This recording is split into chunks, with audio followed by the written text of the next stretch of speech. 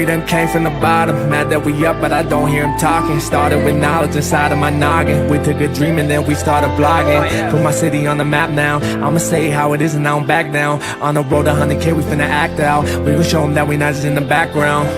We the main event, we the main show. We the one that people always gonna pay for. FYF, we the best, no debate though. Number one sports channel, every angle. I'ma show them all how we ride. Best sports style showing out like them guys who playing it safe while they feather the lines. We pushing the narrative all of the time. Like who to go in the game is not MJ. Kobe Bryant top 10, not what we say. Hakeem Olajuwon is very overrated. Keep it real if it ain't fact, we don't say it. Now it's stable, we won't be ignored. We number one, especially when coming to sports. FYF bringing the heat here, of course. Where everything backed up with actual source. Everything backed up with actual source.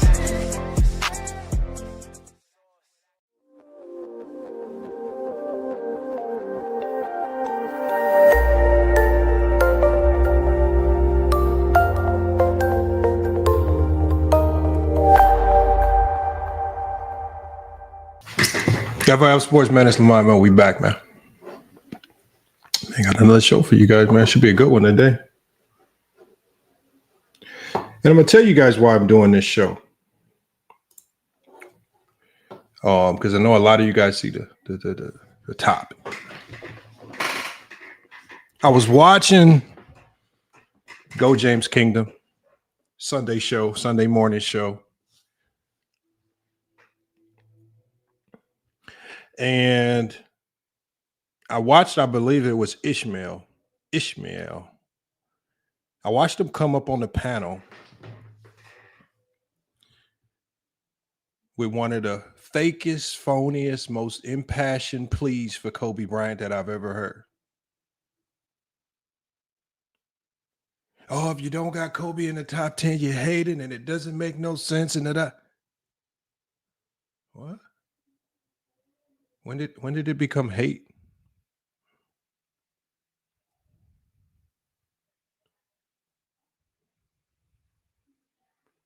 I didn't understand it. None of it's based out of logic. None of it's based out of reason. Now, let's just preface this by saying this right here. And salute to Moose Talks Hoops, man. Make sure y'all go check them out, man. Let's just preface this by saying this right here, because I think there's a staunch difference between the two that a lot of people don't know how to delineate. If there was a most talented player in NBA history list, Kobe would be in the top 5. If it's just about sheer talent and being better than another player, you're going to have guys like Iverson in there. Tracy McGrady is going to be in there. If we're talking about talent, and then undoubtedly Kobe is also in there, if you're just going off talent. And I think when people like Ishmael make these odd, unfettered, impassioned pleas that to me are all fake for Kobe Bryant being top 10, top 5, or wherever you want to throw him, I think it's doing Kobe a disservice. And what it also does is, it's just like I've been saying over the last couple of weeks. Once you go down the road of delusion, you then have to also start siding with other stupid takes. Or other takes that don't typically make sense. So and we're going to be talking about all this today. We're going to be talking about all this stuff with Kobe Bryant, and we're going to break it all down to a science. I'm going to show you guys all the information. 25 says doing it for views, smart. 25, let me ask you one question. What person on YouTube doesn't create a video for views? Just give me one. Give me one person on YouTube, 25, that posts a video on YouTube that doesn't post a video with the intent to get views. What other reason would I be posting it here?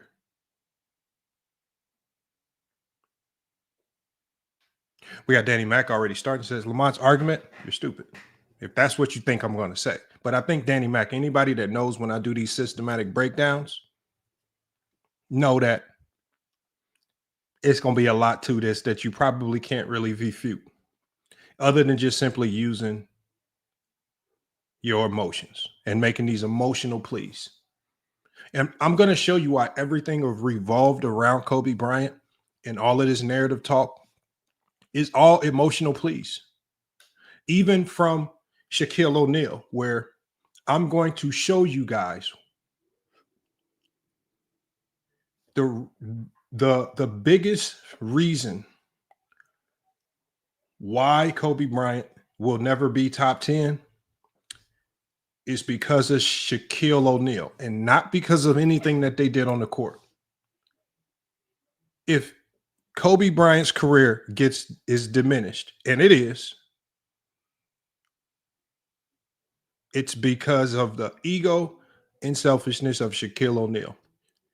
I know for a fact that Shaquille O'Neal knows this, which is one of the reasons why Shaquille O'Neal is now doing what many of you guys are doing, overinflating Kobe's value to make up for how he disrespected Kobe in the past and how he put Kobe in this odd predicament of where his legacy is now significantly stifled.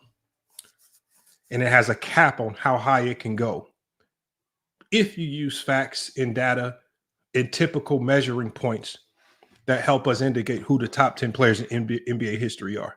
If you don't use those barometers, obviously you can put Kobe anywhere. But when you use the typical barometers of stats, the analytics, the impact, things of that nature, he don't sniff the top 10. I'm going to show you guys why and how. Salute to Tiffany Ned in the chat as well. Salute to everybody that's pulling up. We're going to break it down. We got Helly. He says, Shaq says Kobe could have won finals MVP every year. He could have. What's the reality though, Helly? Could have, or did Shaq win all those finals MVPs when they played together? Steph Curry could have won finals MVP, but Andre Iguodala won it.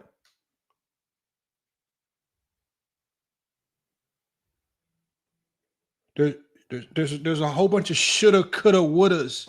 Wouldas don't get you into the top 10. But we're going to talk later. I'm going to get to why Shaquille O'Neal is now running around saying these odd things about Kobe Bryant that significantly elevate him. I'm going to show you guys why he's doing it and how he's doing it. And why Shaquille O'Neal himself is the number one reason why Kobe Bryant's legacy was significantly hindered from being what it could have been, because talent-wise, you're looking at a top 10 talent. Mentality-wise, you're looking at a top 10 mentality. But in reality, what played out in front of us wasn't a top 10 career. That is majority because of Shaquille O'Neal. And we're going to talk about that here. Before we get started, y'all, man, we got some other stuff to get through. Make sure you guys, man. Right, the paper book, my apologies on the delay for the release of the paperback. The link is in the chat right now, though. But make sure you guys go check out the book that we just wrote. It's called the LeBron James GOAT Encyclopedia, Weaponized Truth for the Debate Era. What is this book about? This book is not about LeBron James because he failed, but because he succeeded too much to fit the script. The media built a myth around Jordan, and when LeBron broke that myth, they moved goalposts. That's why I created the LeBron James GOAT Encyclopedia, to end the lazy takes and give fans the receipts that they need. Right?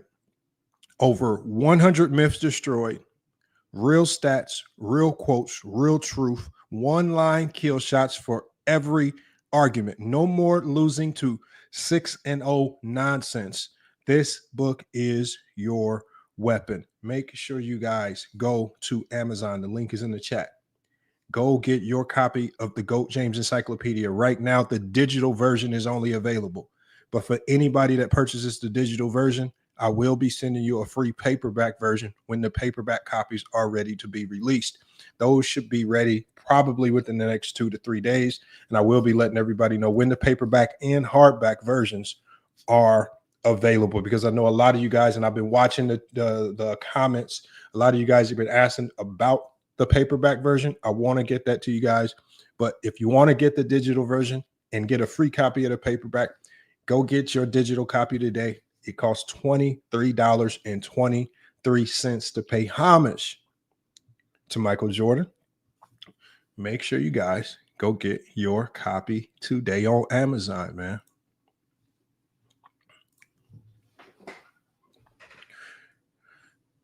We had to talk about it. Hey, Jesus, salute, man. He says, got the book, man. Can't wait to read it. And salute to everybody, man. Everybody, man, who purchased the book, man. Historic first day of sales, man, for the book. And it's only going to get better, right? And if you get through the book, you see that I left a special gem at the end. So y'all know that that is not the end of it. It does not stop there. More is to come. We got T Perfect in the chat. More bad takes. Fortunately for you, T Perfect, I don't really deal in takes. I deal in facts. I do a lot of research. Unfortunately for you guys, my top 10 is not filled with emotional selections because I love a player. It's about logic and reason and giving every player of any particular era a fair shot and crack at the top 10. I'm not one of those people that say, oh, let me just discredit the 60s just because I don't feel or think it was that style of basketball that I like. I know that those guys can't control that. They played basketball the way they saw it was to be played back then. I can only give them credit for how they were taught to play it and how great they were at playing it. As the game changed, I have to give the players of the 70s their same just due. Players of the 80s with different challenges, their just due. Players of the 90s with their own unique challenges, they're just due, and so on and so forth. And see, what I'm going to do today is I'm going to expose the hypocrisy in a lot of people. I've been saying this for years, how hypocritical people are when it has come to Kobe Bryant. And we're going to be breaking all of that down today here on FYF Sports, man. James Press says, what are you talking about? Oh, he must be talking to somebody in the chat.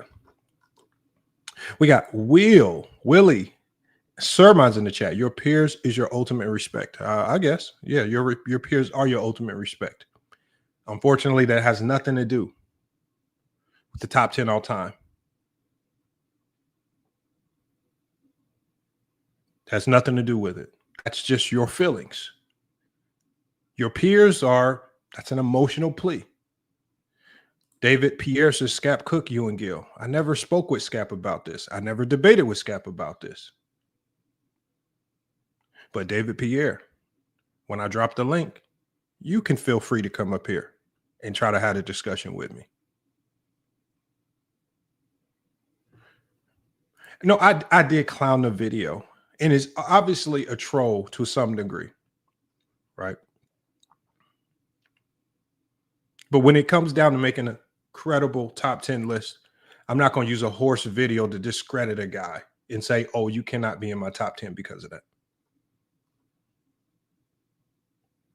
Ishmael says, I know you strongly disagree, Ishmael. We were talking about your odd, deranged, emotional plea on GOAT James Kingdom show yesterday, where it just seemed like you were just putting on a show for Kobe.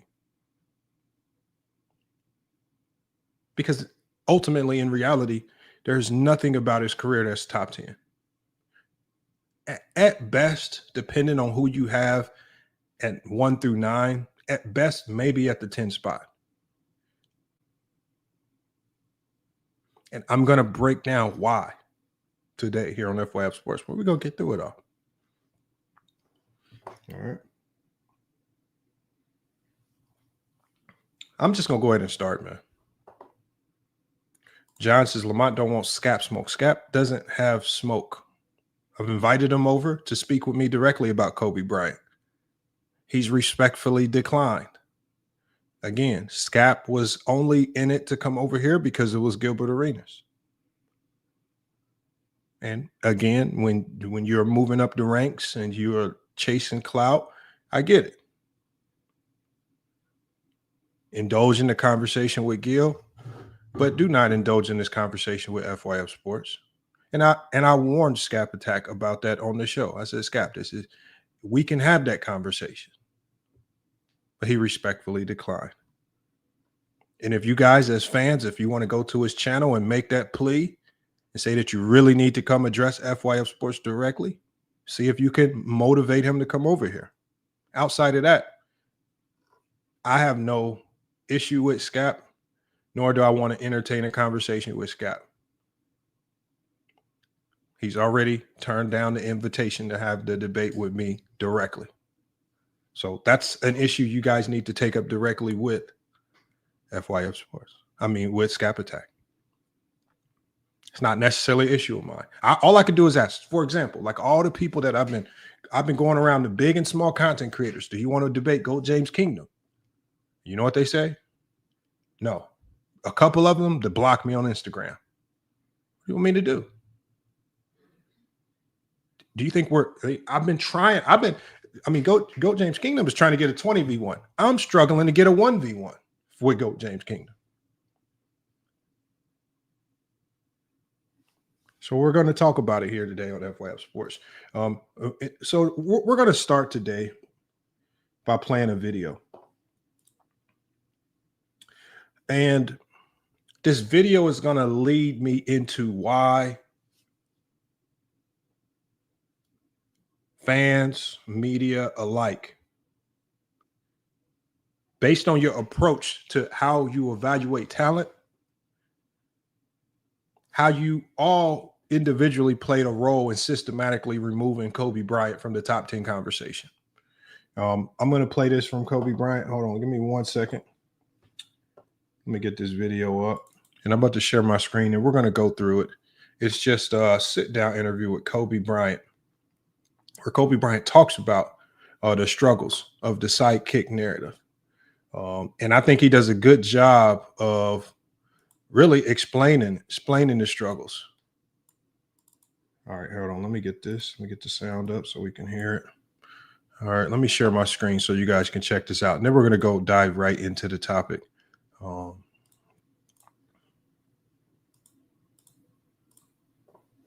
right, here we go. Let me get this banner up here as well. Make sure you guys, that banner's on the chat, man. Salute to everybody that's listed as a top donor of the channel. If you want to support the channel, all you have to do is hit the super chat at the pin to the top of the comment section.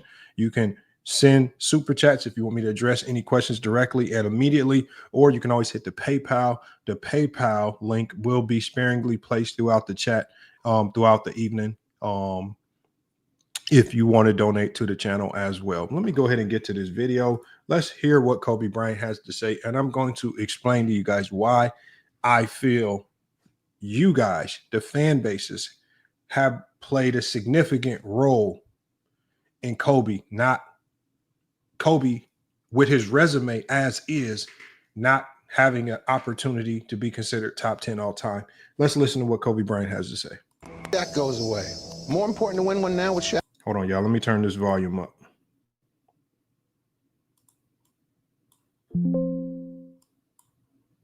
Stop it right there, you guys, because Kobe said a lot.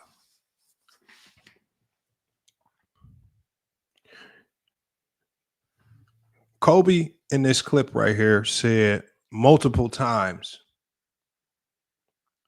that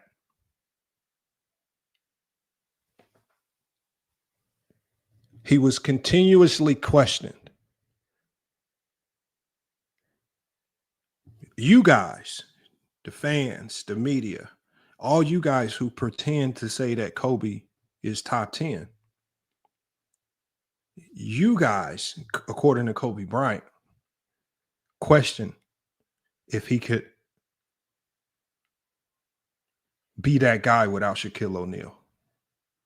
You guys questioned it. The media questioned it.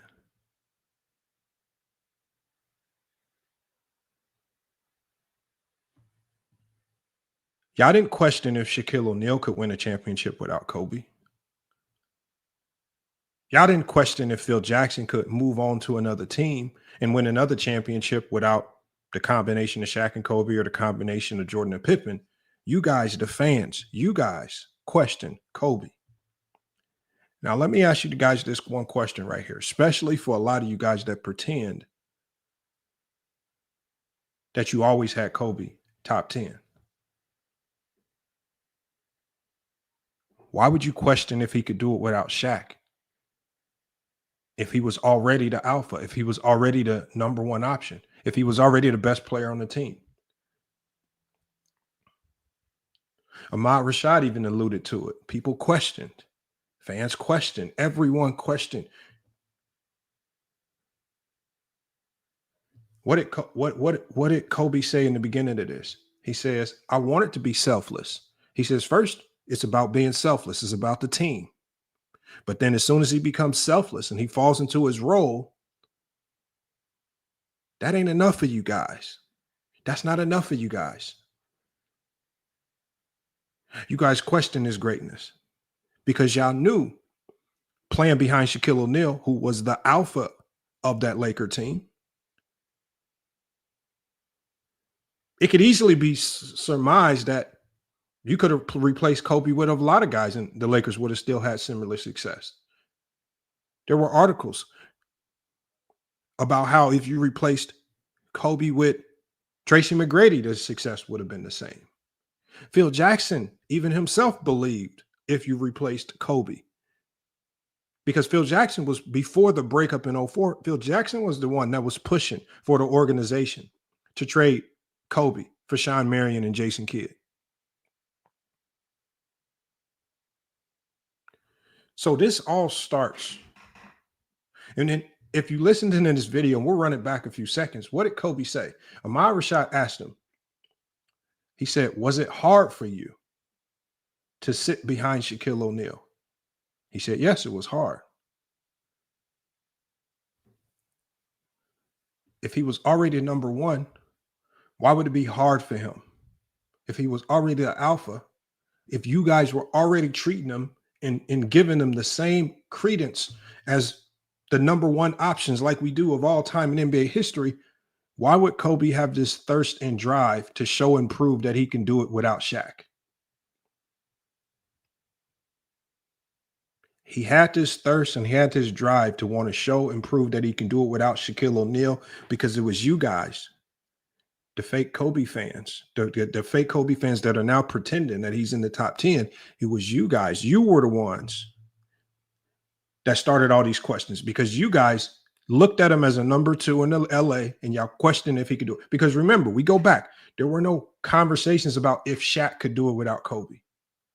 The only conversations that were being had was if Kobe could do it. Just like y'all had questions of if Scottie Pippen could do it without Jordan.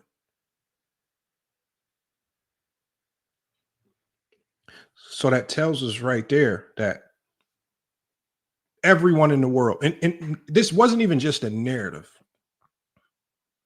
Everyone knew Kobe was a sidekick, including Kobe himself. Because in 2013, when asked about it by NBC, Kobe admitted to NBC, and I'm going to show you guys right now, that he was a sidekick to Shaquille O'Neal. And I'm going to talk to you guys a little bit in here in a second as to why I'm addressing the sidekick narrative and why the sidekick narrative is extremely important in this conversation. Right. But first, we have to establish that not only was Kobe a sidekick, not only did Kobe know he was a sidekick, not only did Phil Jackson know he was a sidekick, but you guys knew he was a sidekick. And how is that indicative? Sean Ward says 1A is not a sidekick. 1A, well, Shaquille O'Neal was the 1A. We're going to get to that. And we're going to get to why. Right. And we're going to get to why you guys like to now try to coin new terms for the number two option. Just to try to paint a prettier picture for Kobe. But let me share my screen for you guys.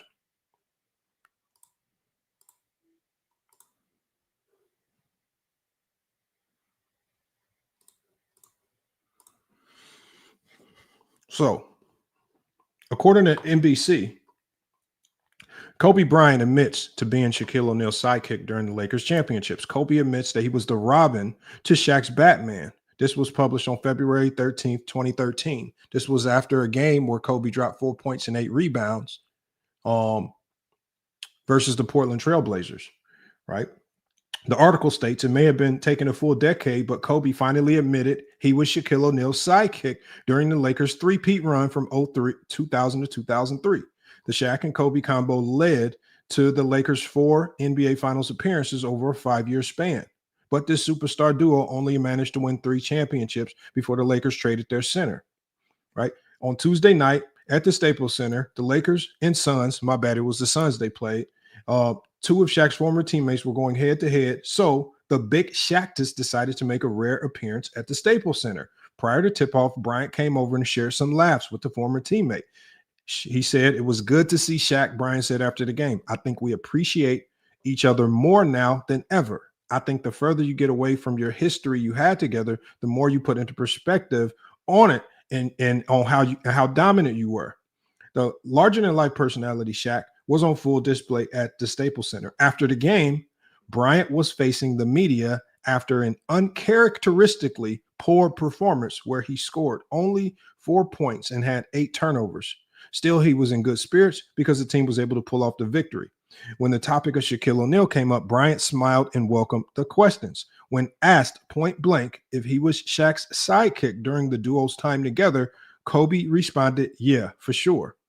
Right? "The challenge for me was to show Shaq and everyone else that I could win without him," Bryant continued. Point proven. Once again, Kobe Bryant admits that he was a sidekick, but he also talks about how the challenge for him was to show everybody that he could do it without Shaq. We have a comment on the screen from Sean Ward where he's claiming that Kobe was a 1A. Sean Ward, my question to you is this. If Kobe was a 1A, then why did you guys, the pretend, fictitious, phony Kobe fans, make Kobe feel that he was a sidekick? Because while Kobe went rogue on the Los Angeles Lakers because he was tired of being a sidekick, so much so that he told this to Phil Jackson as well, right? These are things that are all documented. All right, and this is the unfortunate reality. This is the unfortunate reality of what's going on. So when we talk about, right, when we talk about the early 2000s Lakers, Shaq and Kobe dynamic, right? Right. Phil Jackson's system was built around Shaq as the first option, right? The triangle offense was structured and ran through Shaquille O'Neal in the post, which helped manage the on-court relationship between O'Neal and Bryant. Coaches like Tex Winters even showed Shaq film to prove Kobe was playing his role correctly within the system. Right. In Phil Jackson's first year, Shaq won league MVP. The Lakers went 67-15. And everything, according to Phil Jackson, the quote was, everything went through Shaq. And this was underscoring Kobe Bryant was the clear second option. Right.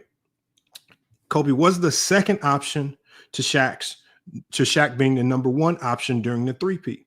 O'Neal was unequivocally the focal point of that dynasty. He led the Lakers in scoring by a wide margin and was the finals MVP all 3 times, 2000 to 2002. When the offense shifted even slightly, Shaq voiced frustration, saying, "When it was clear that everything went through me, we went 67-15. I don't know why anybody else would want to change that other than selfish reasons." In team meetings, Shaq even stated, "I think Kobe is playing too selfishly for us to win," reflecting the team understanding that Bryant needed to defer to the big man for the Lakers to be their best.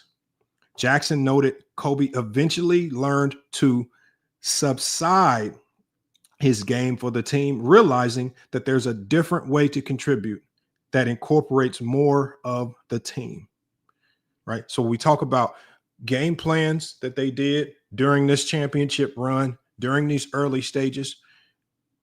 game plans were all centralized and prioritized Shaq's dominance, with Kobe as what Phil Jackson called the counterpunch, right? But ultimately, what started to happen, y'all? The Lakers were having all the success in the world. The Lakers were winning championships. From the outside looking in, we would think everything is perfect in La La Land. But what ultimately happened? You got Kobe's rebellion in 2004. By 2004, tensions over roles peaked. Now, I want you guys to ask yourself, Kobe scoring all these points, right? Kobe is first team All-NBA. Why is Kobe still unsatisfied with his role? I mean, if you guys are making the contention, you fake Kobe fans, if you're making the contention that Kobe was the number one option or 1A or 1B option, why was Kobe so disgruntled in his role? Why in 2004, right, when tensions over roles peaked, facing the Pistons in the finals, the game plan called for heavy doses of Shaq in the paint, right? Detroit often defended him one-on-one. When the Lakers lost, many pointed to Kobe Bryant abandoning the formula. In game 4, for instance, Shaq dominated with 36 points, 20 rebounds, while Kobe struggled with 20 points, 8 of 25 shooting. Throughout the series, Bryant averaged 22.6 points per game on an inefficient 38% shooting, whereas Shaq averaged more than 26 points per game on 60% shooting. Kobe's insistence on forcing offense against Detroit's scheme and Tayshaun Prince's defense backfired. Jackson lamented in his book that the Pistons simply ran their offense through whichever guard Bryant was not checking, exploiting Kobe's overextension. Lakers owner Jerry Buss privately noted the young man has finally hit the wall regarding Kobe's performance in that series. In the 2004 showcase, when Kobe tried to seize the alpha role, according to Phil Jackson, in his terms, it disrupted the team's balance and contributed to an upset loss. Phil Jackson himself said Kobe tried to seize the alpha role. And what does not mix? You cannot have two alphas. And when you try to have two alphas, Kobe at 2004, and I think we all saw it. I think it's close enough from the majority of us. We all remember that series. But we saw a butting of heads. And I think it was clear to the world that, just like Jerry Buss said, Kobe had hit the wall. Phil Jackson could no longer keep him reeled in as a number 2 option. As Kobe even said, and as I stated at the beginning of this, Kobe is a number 1 talent. Kobe has a number 1 mentality, but his role on that team needed to be number 2 for them to win. Again, this is not taking anything away from Kobe as an individual, because we all knew where his talent was. But to win, Shaq was the number 1, and Shaq needed to be the number 1. With all the success, with all the championships, with all the winning, with all the fame, and with all the notoriety, Kobe Bryant still was not happy, because fans, like you fake Kobe fans, were still chirping in the background. Kobe, you can't do it without Shaq. Kobe, you only winning because of Shaq. Y'all were the ones creating this. Let's look at Kobe's career with Shaquille O'Neal as a sidekick. All right.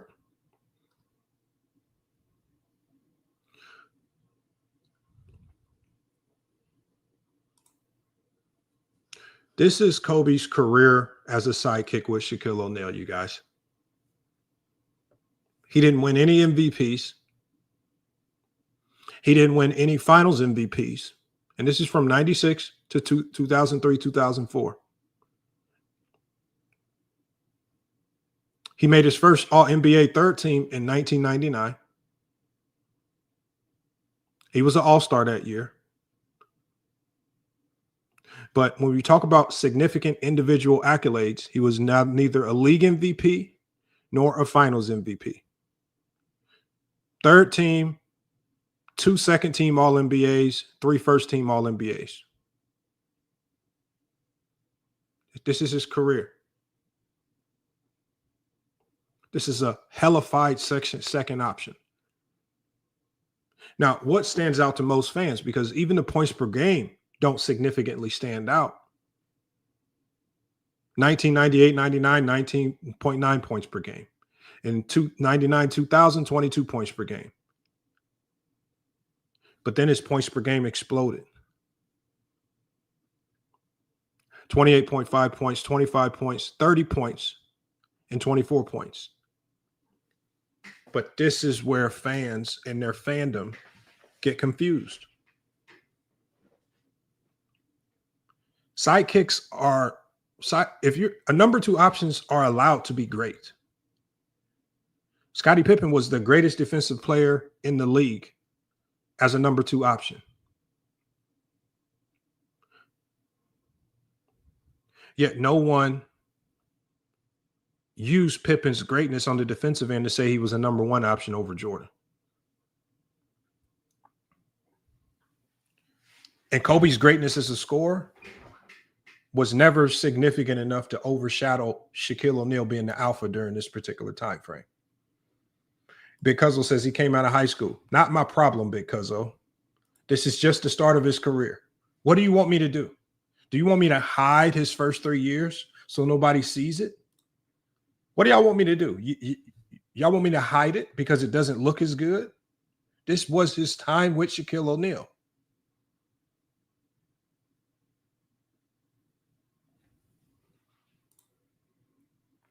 Right? But we got to continue talking about it. Now, what ultimately went wrong? Right?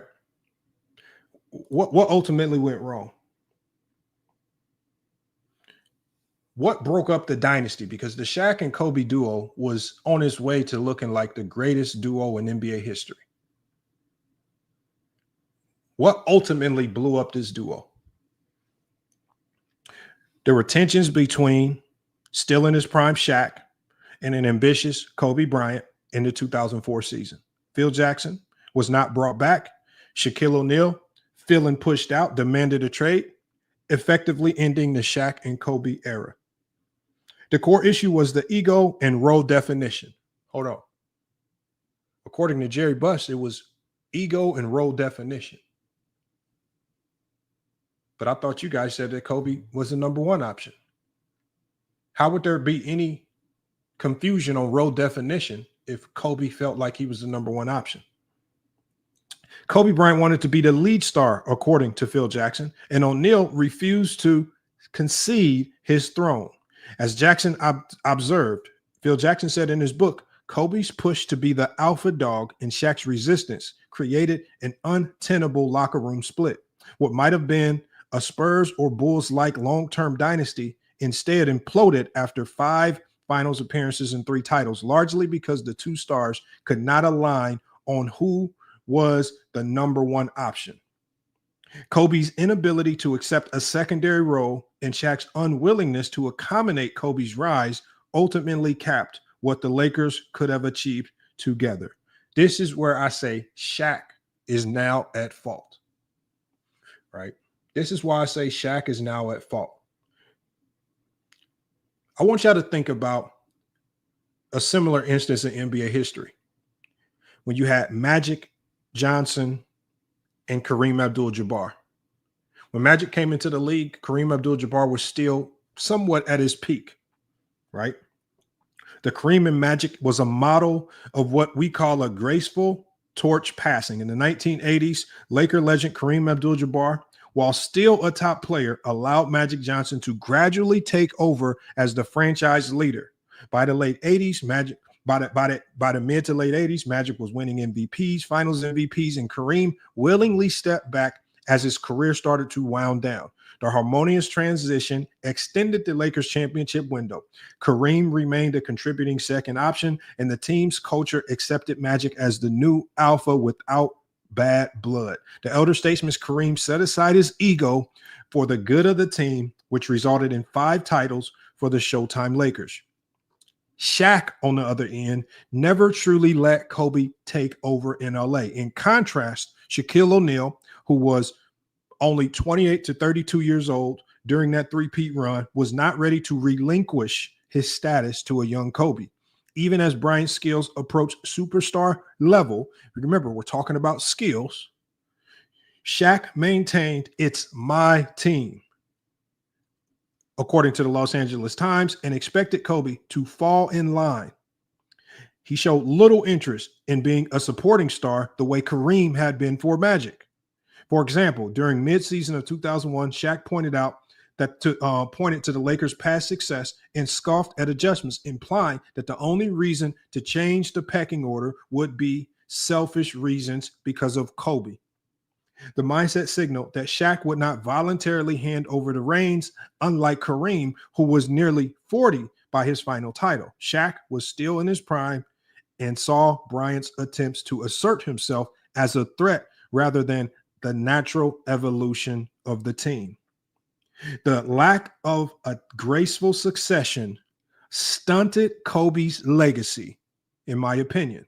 Because Shaq and Kobe's partnership ended abruptly, Kobe did not get to inherit a contending team in the way Magic did. Magic won titles, and even after Kareem's prime, because the torch passed and the team rebuilt around Magic. Kobe, on the other hand, spent the middle of his career on struggling Lakers squads after Shaquille O'Neal's 2004 departure until a new supporting cast was assembled. One could argue that if Shaq had accepted aging into a secondary role around the 2005-2006 LA team, staying in LA with Kobe as the 1A, the Lakers might have won more rings in that period. Shaq's pride made that impossible.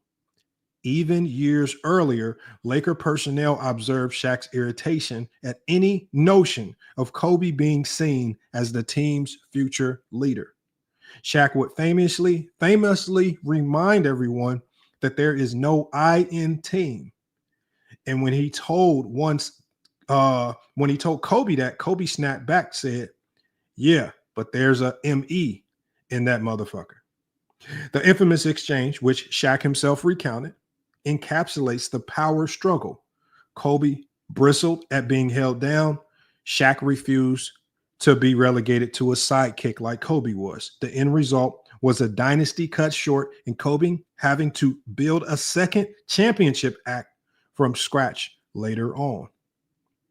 So when we summarize this, you guys, Shaq's decision protected his own legacy, but limited Kobe's early legacy by leaving Los Angeles and remaining the man, right? When he first got to Miami, where he won his fourth title as a co-star to Dwayne Wade, Shaq ensured he was never publicly viewed as second fiddle. But this also meant Kobe was robbed of a chance to lead a contending team until his 30s. Kareem's willingness to support Magic added to Kareem's legacy. It certainly helped Magic's legacy as well. Shaq and Kobe's inability to replicate that dynamic both hurt both of them in respects. The Lakers likely left championships on the table, and Kobe's prime saw wasted years on lottery teams. In essence, Shaq's refusal to pass the torch in a timely manner forced an either or split that delayed Kobe's ascent to true franchise status, by extension, delayed his accumulation of top tier accomplishments. How do we know? Because when we look at Kobe's resume post-Shaq, I want you to look at it.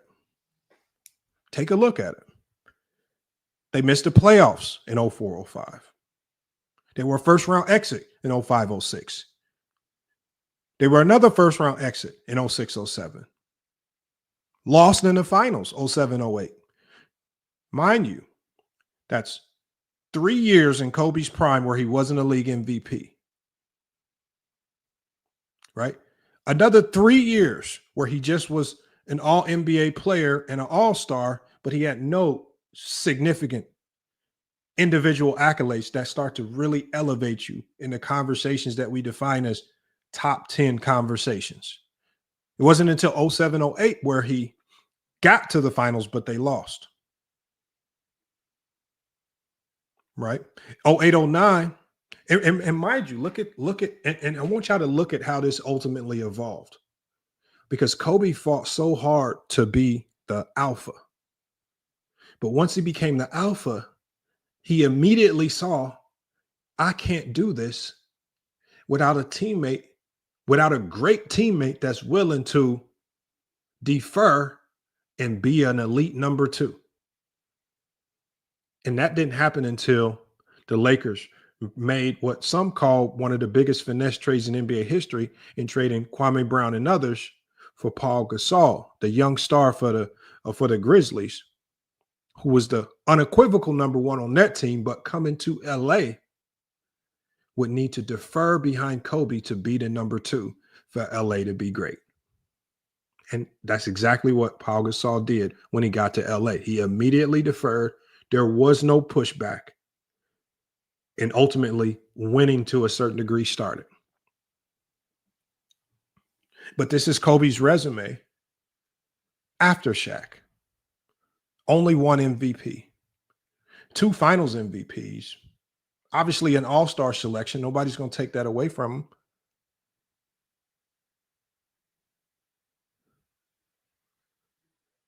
But this resume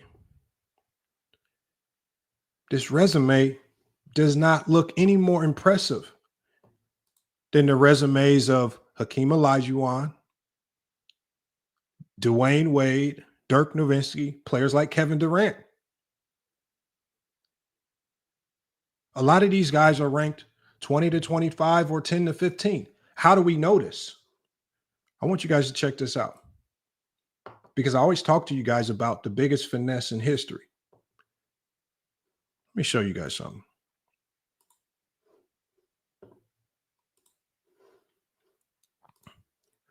In 2016, when the NBA ranked players all time, this is where they ranked Kobe. This is on ESPN.com. On ESPN.com, guess where in 2016, guess where they had Kobe ranked? They had him ranked behind Oscar Robinson at number 12. Let me ask you guys something. When Kobe was alive, his career was over. Why would they rank him behind Oscar Robinson at 12? Why was there no significant pushback when this came out? Why was there no harmonious outcry from fans saying, oh, this is disrespectful. He not in the top 10. I can't trust your top 10 list. They put him at number 12 all time, where most people feel he belongs. It's just typically where he fell, and they gave their reasoning for it. The Mamba, his nickname, career stats, the championships. They said Kobe fell right around the 10 to 15 range, right behind a player like Oscar Robinson, right behind those players. That's where they have Kobe, in the 11 to 15 range.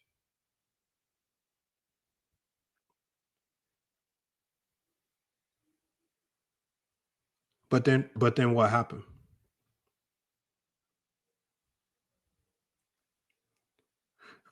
All the fans that spent time hating on him, all the fans that spent time doubting his greatness when he played behind Shaquille O'Neal as a second option, all the fans in the media that played a role in Kobe going rogue on the Laker team, forcing Shaquille O'Neal out, sabotaging what could have been the greatest dynasty in NBA history. Well, what happened was Kobe Bryant ended up tragically passing. And now all the people that spent all that time hating on him, doubting him, telling him what he couldn't do, throwing the Colorado situation in his face, now they have to go into ultra recovery mode to make up for all the slander they have been throwing at him, all the hate they've been throwing at him, all the times in the media they could have voted for him for league MVP, but didn't vote for him for league MVP. So what did they choose to try to make up for it?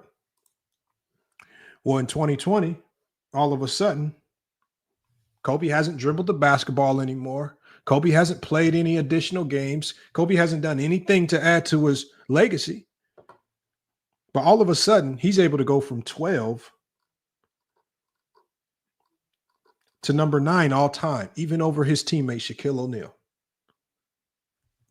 Same voters, same minds, same media, the same fan vote that was used, because to tabulate this, they used the fan vote, they used the panelist vote, they used the GM vote, and they combined all three results. So how from 2016, they had Kobe outside of the top 10, but then in 2020, all of a sudden they insert him into the top 10. And Kobe never dribbled a basketball to bump himself up the list. How do you not hoop at all and you get bumped up?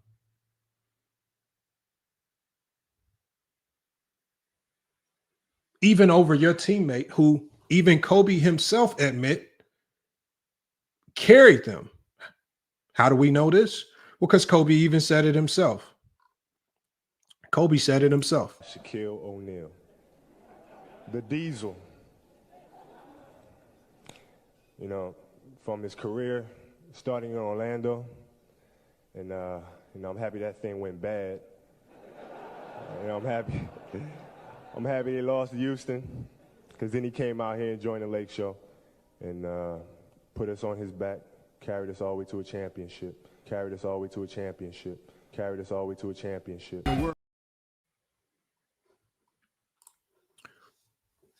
I didn't say it. Kobe said it. I didn't say it. Kobe said it. I didn't say Shaq carried. Kobe said Shaq carried.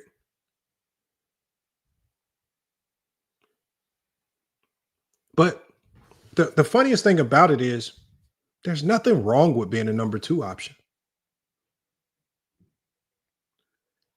Roles have to be defined for teams to win championships, y'all. Roles have to be defined. But a lot of you guys, what y'all did was y'all spent so much time trying to tear down the resume of a guy like Scottie Pippen. Because if you look at the two, in a sense, Kobe and Pippen's resumes are very similar to a certain degree, right? Kobe still ahead of Scottie Pippen, but the resumes are still have a lot of similarities to them. Let me show you guys real quick.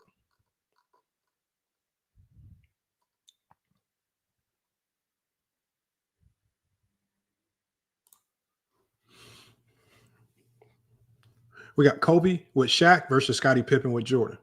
Kobe 3 championships, Pippen 6 championships. Neither one of them won a finals MVP. Neither one of them won a league MVP. Kobe's tenure with Shaq, 21.8 points per game. Pippen's tenure with Jordan, 17 points per game. Pippen, 7 All-NBA selections, Kobe 5. Kobe 4 All-Defensive teams, Pippen 10. Mind you, Pippen also with 1 top 5 MVP and Pippen with 6 top 10 MVP. Kobe was a 6-time All-Star. Pippen was a 7. What's the difference in their roles? Kobe was a high usage scoring guard. Pippen was a lockdown at the number 2 on the defensive end. What's the differences in their roles? Kobe did not want the sidekick role, while Pippen accepted the sidekick role. The system fit. Kobe was a secondary scorer behind Shaq. What was Pippen? Pippen was a defensive anchor behind MJ. But what is the defining of these two? Kobe was tired, according to Phil Jackson, tired of playing second fiddle to Shaquille O'Neal. What quote defines Scottie Pippen? Well, Michael Jordan said, whenever they mention me, they should speak of Scottie Pippen as well. The only difference between the two is that Pippen embraced being the secondary star or sidekick, while Kobe resented it. And he resented it, according to Kobe's own words, because you guys, the fake fans, doubted him. And then he resented it even more because when the chatter from the media and the fans became loud saying that Kobe couldn't do it, Kobe said himself in that video I played earlier, my teammates and my coach didn't even stand up for me. Phil didn't come out and say that's wrong. Shaq didn't come out and say that's wrong. Jerry West didn't come out and say that's wrong. Nobody stood up for him. Kobe Bryant went rogue because of you guys. What could have been the greatest dynasty in NBA history was broken up because of you guys. Ironically, fans destroy Pippen's legacy for being the number 2 behind Michael Jordan, but try to rewrite Kobe's role to preserve a top 10 case. That's called narrative manipulation. That's not historical accuracy.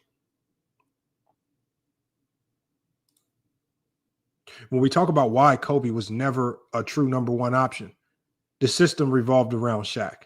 Phil Jackson's own words explicitly said Kobe went rogue in 2004 and refused to run the triangle. He was playing to prove he didn't need Shaq. Kobe told Phil Jackson, quote, Kobe told me he was tired of playing second fiddle to Shaq. I thought you guys said he was 1A. How do you get tired of playing second fiddle to a guy if it's equal?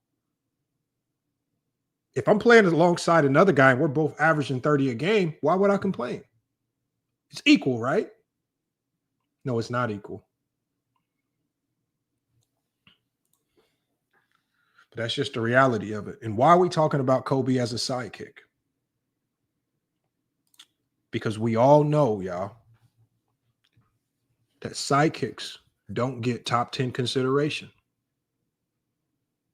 Scottie Pippen, as great as he was. I mean, this is how great Scottie Pippen was, you guys. Scottie Pippen, according to NBA.com, is the 5th best player in the 1990s.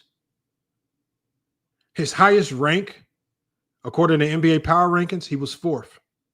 His lowest rank ever in the 90s, from 1990 to 1998, his lowest rank amongst the great players in the 90s was 7th. 6 championships, 7 All-Star appearances, 9-time all-defensive selections, 1994 All-Star Game MVP, named one of the league's top 50 players. Pippen did all of this. And on top of all of it, he has the majestic 6-0 tag. He's 6-0 in the NBA Finals. How is Pippen able to do all of this? Arguably the greatest, not even arguably, he is the greatest perimeter defender of the 90s. Arguably, next to Hakeem Olajuwon, it could be 1-2, depending on how you view the game, as the top defender of that era. Innovated the game as a playmaker at the small forward position. And he has the majestic 6-0. Scottie Pippen doesn't get top 10 consideration because we don't give top 10 consideration to guys that were sidekicks. This was the same for John Havlicek, who was 8-0 in the finals. He was a sidekick to Bill Russell. This goes the same for Sam Jones, who's 10-0. Sam Jones had the name Mr. Clutch. 10-0 in the NBA Finals. 5-time All-Star. Will never get significant consideration because he was a sidekick. We could go down the list. And the unfortunate reality is that we've never given players relegated to being the second option, no matter how they got that. Because Bill Russell wasn't the number 1 option on the Celtics because he was a great scorer. So we know being the alpha isn't directly tied into scoring, because John Havlicek was a far superior scorer than Bill Russell. Sam Jones was a much better scorer than Bill Russell, but Bill Russell gets all of the credit and the top 10 consideration because he was the alpha on that team.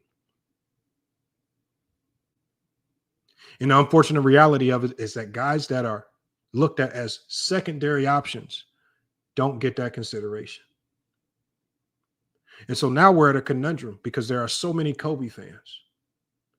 And the Kobe fans are now the same Kobe fans that question if he could do it by himself, the same Kobe fans that broke up and helped become a part of breaking up one of the greatest dynasties in NBA history by questioning Kobe, saying he couldn't do it without Shaq. Those same fans now want to rewrite the narrative. So instead of just being honest, like Kobe said, right? Instead of, when we go here, instead of just being honest like Kobe himself, who admitted to NBC that he was a second option.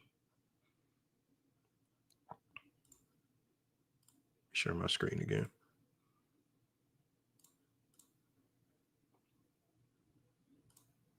Instead of being honest, like Kobe was honest, when NBC asked him if he was a second option, you guys want to now try to paint a new picture. No, he wasn't a second option.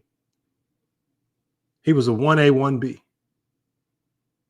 He was a number one option. And we have to find a way to finesse him out this sidekick role just so we can pave a way and create an avenue for him to be in a GOAT conversation. And even with all of that, he still don't have a top 10 resume.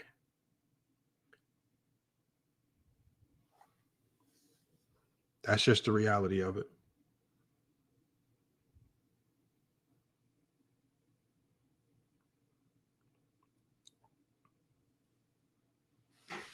This is a lot to do with you guys, you fans. This has a lot to do with you guys. Pushing and propagating these narratives on players. Creating these odd talking points, putting them out there in the ether as if these players will never see them or hear them. Y'all played a role in Kobe's career and legacy getting significantly derailed. Y'all played a role in diminishing secondary stars like Scottie Pippen and John Havlicek and Kevin McHale. Y'all played a role in diminishing those guys. What you now can't do is you cannot now try to paint a new avenue of trying to say Kobe was now a 1A when Kobe himself admitted he was the Robin. When Kobe himself, y'all want to hear it again, said that Shaq carried them. Shaquille O'Neal, the Diesel.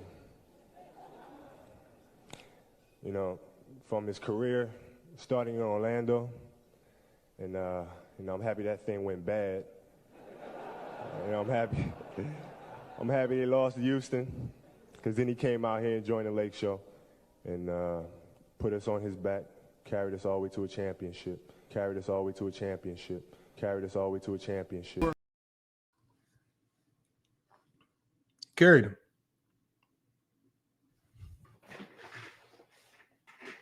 I'm sorry, but you cannot get top 10 consideration, just like Pippen can't get top 10 consideration, just like John Havlicek, who's 8-0 in the finals, who was a multi-time All-NBA player, multi-All-Defensive player, one of the best defensive players in the league, one of the best scorers in the league, has statistical totals that mirror that of Michael Jordan's. He can't get no top 10 consideration. He was a second option. This is the framework that we created for the top 10.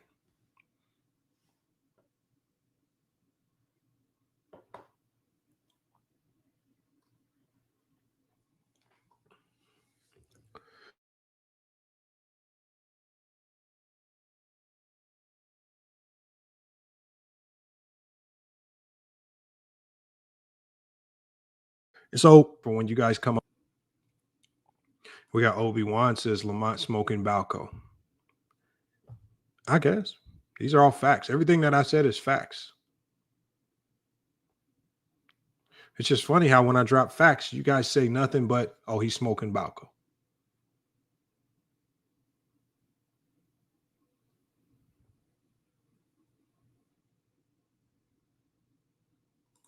FBA. Nobody said Kobe did not play a role in them winning championships. It takes a team to win championships. How do we know this, FBA? How do we know this? Well, because Kobe himself proved it when Shaq left. This is what Kobe did after Shaq left. Kobe couldn't win as the number one option without significant help.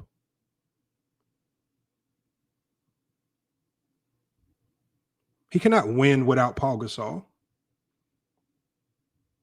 How do we know he couldn't win without Paul Gasol? How do we know he couldn't win without a bona fide number two option that's willing to accept his role? I'm going to show you guys why. Kobe himself said it, and he got so frustrated. He got so frustrated with the Los Angeles Lakers for giving him a guy like Kwame Brown as opposed to getting him a bona fide number two option. Now tells Stephen A. Smith he wants out of L.A. When you with the organization for 11 years, and, you've been a fan of theirs growing up, and you just love everything about the organization in terms of the players and the history and the fans and the city. And, to go through something like this is extremely difficult. Finding out about the Shaq situation, and didn't promising me one thing in terms of wanting to rebuild right now, and telling Phil Jackson another thing, and it's rough, man. But I just don't see how you can rebuild that trust, and I just don't know how you can move forward in that type of situation. Well, if you don't know how you can move forward in that situation, you're still under contract with them. Are you saying right here on this show that you want to be traded? Yeah, I would like to be traded. Yeah. There's no ifs, ands, or buts about it. It's not a situation where what if I know before you reportedly said that you would like them to get Jerry West back. Are you saying now emphatically, regardless of what they've done, you want out of Los Angeles? Yeah, I would like to be traded. And as tough as it is to say that, as tough as it is to come to that conclusion, there's no other alternative. They obviously want to move in a different direction in terms of rebuilding. I wish they would have told me that prior to me signing with the team. They obviously want to move in a different direction, and but they want to keep you though, Kobe. They want to move in a different direction, but they don't want to do it without you. Well, you got to be upfront about that, man. 3 years ago when I was resigning, they should have told me that they wanted to rebuild, and affected my decision. But don't tell me one thing and then do another. Is there anything that the Los Angeles Lakers could do to make you change your mind and decide that you do not want to be traded? No. Nothing? No. What about their notion that you're locked in for at least the next 2 years before you can actually opt out, and there's really nothing that you can do about that? What do you say in response to people who say you're not going anywhere, you will stay in Los Angeles, and you will be playing for the Los Angeles Lakers next season? You know what? I just want them to do the right thing. Do the right thing, man. They know what they did. You know what I mean? They know the situation that they painted. You know what I mean? Do the right thing, man. Do the right thing. You was trying to rebuild. You told me something different. And I resigned because of what you promised me. There we have it right there. And see, for all of the people in the chat that are misinterpreting why I played that, not about loyalty and staying on one team, because you guys so desperately want to connect this to LeBron James and LeBron James going from team to team to team. It has nothing to do with switching teams. I played that because Kobe is the one that had a dynastic team with Shaquille O'Neal. Kobe is the one that forced Shaquille O'Neal out because he said he could do it on his own. And then when he gets to that lead dog spot, you have to now start dealing with lead dog problems. Like, I have to do a lot more than I've ever had to do because maybe the team ain't as perfect. When you trade Shaq, there is no equal trade that you can get. When you trade Shaq and you get a whole bunch of marginal pieces, what do you expect the team to do other than go into some type of temporary rebuild? You cannot And this to me is what makes what Kobe's saying a bit hypocritical, because he is the one that forced Shaquille O'Neal out because he wanted to be the lead role. And the ownership, Jerry Buss, they knew that if they got rid of Shaquille O'Neal, they had to trade Kobe, because it was Phil Jackson who was the one behind the scenes. He was pushing for them to keep Shaquille O'Neal and trade Kobe. Earlier that year in 2004, he was pushing the organization to trade Kobe for Jason Kidd and Sean Marion. Phil Jackson was all for having Shaq as the number one option. That's why Phil also had to go with Shaquille O'Neal. But what comes with being the number one dog? When you write your own checks and when you fight your way to the top, now you got lead dog problems. And when Kobe was pitted with those lead dog problems, what did he do? He wanted a trade and he wanted out. The organization went and pulled off one of the biggest finesse moves in NBA history to get Paul Gasol. And Paul Gasol was then forced into a number two role, even though Paul Gasol with his prior team was the number one option. I mean, y'all so desperately, and it's going to be a lot of y'all, even when I hit the link, and even when I drop the link, a lot of y'all are going to be desperate to try to make this about LeBron James. This has nothing to do with LeBron and everything to do with Kobe. Kobe's resume is what it is, y'all. This is Kobe's resume. 2 titles, 2 finals MVP, 1 league MVP, 7-time All-Star, 6-time All-Defensive, and 12 All-Star selections. Why do I say this is his top 10 resume?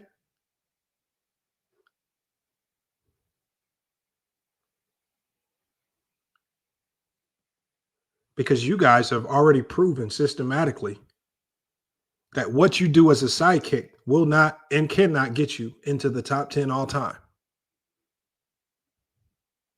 This is Kobe Bryant's top 10 resume, essentially. Now, if you want to include what he did with Shaq, you can. You can try. This is what it looks like. If you feel like he did anything from 1996 to 2003, 2004 as an individual player that adds to it, the 7.6 per game as a rookie, not rookie of the year. 15 points per game in the second round exit in 97, 98. 31-19 record in a shortened season, 19.9 points per game.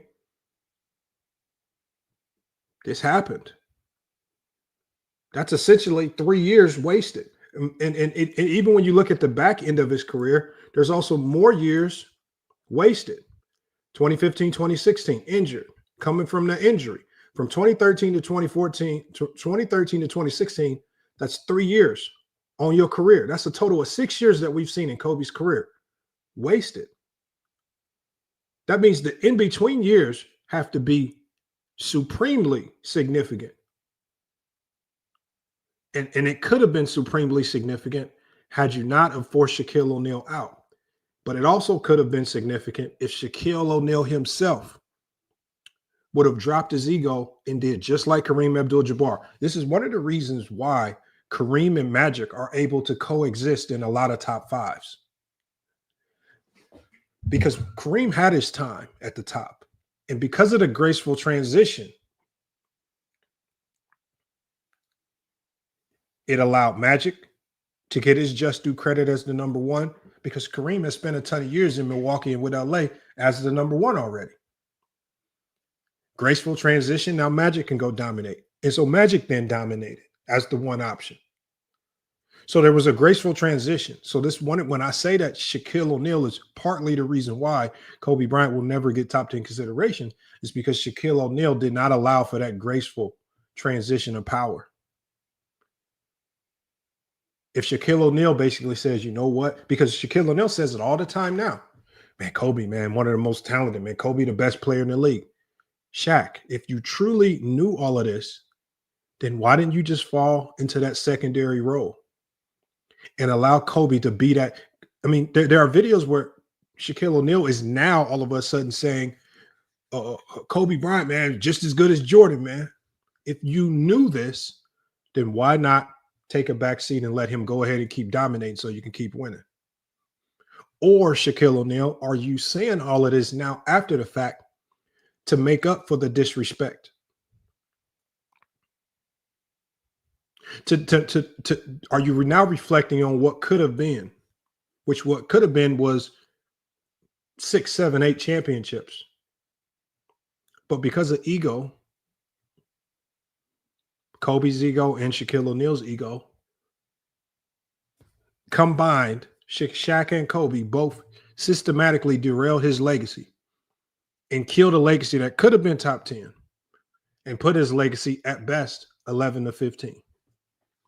Those are the facts. There's nothing that supports anything other than that.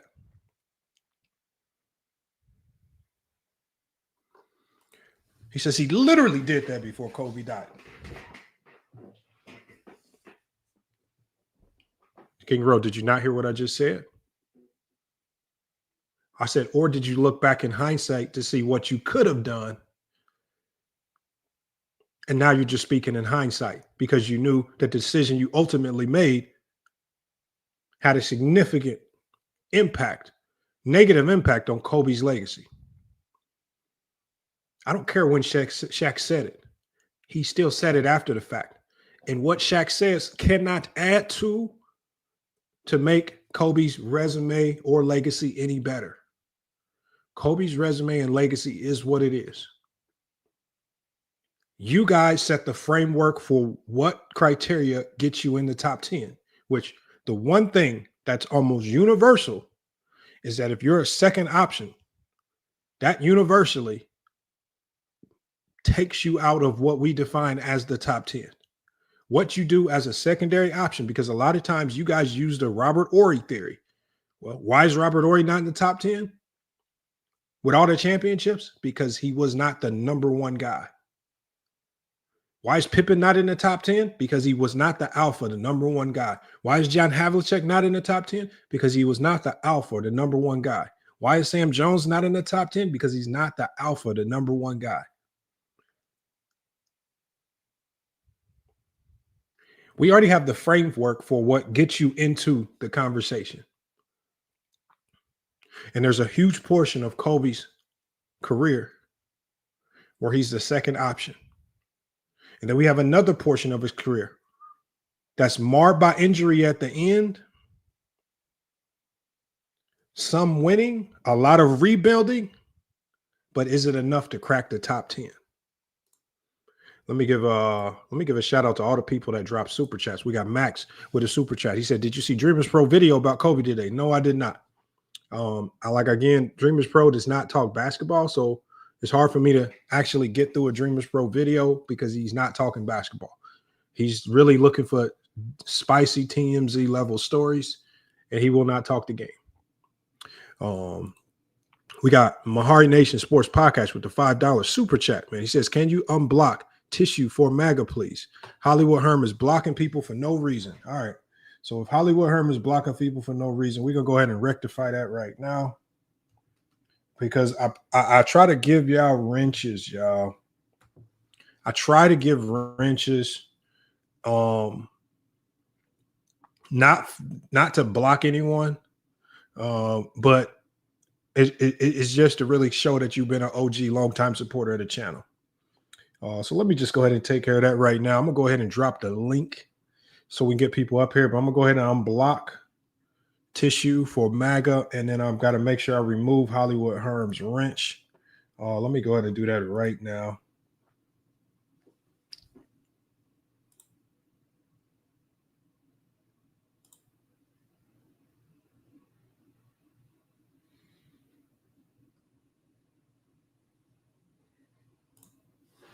All right. And let's see who was blocked. Was there anybody else blocked? Is there anybody else blocked?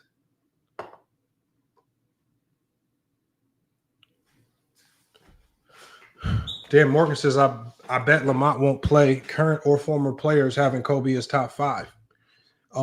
Why I don't need the validation of others to determine my top 5, Dan Morgan. You guys need validation from others for your top 5. My top 5 is based on, and I've given clear criteria on what it takes to crack my top 5. And when ESPN had Kobe at number 12 in 2016, I didn't hear you guys complaining to ESPN.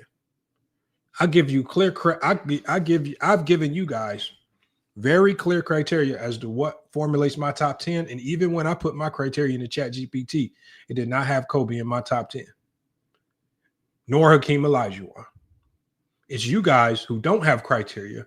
Y'all just throw names together. Y'all have not thrown it through, and y'all just throw names together on an emotional basis because you like a guy or you like his shoes or something of that nature. And that's why a lot of you guys look very silly when we ask you for criteria and your criteria don't make sense.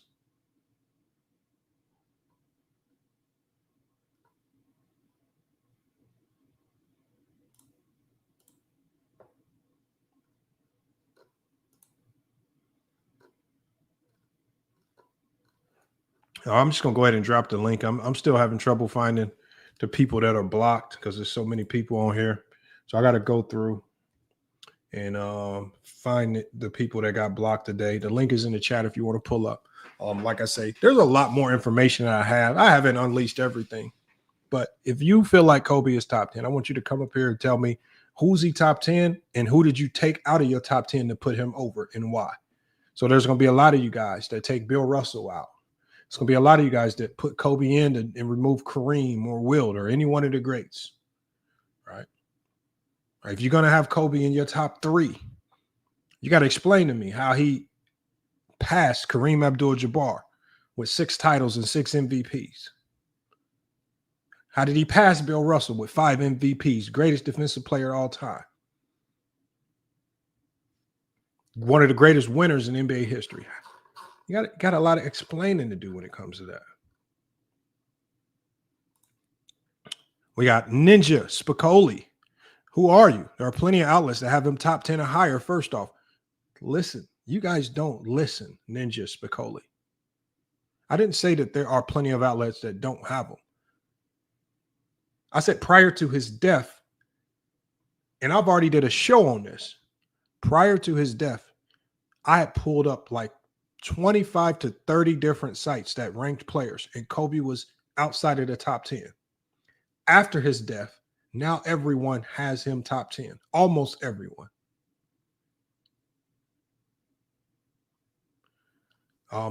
King Ro, I don't know what that comment means, levels. Maybe you can come up here and explain that. He says, I troll with timeouts. I will never block somebody. Unfortunately, Herm, timeouts stop people from engaging in the chat. And when people don't engage in the chat, that means they go from this stream and probably find something else to go watch.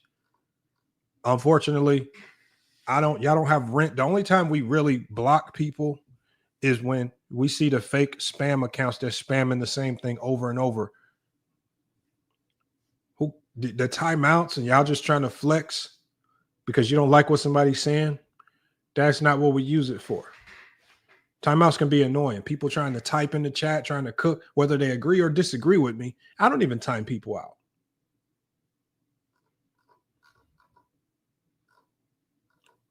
We got Tyson up here. Tyson says, keep cooking. All right, let me get this link in the chat, man. We're going to get people up here to cook. And we got to talk about it. Kobe Bryant. How did he get inserted into the top 10? Is Shaquille O'Neal single-handedly the reason why Kobe's legacy has taken a significant hit? Because when you put Kobe's legacy and resume next to the best of the best all time, it don't align correctly.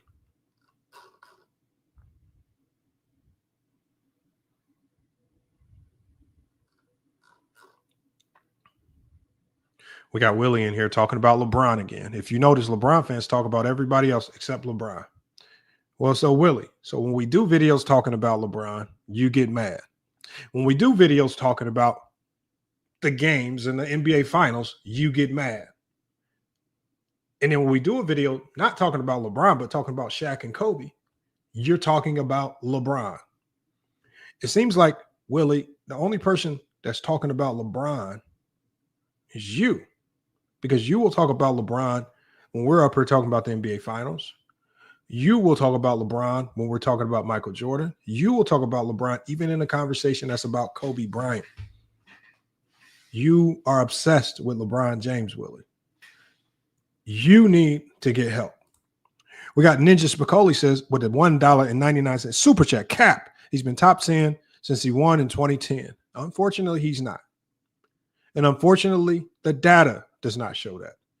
And unfortunately, there are far too many top 10 rankings prior to 2016 that show him outside of the top 10, including ESPN, Bleacher Report, Fadeaway World, Clutch Points, all of the major publications. The Los Angeles Times even did a top 10 ranking and back in 2018 where they had Kobe ranked at 13, right? And that's right in Kobe's neck of the woods in his backyard in LA.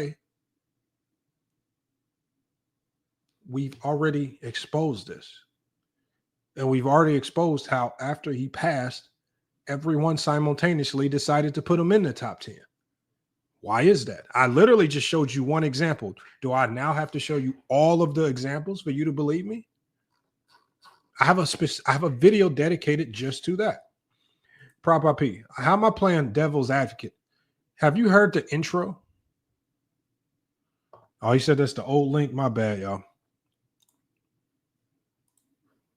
That is an old link.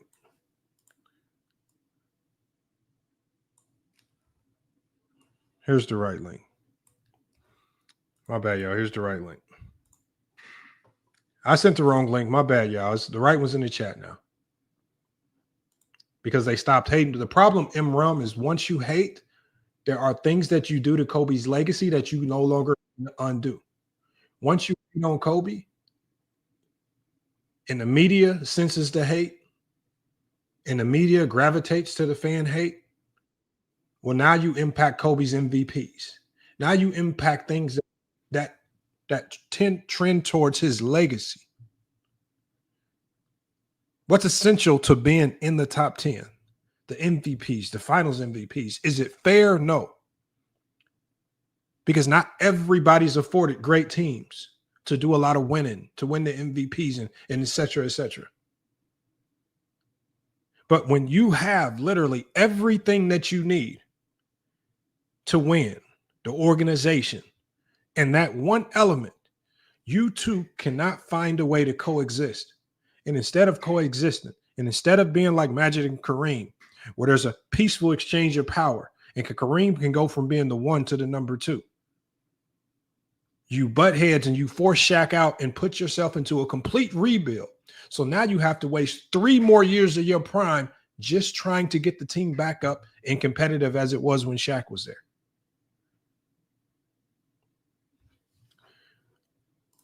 Let me bring everybody up. We got everybody pulling up, man. We got let me start with SMT Media Network. Hey, Lamont, real quick, brother. Tissue Mag is unblocked now, so you good, man. Let me start with SMT first. He was the first one in here. Appreciate I gotta go with Thank SMT you. Media. SMT. Thank What's you, man. good? Hey, What are your thoughts, man? hey, I appreciate your approach to this, man. I really do. I think a lot of people overlook Kareem. He was viewed as the best player of all time for a long time until someone else came along and, you know, won like him and got the MVPs like him and impacted the game like him. So, like, I agree with you. I think him just getting passed up and disrespected and slid over to the side, I think it's just a horrible injustice. And then you mentioned Hakeem. Hakeem's one of my favorite players of all time, and you mentioned him not belonging in the top 10. I think sometimes what ends up happening is people, they know what they saw. They saw a great player. They saw an immense basketball talent. But then you have to look at greatness as part of what they've achieved in their career, not just, you know, how great of a player they are in terms of basketball player. Like, I watched this guy play, Charles Barkley. an amazing basketball talent, one of the best I've ever seen, but he didn't have the greatness achievements, right, as a career. So we don't put him in, the top 10s, the top 20s, those kind of conversations. So it's a collective, you look at all the things, and sometimes some people value certain things more than others. So they start moving guys up higher than maybe you might have them. Right. So I always try to put Hakeem in my top 10 because I haven't really seen many guys play both sides of the ball with such high level, right? The defensive basketball IQ with the tenacity and blocking the shots, with the steals, and then offensively, I mean, you can teach people how to play basketball watching Hakeem film, right? You can literally teach bigs, this is how your feet need to move if you want to score, right? Here's how you need to finish on this side, that side. Here's the spin move.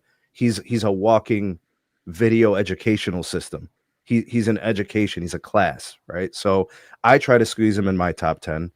People tell me he doesn't belong. So I just, and what am I supposed to do with that? That's what I think. But Kobe, the only thing that I think hurts Kobe is during his career, didn't get the MVPs. And it's well documented. Steve Nash got 2 MVPs during Kobe's prime, and during Shaq's prime, Steve Nash got those 2 MVPs. Those MVPs may be not the greatest way to assign that award. They may have gone to other players, right? Shaq always talks about that. But after Kobe passed away, what ends up happening, these guys, when they retire or they pass away or something like that, now everything goes under the microscope. Now we look at Kobe and we're like, damn, that's a lot of all NBA defenses. He hit some incredible shots in some huge moments. He's got championships, and the 2 that he got without Shaq are more impactful to his career in a way because he did it without Shaq and he did it with just Pau Gasol. The rest of the guys, we look at just minimalist players, right? They have very small bit roles. Yeah, they do important things in important moments. Every team has those guys, but just Pau Gasol was what he had, and it was enough for him to win. I saw other guys with much more not win. So I think Kobe does deserve to be in the top 10 because it's one of those situations where you watched him play. He was a walking bucket. There was no way, like, he couldn't think of a way to score. He was a walking bucket, and defensively he was elite. So I think he does deserve that qualification or that criteria that you were discussing. So I wanted to speak to that, but I really do like your approach because I think there are some guys who got slid to the side that maybe shouldn't have been. And I think it's kind of disrespectful.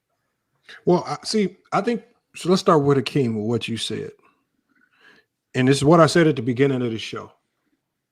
If we're talking about, if we're just saying, okay, I'm going to make a separate top 10 for the most talented players of all time. You had great footwork. You were so good. Your talent was so otherworldly. Okay, yeah.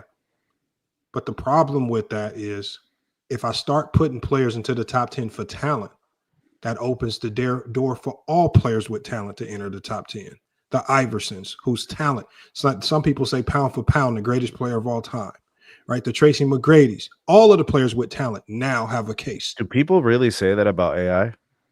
Yes. And so what I'm saying is this, other than one NBA player that we had on the show that said Allen Iverson is the most overrated player in NBA history. But damn, that's neither here nor there. What I'm saying is I can't open the door for just talent. It's your career resume with the talent that needs to mirror and match. And when I look at Hakeem's talent, just like I said at the beginning of this, Kobe has the talent. Kobe has the mentality. The resume is what doesn't match. And the same with Hakeem. Talent, mentality, resume don't match. When we just similar to Kobe, when we look at Hakeem's career, there was a 6-year stretch where he lost, was upset in the first round, didn't even make the playoffs in 1992, significant losing. Total times in his career that they lost in the first round, I think it was a crazy amount, like 8-9 times. I'm with you with Hakeem, but tell me what the things are. I'm gonna go to Kobe next. Oh, okay. What I'm saying with people like when you just rely on talent and you use a very small sample size of their career to say this makes you top 10, I have to look at Hakeem's entire body of work. That's what makes you top 10. Right. For Kobe, people want us to look at such a small sample size of his career. Like you said with Kobe, the two championships, I don't weigh championships differently. A championship is equal to any other's championships. You win them however you can win them. If you win it with what we define as more help, great. If you win, like for example, Jordan won all his championships with the best team in the league every time. Do we then devalue Jordan's championships because he won with the overwhelming best team in the league and it wasn't even close?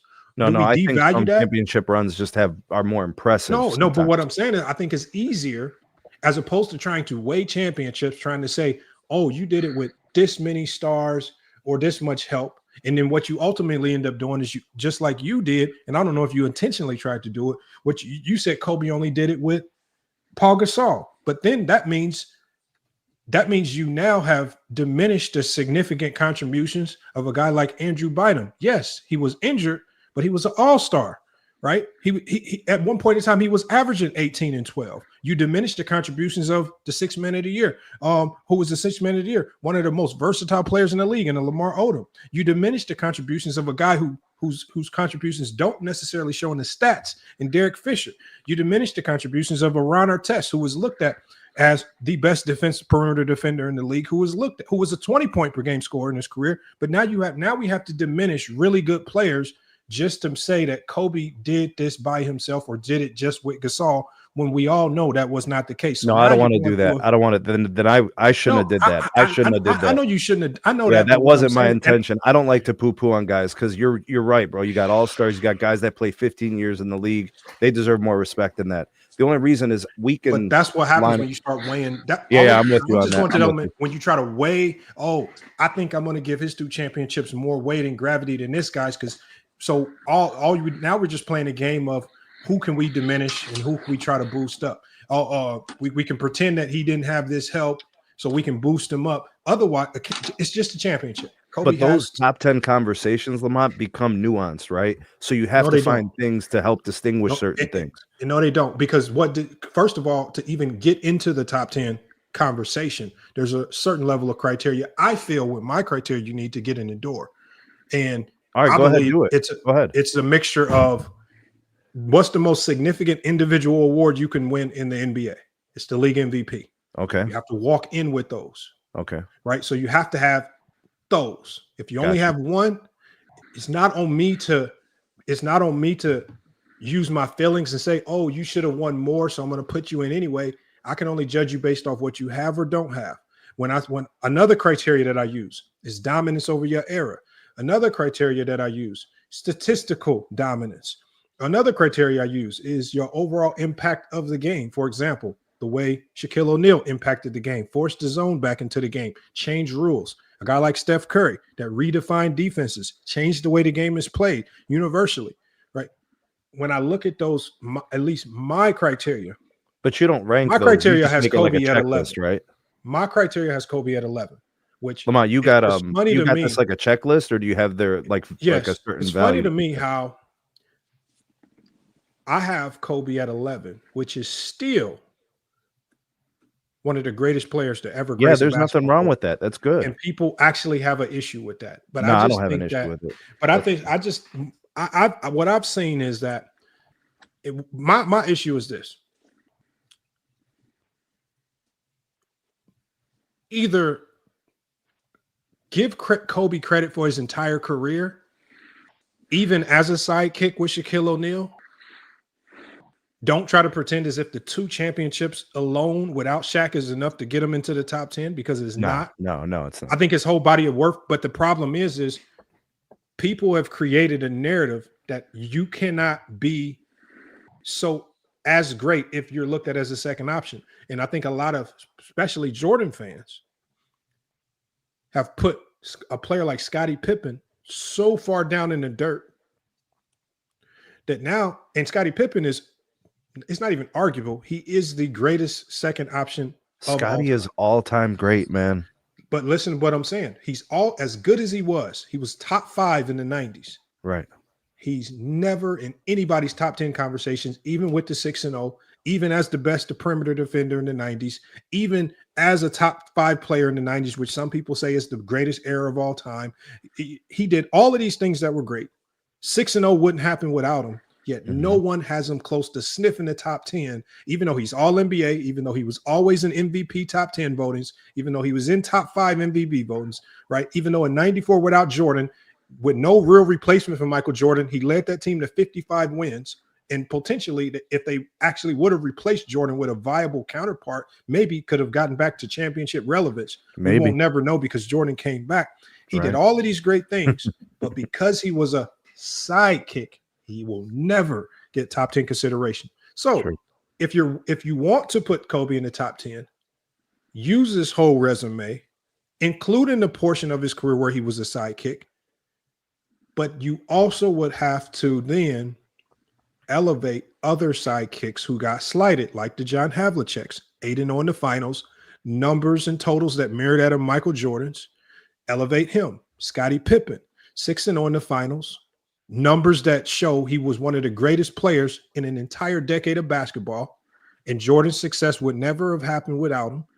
Elevate, but because people are refusing to elevate Pippen, they refuse to elevate players like John Havlicek. They refuse to side with the logic that a sidekick can get consideration in the top 10 consideration. That argument in and of itself is what's hurting Kobe. It's that logic that hurts Kobe. What do you do with That's Kareem? The exact logic that's keeping Kobe out of the top 10 for many people that like to diminish people like Scottie Pippen. What do you want to do with Kareem, when Magic kind of became the guy in LA, right? And kind of carried and all that. What do you do with Remember what I said, and a lot of people didn't catch this. Kareem was really mapping out a historical career without Magic. Won an MVP when his team didn't even make the playoffs. This man was having a hellified career. And even when Magic got there, even in that championship they won when Magic was a rookie, Kareem was the best player. Magic only won the finals MVP because of that last game. But Kareem's wouldn't you say they won 2 rings?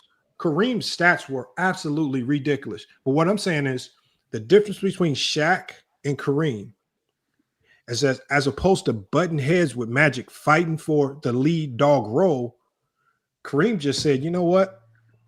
I've had my time at the top. I don't give a damn about this number one option bullshit. I just want to keep winning. I want to keep adding on to my legacy. For the most part, his legacy had already been stamped, sealed, and delivered. Magic, you got this. It's your time to be the number one guy. It's your league and Bird's league right now. My time at the top is my trajectory right now is on the way down. There was no butting of heads. There was a peaceful transition that allowed for Magic to get credit as the number one guy and lead the Lakers. Kareem could finish his career going out essentially on top and not having to go to another team and play horribly or play for some bottom feeder trying to scrape little bits and pieces of his career together. They had a peaceful exchange of power. Kareem went out on top. Magic was able to get the number one spot, build out a resume as the number one guy, building off that rookie year championship. That did not happen in LA. There was too much friction and butting of heads. And because of that butting of heads, forced Shaq out, and it forced Kobe into an instant rebuild where now he has to deal with 3 years of losing, 3 years of just being a really good scorer on a bad team, 3 more wasted years. Remember, the first 3 years of his career wasted because they put him on the bench. Now you force Shaq out, 3 more years of not being relevant because remember, to be in that top 10 conversation, you have to be in those finals. You have to be in the MVP conversations or at least winning them. You have to, especially in your prime.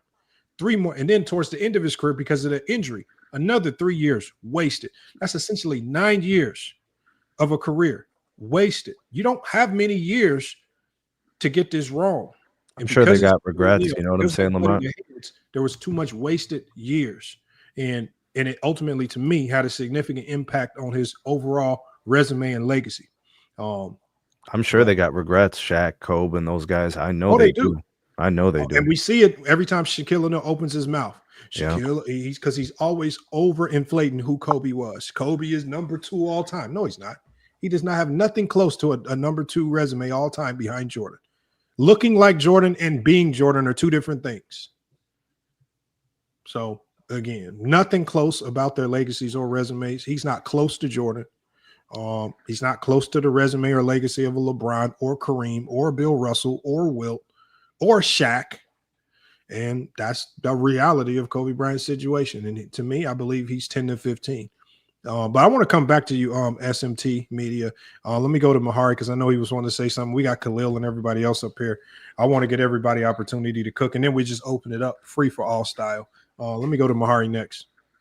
Hey, what's happening, bro? How you doing today? What's good, man? Well, I just want to make sure that my homie of mine that I subscribed, that I've asked you to subscribe to your channel, he's on block, so it's all good. Thanks, though. All right, no problem. Yeah, but I just see the thing with the thing that I always think about with Kobe here is that I've always had this problem with a lot of these, especially a lot of the people in the chat that's trying to overflate Kobe Bryant's legacy. Like, a lot of you guys didn't do this when Kobe Bryant was alive, and you basically detested him when he basically had to be the number one guy because he got tired of playing the sidekick to Shaq because Shaq's ego wouldn't allow him to succeed himself as the number 2 option. And every time I've had conversations with people about Kobe Bryant, I always ask people, like, what significant impact that Kobe Bryant had in his time, right? But more importantly, too, people tend to gloss over all of Kobe Bryant's, faults and a lot of his, mishaps in his career, and they try to glorify it and try to say like he had a spotless career, which he did not have. And I've seen people always gloss over the 2004 NBA Finals a lot when they tried to give the Pistons their credits due, which they should. But at the same time, I've heard people say that the Lakers were too old at that time. No, they weren't. The only problem is that Kobe tried to win the Finals MVP that he never achieved with Shaquille O'Neal, instead of doing the things that they got them the 3 championships in the first, which was just being the beast. But the other problem here is that with Shaq at that time, Shaq was fat and out of shape, and he just refused to pretty much stay in shape and commit himself to being the best center that he could be. Because truthfully, Shaq at his peak, at his apex, was unstoppable. The only thing that stopped him was himself. And there's the other thing here is that with Shaq always tries to, gloss over all his faults too, which he was one of the first people that basically started sitting out games because he basically said, and quote, I got injured on company time, I'll heal on company time. So what does he mean? You get what I'm saying, Lamont? No, I get what you're saying. What I don't want, I don't think this is about any particular year or anything like that. I think this is more so about Kobe's entire career. There's a portion of his career, the first 3 years, it's hard to say that adds to his top 10 relevancy if he has any. Then his time as a sidekick with Shaquille O'Neal. Well, the way we've looked at sidekicks is we've generally not given sidekicks an opportunity to crack the top 10. So if we remove everything that he did as a sidekick, because it generally throughout basketball history doesn't add to your top 10 criteria, well, then now we have to look at his career in an even smaller window, kind of what SMT was saying. Now we have to look at the 2 championships. But I think even when we look at those 2 championships, just to elevate those 2 championships, we have to come up with some very, very crazy conclusions just to try to elevate them to make those 2 championships more valuable than what they actually are, when it ultimately is just 2 championships, just 2 championships. And yeah, but in between good, that, though. at the beginning of that time, you went through significant struggles because you forced Shaq out. And at the end of that time, you went through significant struggles because of the injury. And so now we have a very small window of your career where we can judge you as a potential top 10 player, all because people aren't willing to accept what you do as a number 2 option as a part of a top 10 resume. Because if we accept Kobe's, we have to accept Pippen's. If we accept Kobe's, we have to accept John Havlicek's and Sam Jones. But people aren't willing to do that because they want to push these narratives that Jordan did it by himself. They want to push the narrative that Kobe did it by himself. To push that narrative, you have to diminish the Pippens and other players like that. This is a dumbass video. I can't even count, man. All right, well, you can just add your talking points in when we get to you. Right. It's gonna take you forever. So I know. Y'all take your time. That's fine, Herm. Just mute up if you don't I'm want ready to to wait. cook. I'm ready to cook. Hey, Right, so hey, Lamont, I'm already done. You can add some. You can let somebody else Go ahead, I King shut Bro. your snitching ass up anyway. All right. Your whole premise is faulty, and I'm gonna come with some facts. Number one, Kobe was a 3-time top MVP finish with Shaq on the team. Pippen was a 1-time, right? So if you want to use, because you're already using the Scottie Pippen, you can't give him no credit. So you got to, nobody gives Jordan all the credit. We all know that Jordan would not have won without Pippen. But 3 times Kobe was top 5 MVP with Shaq on the team. So it ain't like you could like that. To call that a sidekick is ridiculous. Number one, Kobe has 10 times in 11 years where he was top 5 MVP finish. Okay, so that throws the one MVP out the door. He's a 20-time All NBA first team offense plus defense. Not a lot of people can say that. So right there, that's his resume. When you say, and that's both with and without Shaq. He actually finished All NBA first team defense 3 times with Shaq. So you can't sidekicks don't do that necessarily. And being All NBA on offense. Pippen did it. Okay, Pippen did it once. All right, No, Pippen wasn't perennial All NBA first teamer. I don't mean to cut you off, King Ro. Let me Go just ahead. Pippen. No, go ahead. When I say that Pippen was top 10 or top 5 in MVP voting, it's just to elevate the point that he was a top 5 player in the league at that time. I get it. Hold on. Let me finish. Even though, for example, you just said we give Pippen his credit. So if you give Pippen his credit, he's 6-0. He was a top 5 player in the 90s. Many people feel the 90s was one of the greatest eras of all time, one of the most competitive eras of all time. Pippen was consistently all NBA, consistently all defense, and he's arguably looked at as the best defensive player of the era. I think Hakeem has that point. If that is the case, King Ro. Go okay. What credit do you give Scottie Pippen, and where can we find that credit in any of your rankings? Okay, I'm gonna call it right now. Levels. Again, I just went over Kobe's level, even as a sidekick. King Ro, that's just a simple question. Then I'll let you go to the other point. You said in your diatribe that you give Pippen credit. Where in your ranking, because we're talking about top 10 rankings, where in your rankings do you give Pippen credit for being a top 5 player in the 90s? Because I don't talk about Pippen as a sidekick. I talk about Pippen as one of the greatest players of all time. So where in your rankings? He's 6-0. He's undefeated in the finals. He was part of one of the greatest dynasties in NBA history. He was always on the All NBA team. He was always on the All Defensive team, just like Kobe. He was always top 10. But here's the thing: he wasn't always top 5. He wasn't always top 5 MVP. He was twice. Hold on. Where? Okay. Hold on, King Ro. Where do you credit Scottie Pippen? Where can we see this credit in your rankings? He's in my 20s. He's like 28th. Why is he so low? Guess what? Because of when I said levels, Lamont? Because he was only top 5 MVP twice. Once with Jordan, once without in 94. So in 96, he was 5th in MVP voting. That's the highest he did with Jordan, and I think he was 3rd in 94, right? So there's levels. You're trying to equate him to Kobe. Hold on, let me say one thing. Go ahead.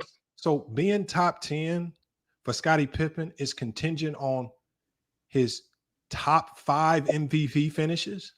Yeah, because guess what? Kobe was an MVP. Kobe did lead teams that beat multiple 60-win teams. Kobe did lead teams. Now, if you want to call him a sidekick, which again is just another stupid thing, I'll call him 1A at worst.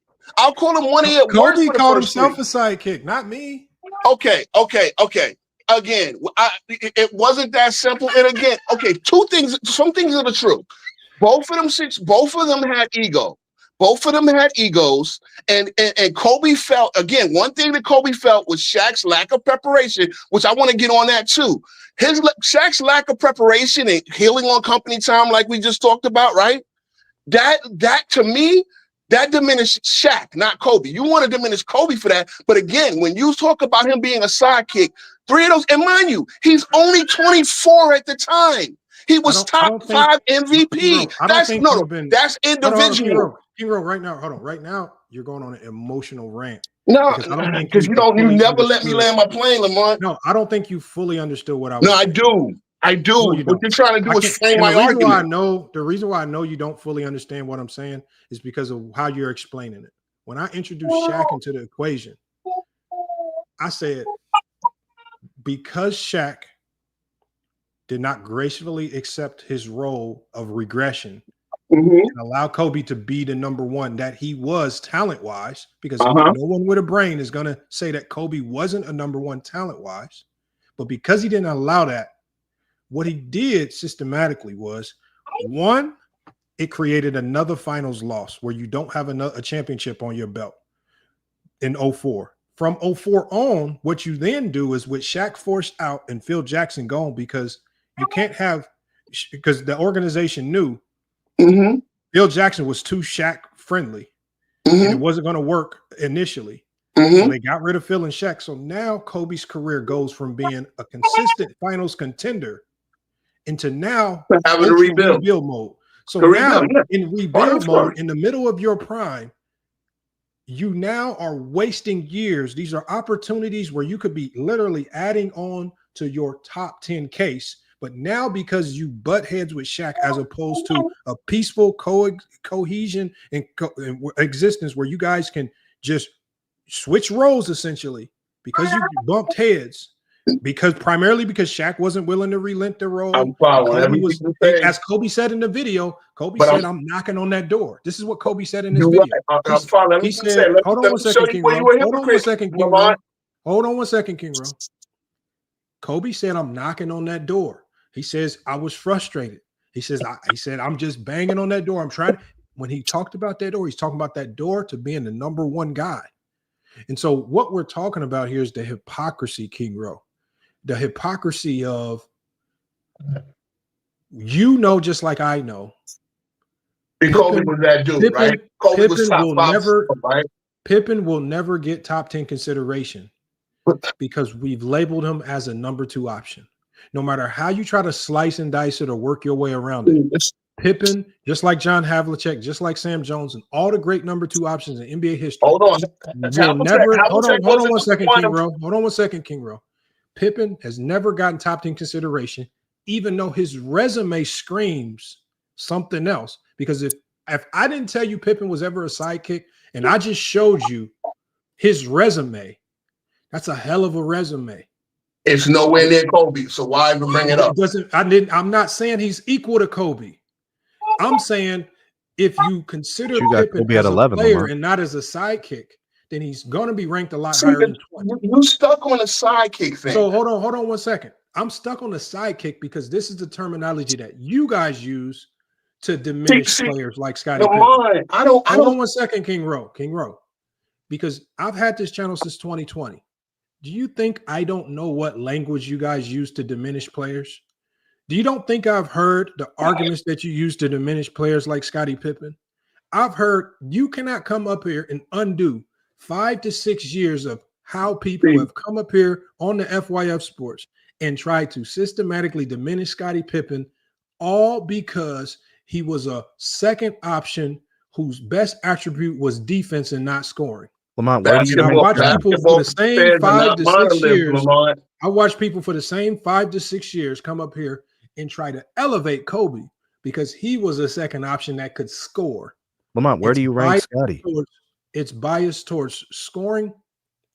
It's biased towards scoring. It's biased towards second guys that are looked at as sidekicks. And I've always said getting into the top 10 is unfair because we have to make considerations on things that just aren't afforded to a lot of people. Being a number 1 option sometimes isn't afforded to you, just like it wasn't afforded to Kobe for a chunk of his career. And being that number 1 guy and leading as the alpha matters in top 10 conversations, which is why no one has sidekicks in their top 10. So to come up here, top 5 MVP candidates, a sidekick is wild. Hold on one second, King Row. You might have Kobe in your top 10. but your criteria doesn't align with it because your Yes, it criteria, does. Your criteria I don't is know. Don't go with supremely. what they did on GJK. Hold on 1 second, King Ro. Your criteria is supremely flawed because your criteria has LeBron as the GOAT, and you staunchly believe he's not the GOAT. And that's the unfortunate reality of when you. No, it's not because they didn't put my whole criteria in. Hold on 1 second, That's why. Hold on, King Ro. This is the unfortunate reality when you try to warp criteria to insert players that don't belong. You get results that aren't indicative of what you actually are trying to portray. And if for you are staunchly against LeBron being the GOAT. You've tried to warp away criteria that puts other people like Kobe and Jordan ahead of LeBron. But in trying to do that, when we put your criteria into the machine, it said that. Take that bullshit. Yeah, I know because they don't let me finish. But that's cool. Again, I'm bringing up facts. King Ro, I'm gonna let you finish. Hold on, I'm gonna go. I gotta go to Khalil because we got people. I know. I'm gonna open the whole panel for conversation. I'm gonna stop talking. I want to get to everybody first, but bro, I just know that you have been extremely hypocritical, and I just want you to be very wary. Because you talked about you to be very wary of your approach when talking about Kobe Bryant and trying to elevate this sidekick status or the sidekick element of his career, because by default. You are also elevating everyone else who was sidekicks, the John Havliceks, the Scottie Pippens, and we all know that you have never given any of those guys their credit that they do. I put Hondo over Scottie. I put Hondo over Scottie because he won 2 without Russell. Let me go to Khalil.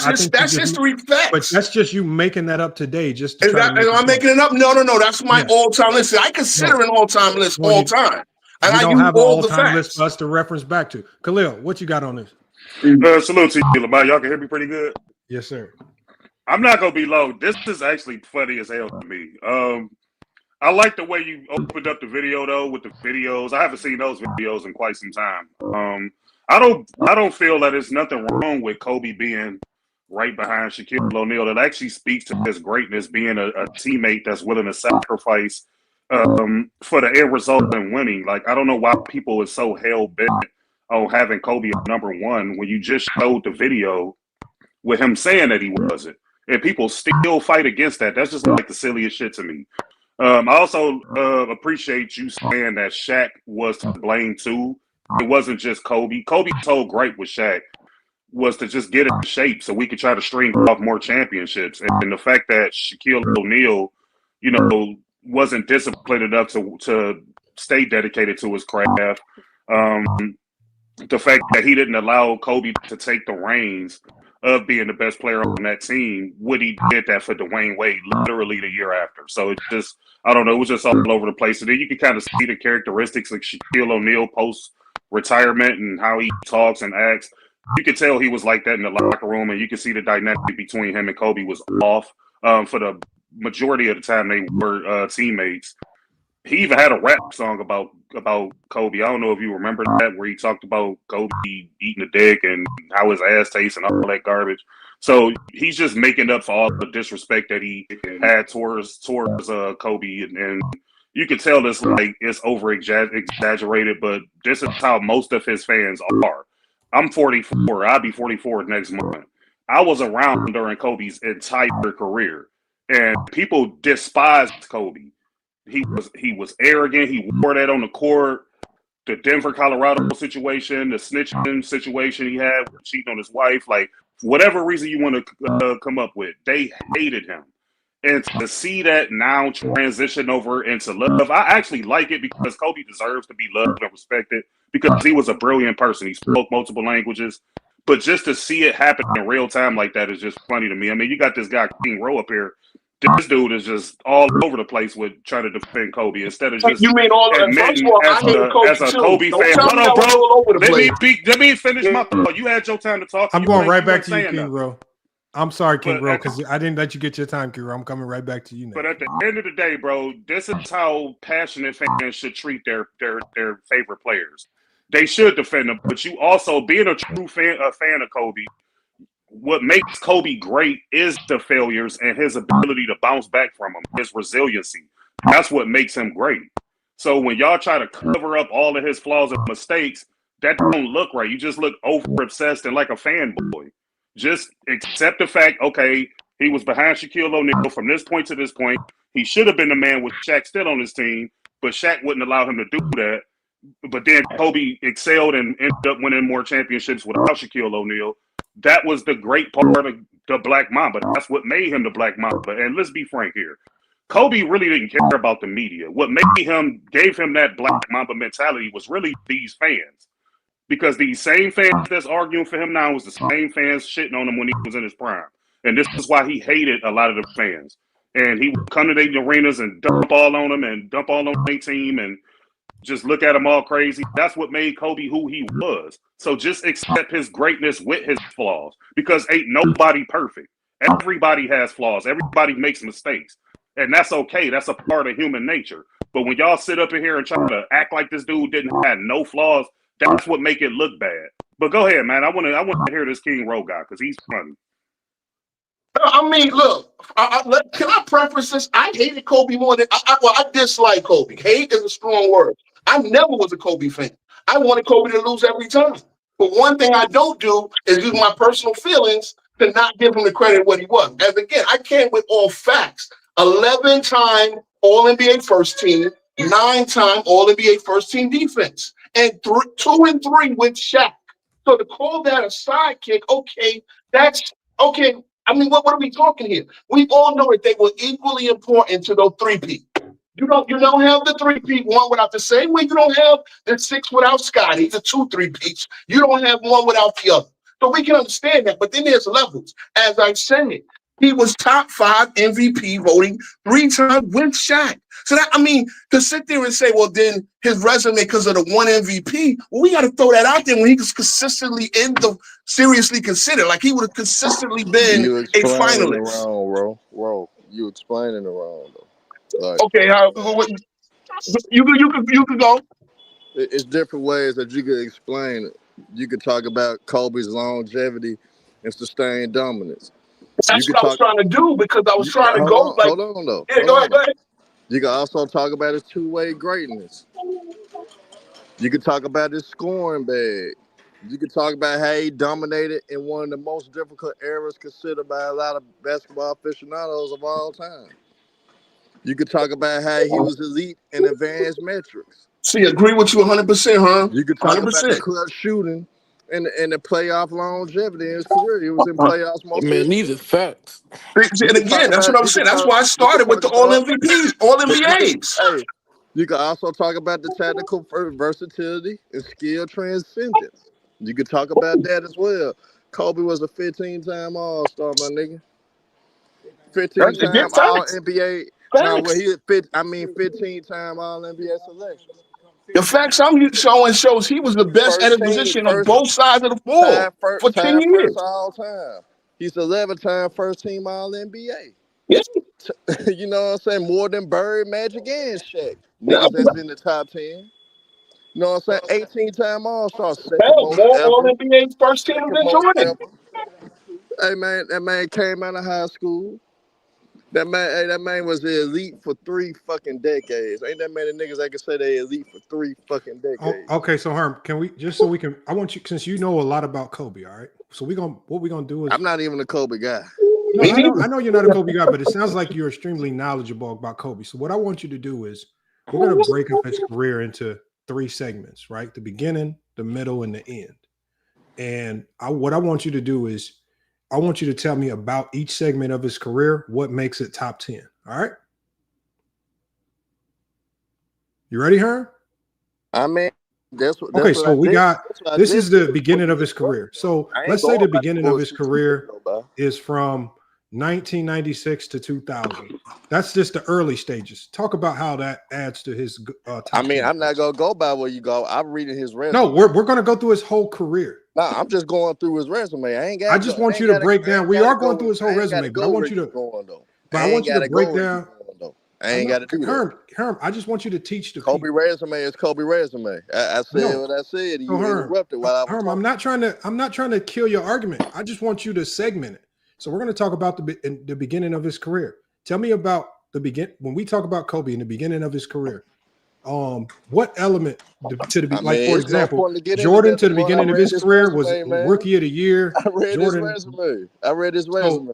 I read his resume. So as Kobe started his, I ain't got to get into semantics. I ain't got to do that. It's not semantics. It's not semantics. That I just want you to that nigga resume is better than Shaq. His resume better than Magic. His resume better than Bird. So Herm, I'm not trying to prove you wrong or to say you wrong or nothing. I just want to segment it up. Nah, but you ain't got to segment nothing. He was an all-star at 19. If you don't want to do it, just say you don't want to do it. He was at 19 years old and an all-star. Okay, so hold on one second. King Rowe. Herm don't want to do it, so I want you to. I'll do it. We're gonna break Kobe's career up into 3 segments: beginning, middle, and the end. Okay. And I want you to tell me, because to crack the top 10, this is a very elite class. It has to be ridiculous. And so, in cracking the top 10, and that means you need to be giving me things that we've not seen too much in NBA history. When we look at Kobe from 96 to 2000. I want you to talk to me about from that duration of his career, what made that segment of his career, what was top 10 about his resume in that segment? Well, let's start here. At 18 years old, he played his first NBA game. 18 years, about a couple of months, right? That's what he was calendar-wise. So already he's on a team that's kind of ready-made for the playoffs. He's sitting behind Eddie Jones and Nick Van Exel, right? But he's still getting, he's still contributing. I don't want the story. I just want what makes him top 10. Okay. Again, all-star at 19. Nobody did that. Between maybe was Garnett even an all-star at 19 by 1998? Was Garnett an all-star at 98? 99, that team goes to the second round. It kind of flamed out. They lost to the Jazz. All right. Wait, hold on. Go ahead. I don't want to go down memory lane of the playoff series. I want you to tell me, as I progress through each segment of his career, I want you to tell me about that segment of his career and what makes that particular segment of his career top 10 worthy. Again, you're talking about a person that's doing things that never been done before. Can you just say this first portion of his career, there's nothing that he did that makes him top 10? No, I'm not going to say that when he's the first all-star at 19 years old. Okay, so being an all-star at 19. That makes you, so to you, that's top 10 worthy. Yeah, I mean, has anybody ever done before? All right. So that's the criteria. Okay. So when we go to, let me remove this comment off the screen. And he's an 18-time All-Star. Yeah, I mean, the first one in 99. This is what happens when you break it. I told y'all, because of the split with Shaq, Kobe had what I call more wasted years. So now you're going to 04, which, Doesn't matter. It's wasted years. But why are they wasted years? What? I mean, he's still scoring. Because when you're in the top 10, no. Hold on one second. King Rowe, hold on one second, King Rowe. The commentary, the extra talking, is just sound like nonsensical chatter. What I'm saying is this. It's a very select class. Like, for example, when Bill Russell first came into the league as a rookie, helping the Celtics win their first championship ever in history, and walking into the league with many critics saying he was the best defensive player in the league walking in. Okay. Right? He had a great team around him nonetheless, but we're talking about the individuality of a player. Bill Russell walked in and there was things said and that he said about him and things that he did that historically are just very, very hard to do. We saw people like Magic do it, but outside of that, it's just significantly difficult to do. As Bill Russell progressed to the middle of his career, what ultimately mapped out? He became the greatest winner of all time, right? He became the best defensive player in the league, and his impact on the game, he was changing the game, doing things they had never seen a 7-footer do, like lead to fast break. Absolutely changing the game. And this is all the while a player like Wilt Chamberlain is in the league. So to do things that we've never seen as a big man. Hold on. Okay, all right. Okay, to do things that we've never seen as a big man, while Wilt Chamberlain is in the league, is absolutely ridiculous to say. And then as he finishes his career, even towards the end of his career, he left the game well before his body failed him. They were begging him to stay. He played 15 seasons. And not only did he continue winning, the man won as a player coach. Absolutely ridiculous. And so when we look at every segment of Bill Russell's career, and the reason why I use Bill Russell is because Bill Russell seemed to become the punching bag for many that want to bump him out the top 10 just to put people like Kobe in. But when we look at Bill Russell's career, no matter what you think about the style of play and how it looked optic-wise, he didn't have to be the leading scorer to be the alpha or the best player on his team. He's the reason why people like John Havlicek don't have a top 10 case, because even though he had a team full of great players, he stood out amongst all the other great players in a league where the players voted who the league MVP was. And he was a MVP 5 times. It wasn't as media driven as it is now. Lamont, you just spoke about circumstance, right? You were talking about the segments of these careers and when certain guys were number ones and all that. I would say Bill Russell came in the league as a 1 and finished as a 1. But he was also, by your definition, by your explanation, a victim of circumstance because he didn't have to score. He could score. I saw him score. No, hold on, bro. We watch film on this channel. Bill Russell, offensive bag was in the garbage can.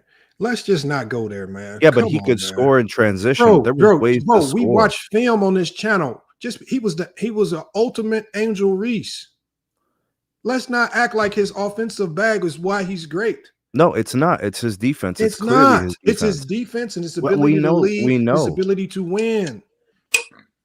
And you can be the alpha without scoring. Scoring does not make you the number 1 option. I agree with that. I don't know, man. That's half the game is scoring, the other half is stopping the other guy from scoring. As a center, Bill Russell only shot like what, 47%? Okay, so if scoring makes you the number 1 option, then why don't we give all the credit to the guys who were scoring, like John Havlicek? No, it's not often that someone is the number 1 when Bill Russell was like when he's just the leading defender scorer on that team. What is it? There's a reason why when we looked at that team, we give Bill Russell the most credit, especially when we're looking at who to put in the top 10. Y'all don't give any credit to the Sam Jones. Y'all don't give any credit to the other Celtics who were all-time great, top 75 great.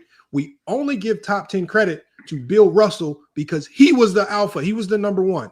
When we look to Wilt in the Sixers, Wilt played with a whole bunch of all-stars, all-time great players. But we give credit, top 10 consideration to Wilt because he was the number 1 option. Let's stop pretending how many years top 10 is not reserved for guys who were the alphas on their team. How many years do you think?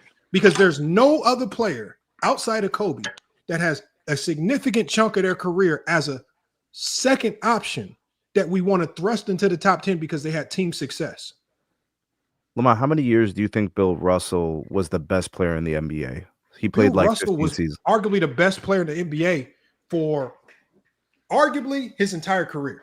So you would go with basically it was arguably his entire career. Okay. Because any year that you could say Wilt was better, Russell was right there knocking on the door for his case. So are you fighting to make a case for Bill in the top 10? I got Bill. He is in the top 10. You got him in the top 10? Yeah, Okay. he's in the top 10. Okay. I got Bill Russell 3 all time. For people to not have him in the top 10, bro, that's insane. If you do not have him in there, it's most insane. of the people I know won't put him in the top 10.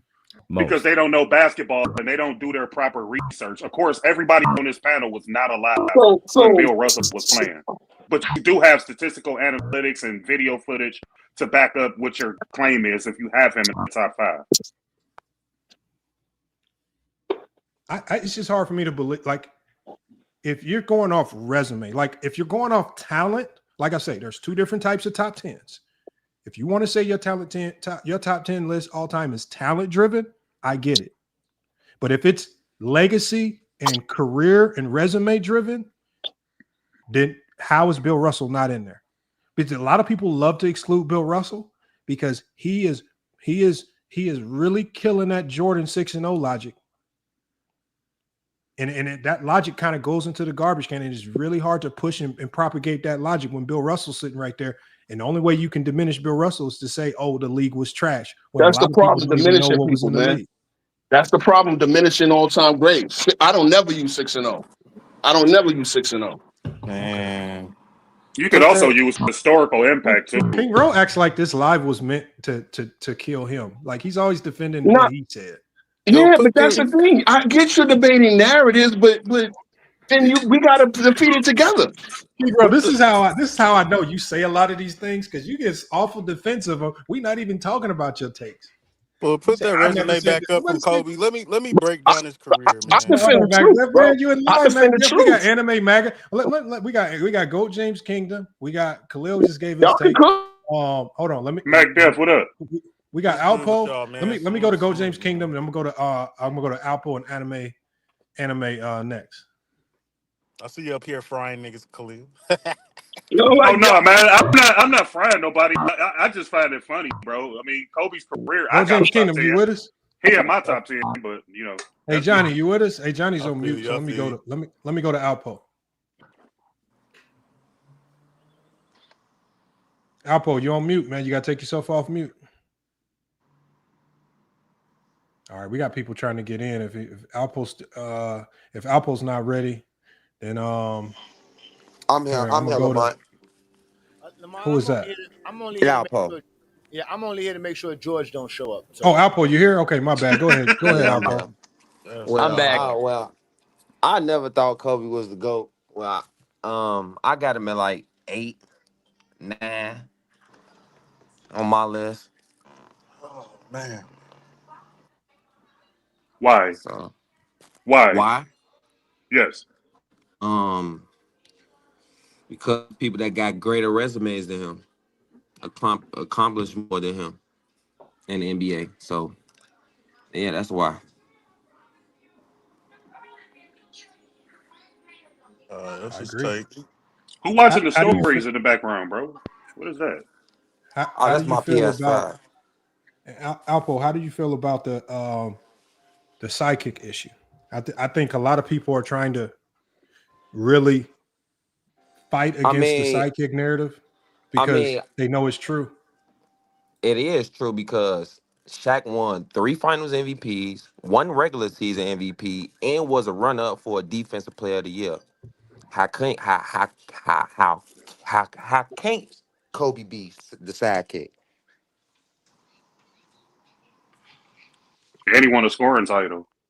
And a scoring title. Yep, That's and it's just my that's smartphone. just not just those 4 accolades will put you in the top 10.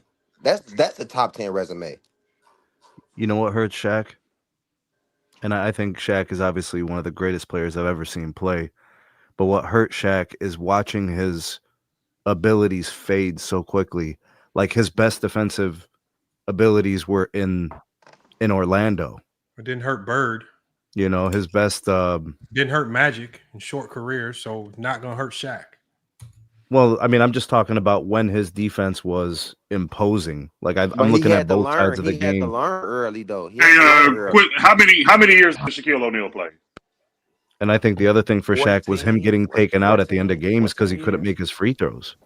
17. Well, there's a lot of great players that couldn't make free throws. I There's a know, lot of but great players. that hurts them. There's a lot of So great players you're that couldn't be closer. Tim Duncan couldn't be the closer, but he's in a lot of people's top 10. no, I understand. I'm not excluding others. I'm just saying those were things that I observed about Shaq that as great as I rank him, I still have to say I remember him getting pulled out of games vividly.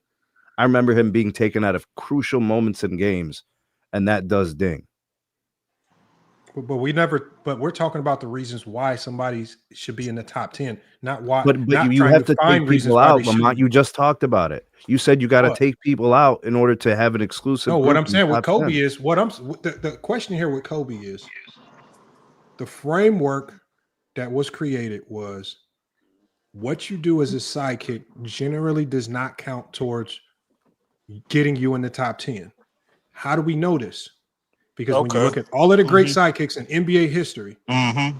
what they did Watch this. does not get them into the top 10. So, for example, Scottie Pippen is going to go down as the greatest sidekick probably in NBA history. He bought into the role. He accepted the role. He didn't push back. He elevated when Jordan left.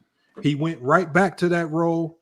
And you look at the accolades, when you look at the winning, when you look at everything that he did as an individual player, along with the championships, if there was anybody that would have a case, if being a sidekick gets you in, it would be Scottie Pippen. But we all know that just with that sidekick label being that number 2 option, because of that alone, he will never get any top 10 consideration.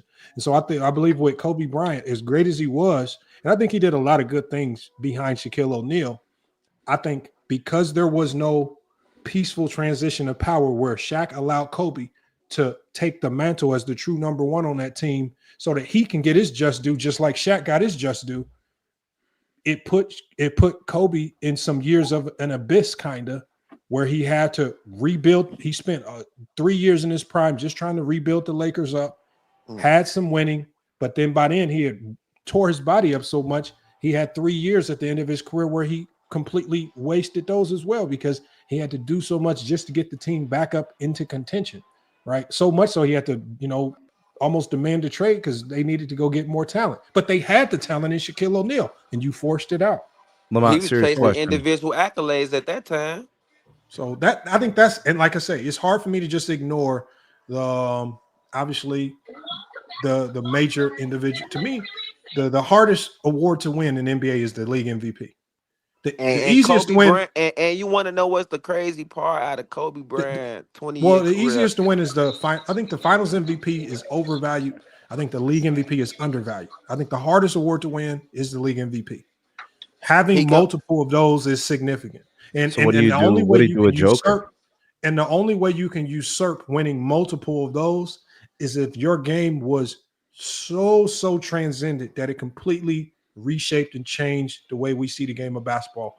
Kind of like What you Shaquille mean? O'Neal. What you mean? What we do with Jokic? Jokic still playing. Jokic still adding on. Hold on, to his hold on, career. SMT. That's what I'm saying. SMT. What we do with Jokic is we look at his career, we look at the MVPs, and we weigh it properly because he's on a trajectory to be top 10 all time, and it's not even close. And he's still adding on. And he's still adding on. So the because of thing the is, MVPs? what we happen now is just because you don't like Nikola Jokic like you like Kobe, you can't now devalue the league MVP I don't like all of a Nikola sudden Jokic? just because he passed up Kobe in MVP. He wasn't saying that to you. He was saying it as an example. Oh, okay. No, okay. the example is we just talked about this on another show.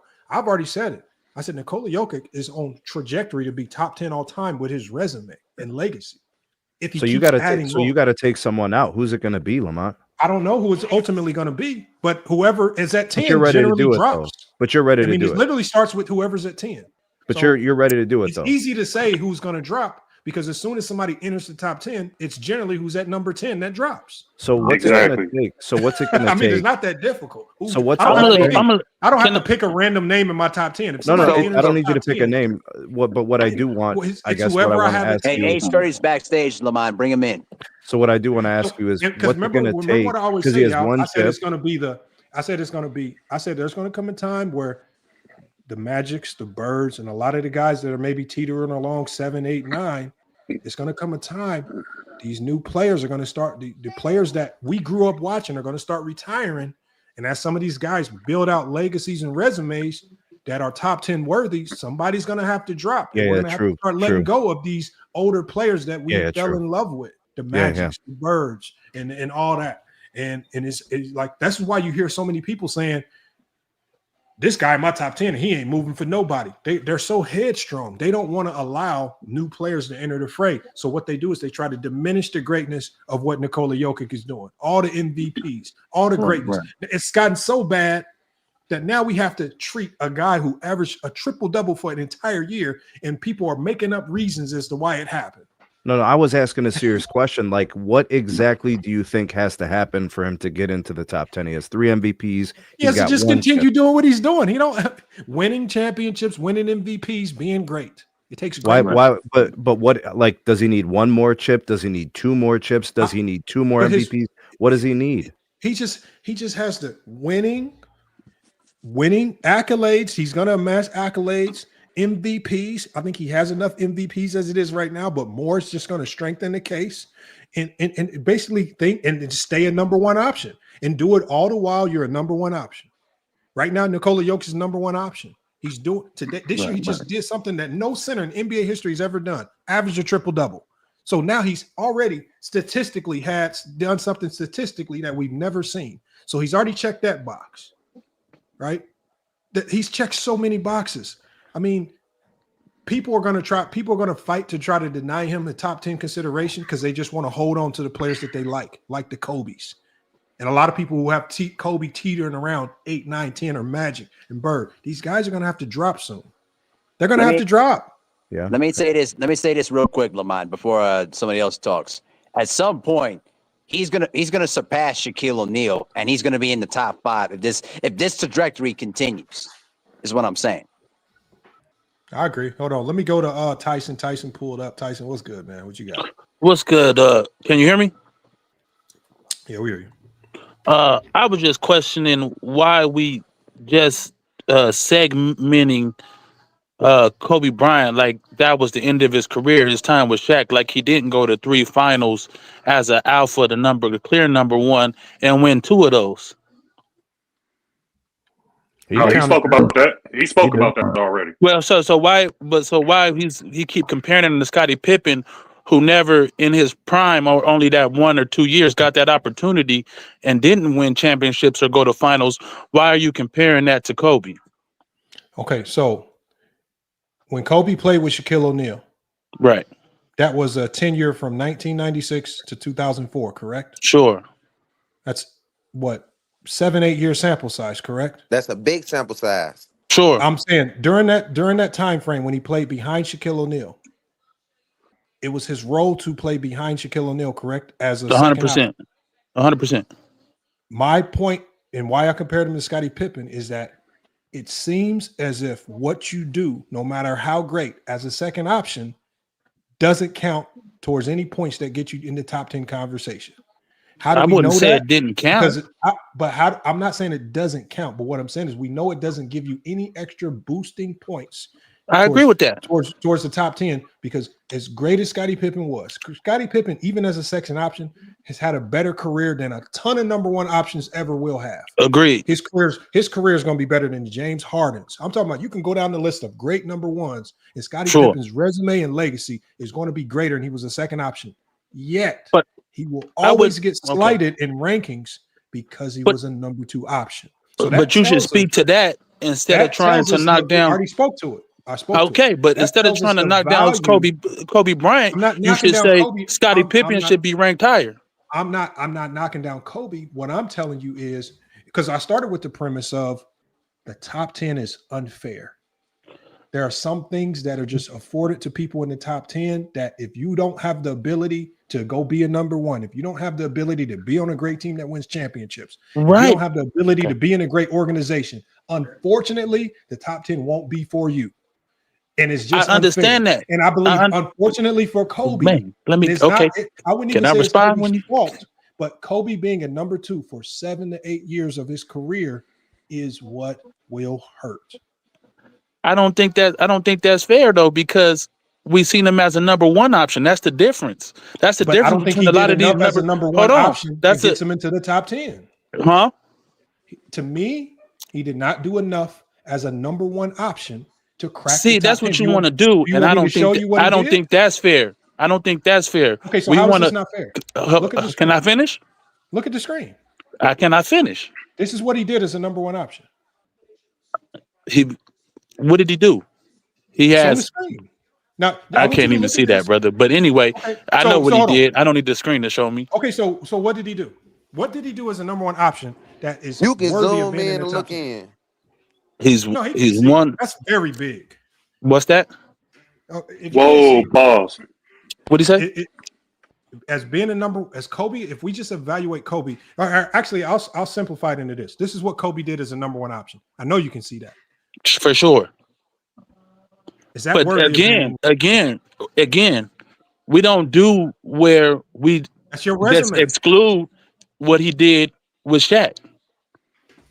You exclude Pippen, if you don't want to say he wasn't if you want, hold on. If you just want to say that he was a number 1 option, but that doesn't take away what he's done with him as far as his accolades, as far as his championships. If you want to hold him to a lesser degree because he's a number 2, that's fine. You can hold him to a lesser degree, but just to exclude him is crazy. Okay, but do you value what he did as a second option, Tyson? Of course. Now, where do you rank Scottie Pippen since you value what you do as a second option? Oh, I got Scottie Pippen around 18, 19 in that range. Yo, MacDiff backstage. But what does that have to do with? And then when you bring that together, Hold on. But when you put Y'all that don't have with no Kobe and what he y'all don't does, have no Pippen and no 18 and 19, man. Y'all if gotta you put stop, that, man. I've always been a Pippen No, y'all supporter. I've don't, always been man. a supporter of I'll be what the Pippen only did. one I defending think he Scottie was a Pippen up top. here. I think it was a top 5 player in the 90s. So you can't do that with me. You can do that I'm with the some other only people. one that pushed You that can do that narrative. with me. I'm the only one that's been pushing that narrative for years. I'm okay. I don't have a platform to push a narrative, but I still agree Guys, with we your didn't heard your narrative. takes. I ain't never heard you come up here and defend no Scottie Pippen. Yeah, Man. you have. You might not remember, but yeah, you have. Yeah, you have. So, but anyway, when you take that, what he's done as a number 1 option and encompass that with him, that doesn't bump him up. No. So if Pippen won that title in 94, that wouldn't elevate him. No. Yeah, you a damn lie. It would elevate him a little bit, but it's not going to be You a enough to get damn him lie. into the top 10. You a damn lie. It would elevate him. Anytime you win a championship, it That's what I elevates. asked you, and you said no. But what I'm saying is, we're talking about doing something that enough of it to get Okay, you into the if he top went 10. to but if he went to a Now, number, if Pippen, for example, now if you would have told me, if let's say Pippen leaves and goes to Houston, let's say he wins championship with that big 3, you would have had to give him credit, but he wasn't the number 1. I'm saying if he went to a team, but at the end of the day, no, you're not. When you're the number 1 option, I need to That's crazy work. as a number 1 option. As you got to remember, in your top 10, the top 10 is filled with number 1 options, alphas. There's nobody's top 10 that includes a number 2 option. That's not necessarily true. Who? So if we look at Kareem, or you can look at whoever you think was the number 1 option on that team.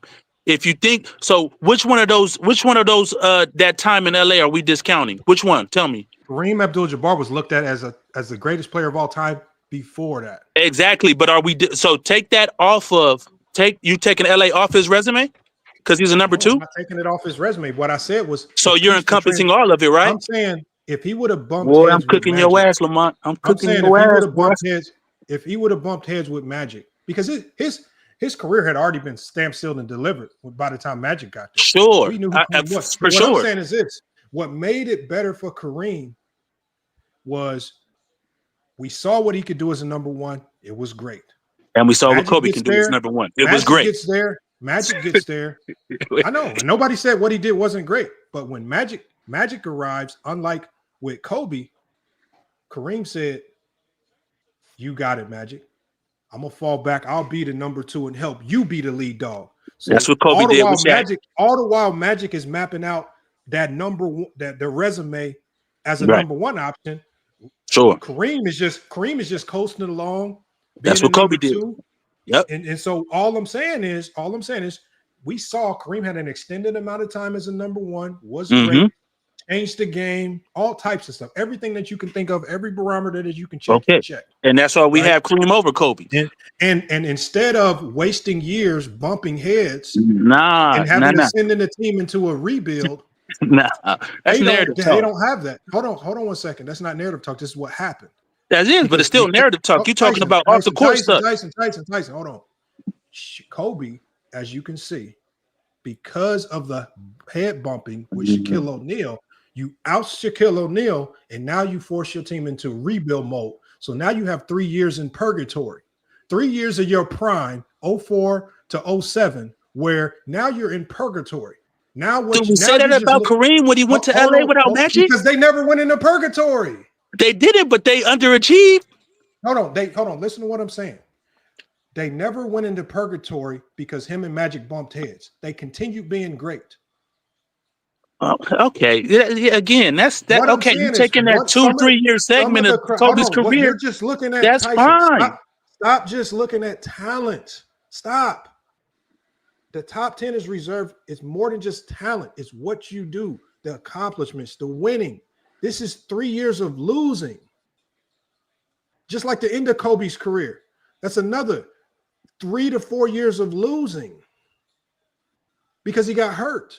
Just like the beginning of his career, right? When he wasn't even playing, right? The beginning of his career was already kind of somewhat wasted because that was 3 years where he was relegated to being less than. So in total, you have 9 years of his career that are completely wasted. If he doesn't collide and bump with Shaq, you're looking at a legacy that might never be matched because they might have 6, 7, 8 championships. That is going to, and then some of those championships with Kobe as the one, not always as the two. Those are the things that add to your legacy. Why are you saying 9 years are wasted? One more time, please. Okay, so 96, 97, and 98. Right. 18-year-old Kobe's kid. First year in the league, he set the bench. Right. Second year in the league, was a fan favorite, got voted as an all-star, averaging 15 points per game. Shouldn't have been all-star. Agreed. Go ahead. Third year in the league, team was still obviously the league was going through a lockout. So he still only averaged 19 points a game. He's still a role player. He's still a secondary option. He's still trying to find his way in the league. That's 3 years where he's still trying to learn his way. Most players in the top 10 don't have any struggles walking in. So when we go to most come in 18, but go ahead. Now we're going to go to when he bumped heads with Shaquille O'Neal and he ousted Shaquille O'Neal. So you have 04 to 07. They 34 and 38 missed the playoffs. 45 and 37 lost in the first round. 42 and 40 lost in the first round. Another 3 years in your prime where instead of winning and competing for finals, because you push Shaq out the door, now you have 3 years in your prime where you're not even competing and you have to fight just for the organization to go get you some help. Where Shaq could have been the number two if he would have fell into that number two. Accolades wore a mask. So here's another 3 years. Accolades wore a mask. But go ahead. 9 years worth, so I'm telling you where the 9 years worth. Yeah, but I'm saying I was just adding a tidbit that still accolades wore a mask over those 3 seasons. Then you have 2013 to 2016, where he averaged 13 points per game, 22 and 17. These 3 years do nothing towards his top 10 argument. I agree. So that's 9 years that do absolutely nothing to your top 10 argument. I will push back on the 3 when he wasn't competing, but he was still amassing. They were not competing. They were 27 and 55, 21 and 61, and 17 and 65. They were not competing on his way out. No, I'm talking about those years they were 34 and 48. They were 34 and 48 and 04. I understand that. He was still amassing accolades, though. They weren't necessarily wasted years. They were struggle years, but they weren't wasted years, in my opinion. Did he get a league MVP? That's not the end-all, be-all for having a good year.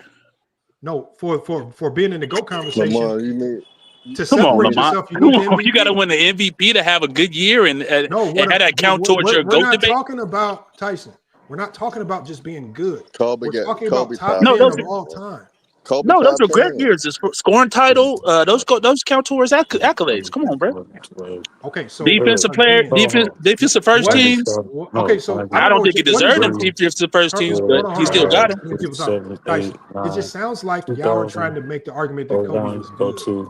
We all know that Kobe was good.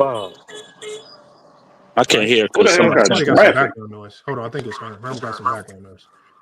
This is not an argument I've already started off saying talent-wise, Kobe is a top 5 talent in NBA history. I'm not saying that. I'm saying the resume-wise, I don't think he has a top 10 resume in NBA history.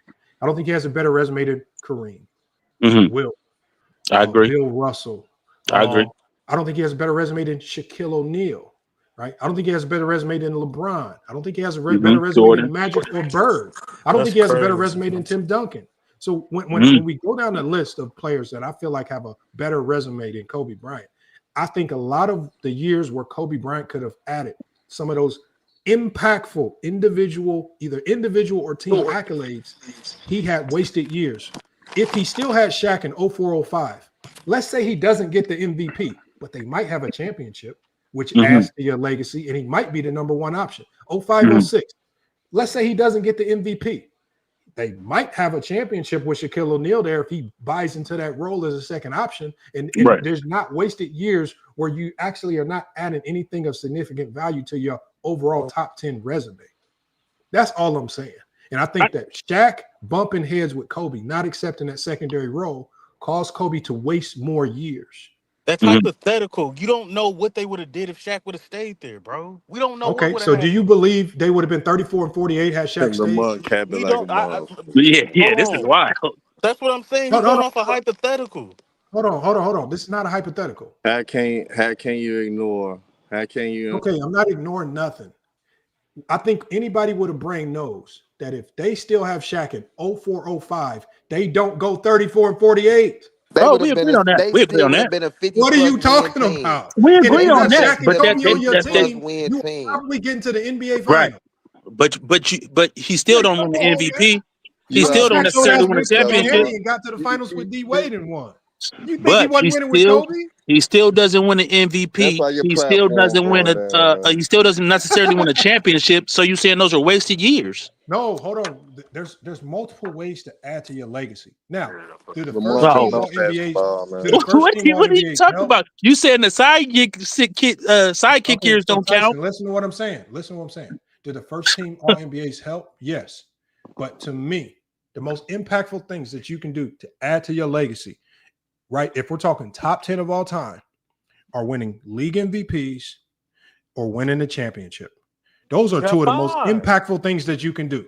If you're Okay. really trying to crack, and I think that's why we see it with Nikola Jokic right now, where a lot of these voters are in fear of giving Nikola Jokic any more MVPs because they know the significant value and impact of him having all of these MVPs is going to reshape and change conversations. And it's almost without a doubt going to force him into the top 10 because these old heads that are voting don't want to see a player like Nikola Jokic in too early. That's Yeah, why. but they can't stop him from winning So championships. So that essentially tells you the value of just. But they can't stop him so from where winning championships. FYF, where do you have I mean, Steph Curry? Larry Bird's career got cut short. He had I 3 got you. MVPs in a row, and that almost single-handedly put him in the top 10. For Lamar, so sure. what's the So where do you have 5 Steph most Curry? important I things you got got? Curry at What's the 10. 5? Hey, Huh? Lamar, What? so what's the 5 most important things you Wait, gotta what? have? You got Curry at 10? Hold on, what was the question? What's the 5 most important things you have to crack the top 10? Well, it's not that you have to have all of them. It's you have to No, I'm have saying what's the 5 most important championship. things So that you championships, have to have? winning, significant winning championships. Obviously, I mean, so again with Bill Russell, winning. I mean, it stands out like a sore thumb, and his impact towards winning championships is second to none. Significant. Your talent in and of itself, if it was so great that it completely changed or rewrote how the game of basketball was played. For example, Shaquille O'Neal, they brought the zone back, right? Wilt Chamberlain, pushing the free throw line back. Bill Russell changing block rules. Steph Curry changing how teams defend and how they utilize the three-point line. Things like that of that nature, just completely reshaping the game of basketball with your talent. That can be a significant impact. Statistical, if you have otherworldly statistical, I mean, look at what LeBron James is doing with statistics. Look at what Wilt Chamberlain did with statistics. Just otherworldly statistical impacts right there. Obviously, Jordan with all the goddamn scoring titles in a row, right? Things that are just statistically extremely difficult to do.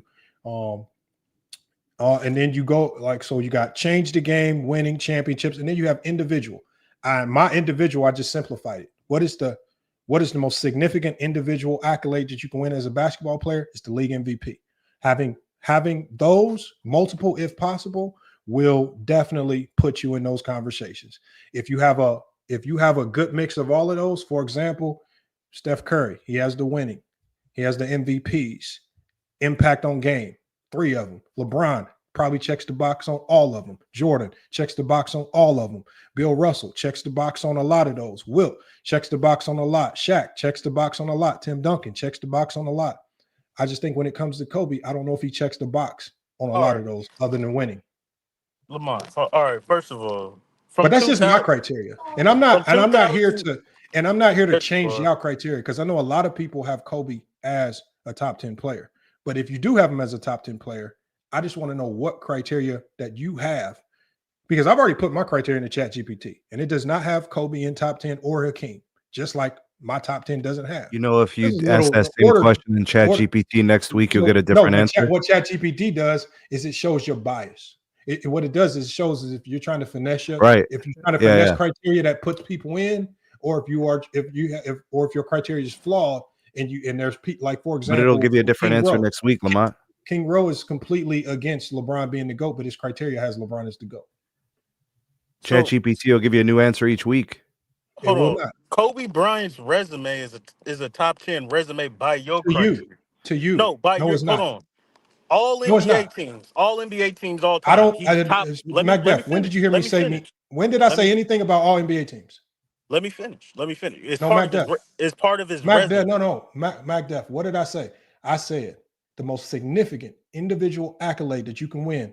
If you are, I know that all top 10 players are going to have a ton of all first team. Anybody in the top 1 through 20 is going to have a whole bunch of first teams, second teams, all NBAs, all defensives. They all have those. What is the award that separates you from the fray? To me, it's the league MVP. I believe the league MVP is the hardest award to win, not finals MVP, not all of these, not all-star selections. It's league MVP is the most difficult award to win. So this is why I didn't say all NBA teams. If you want to use all NBA teams as your criteria, it's a subjective award. Okay, so that's your criteria, but that's not my criteria. Listen to what I'm saying. So stick to my criteria. MVPs is your criteria. Mac Def, if you're gonna judge my criteria, don't talk about all NBA teams because that's not my criteria. That's not what I said. That's not what I said about all NBA teams. If an award is being, why are you talking about them then? That's not my criteria. Your criteria is MVP, which is the hardest award to get. That award, bro, I don't think you listen. Listen, bro. You said the MVP. About? Stop it, LeBron. You said because you know you got to get cooked. The MVP. What is my? Hold on. Mac Def, just first tell me my criteria. Let's see if you can even repeat it. All of it. You said MVP. You just got done talking about MVP. Tell me all of my criteria. Are you gonna let me speak? If you're gonna talk about my criteria, at least repeat it to me. You said MVP. We talking about that one first. We're going off that first. No, tell me all of my criteria. Go ahead, Lamont. I mean, criteria is very easy. MVPs are very easy to judge. How many do you have? What else is your criteria? Championship? Okay. So when we go to MVPs, how many does Kobe have? He has 1. Okay, so it's not very difficult to ascertain that. Okay. What I'm saying, not rocket science, nigga. What I'm saying about the MVP award is that is the most voted and hardest award to get, but it's a voted award every year. I don't care about that. I don't care about the nuances every behind year it. You can say somebody. Every year you can say somebody else. I don't care about the nuances behind how you get it. If you don't have it, now that's hold on. Unfortunate. Championships is a part of your criteria. Among players in the top 10, he's top 5 in that. Mac Def. I don't care about how you get the MVPs. I don't care if 4 frogs voted for you. That's what I'm saying, bro. You keep on cutting you off. Mac Def, I don't care about how you win championships as long as you have them. I don't care about how you impact the game as long as you impact. Why are you talking about Shaq? I don't care about how you win the MVPs as long as you have them. This is what we have with Nikola Jokic. People are crying about his MVPs because they say, oh, the game has changed and the game is so soft because they're trying to put a narrative on his MVPs to diminish them. I'm not going to diminish Nikola Jokic's MVPs because people want to say, oh, the game has changed and he doesn't play the big or he doesn't defend. Y'all trying to put all these little nuances on MVP. You either have them motherfuckers or you don't. You either have championships or you don't. So at the end of the day, to me, for my criteria, MacDuff, the only box that Kobe has checked is winning. And that's just not enough boxes. I'm sorry. So why do you have Scottie Pippen so high with no MVPs? No. Hold on. If you hold on. Where do I have Scottie Pippen ranked? Stop it, bro. If you don't care about how, and I'm talking about the top 10, Tyson. I don't have Scottie Pippen in my top 10. Okay, I'm just saying you got them high. There's some people with I don't MVPs. have them in my top 10. We're only talking about the top 10. It's a very prestigious selection. Oh, I thought rankings was universal. Championships, why you don't care about Shaq and Kobe? Right? Magic's in your top 10, right? No, answer the question. If you don't care about how you get championships, then why did you go on a whole tirade about Kobe being a second option to Shaq? If you don't care how you get championships, why would you go on a tangent about Kobe being a second option to Shaq? If you don't care how we get championships. And if that's the case, name another number 2 option that you do averaging 28 points per game. All of these considerations, MacDuff, start with you being the number 1 option. And I'm starting from the premise, MacDuff. I'm starting from the premise, MacDuff, that I understand that, and it's unfair because how many times do I have to go back to saying, I understand that this is unfair. And when you get to the top 10, you have to get so nuanced that it sometimes will be unfair to others. And I understand that if you are a second option, no matter how great you are at being a second option, it's going to be hard for you to crack the top 10, no matter how great you are. As much as I love Scottie Pippen, as much as I love everything that he did, I understand that because he wasn't the alpha of that team, the majority of this credit is going to go to Michael Jordan, just like the majority of the credit went to Bill Russell, not all of the other Hall of Famers. Just like the majority of the credit, right, went to Larry Bird, not Kevin McHale and all of the other Hall of Famers. Just like the majority of the credit for a lot of these players go to the alpha on that team. If we're talking about top 10 players of all time, I understand that, and I'm not fighting against it. I want to know why you guys are fighting against that logic by trying to now count everything Kobe did as a sidekick, even though we all understand that what you do as a sidekick generally does not boost your top 10 consideration. We count Magic Johnson as a sidekick his first 6-7 years in the league. What are you talking about? Magic Johnson was never. Hold on, Magic Johnson. Mac Def. I already explained the Magic Johnson conundrum. If you were listening, I said the beauty of what Magic Johnson did was the beauty of what Magic Johnson did, Mac Def, was this. Kareem conceded and said, "You got it, Magic. I'm going to allow you to be the number one, so you can show the world what you can do as the alpha." Unlike with Shaq and Kobe, Shaq butt heads with Kobe and said, "Hell no, you're not being the number one." Even though Shaq was 28 to 32, right, towards the back end of his prime, while Kobe is at the start of his prime, unlike Kareem, Shaq did not allow for the graceful transition of power so Kobe could show the world. This is why Kobe said in his video, everybody was questioning if I could do it without Shaq. If he was already the number one and if people were giving him his fair credit, why was the world, you fake fans, questioning if he could do it without Shaq? It's y'all fans that created this narrative and logic. It was you fans and you media that was pushing this because Kobe was hated. You guys pretend now that you like Kobe, but Kobe just said in his video, there was a sentiment from fans and media. That's a fact. I can't do it without Shaq. If that's where did it come from, am I just making that up? No, that's a whole fact. Niggas did question Kobe, but the reason we didn't question Magic is because why did y'all question him? Hold on. The reason we didn't question Magic is because he had Kareem, because he had Worthy, because he had Michael Cooper. Kobe got smushed Parker and Kwame because he Brown. put Shaquille O'Neal out. Hold on. So time out. So if Magic won the championship, he won 2 championships as a number one option back to back, 87 and 88. He had Kareem, Worthy, and Michael Cooper in that squad. Kobe won back to back as a champion, 3 finals appearances, back to back championships. How many MVPs does Magic got? Hold on, with Pau Gasol as how the many number MVPs does Magic got? Magic got 3 MVPs as a number one option. 2. Hold on. Okay. Hold on. Did Magic change the game at the point guard spot? No.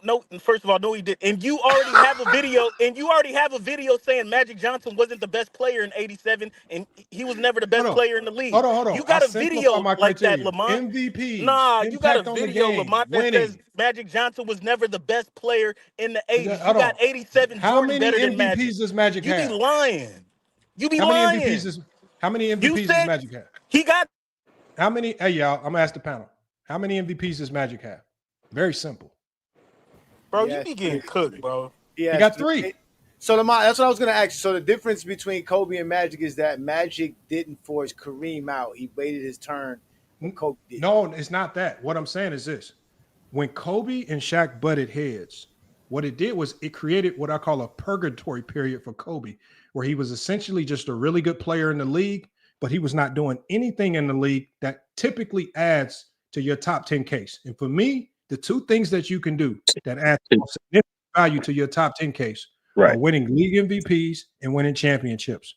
Because that's according to your criteria. Because that team went into purgatory, because Shaq and Kobe could not figure it out, because Shaq, 1, didn't want to relent and become the number 2. He was out of shape, but he still wanted to be the 1. And because Kobe was because Kobe understood early on, I will never get my fair credit if I'm always stuck as a number 2. This is why Kobe always, in almost every interview that we see, he always talked about not getting his credit. People always questioning if he could do it without Shaq, because everyone in the world knew Shaq was the alpha. So they questioned Kobe. We don't think you can do it without Shaq. And so this is always sitting on Kobe. Kobe's always inches, just like Jerry West said, and just like Kobe said in that interview. I'm knocking on that door. And then Jerry Buss ultimately said in 2004, we hit a wall. And once we hit that impasse, there was no looking back. It was Kobe's turn, and we had to get Shaq the hell up out of here. In turn, that created 3 years of purgatory in Kobe's prime, where 1, he could not win MVPs. 2, he cannot win championships. 3 years wasted. Because to me, 2 of the most significant things that you can add to your resume, he was not able to attain. And he had 3 years of wasted time trying to attain that. He almost got it in that next year, but they lost in the finals. And then they ultimately got the back-to-back. Which is what adds to his legacy. But it's not my fault. Like that's why I say, what did I say this? I said I blame Shaq. Because if Shaquille O'Neal, it's not Shaq's fault, bro. That's why I disagree. Well, with that said, Lamont, with that said, y'all on your own, Kobe fans. Continue, Lamont. I got a quick question. I got a quick question. You say, as a number 2, we don't count do you what players have done? Okay, and that's fine. But how many players did it Kobe's way? How many players went from a number 2 to a star like Kobe and a superstar of the league like that? No one. Not too many instances that we've seen. So we putting the criteria on Kobe that's really never been seen.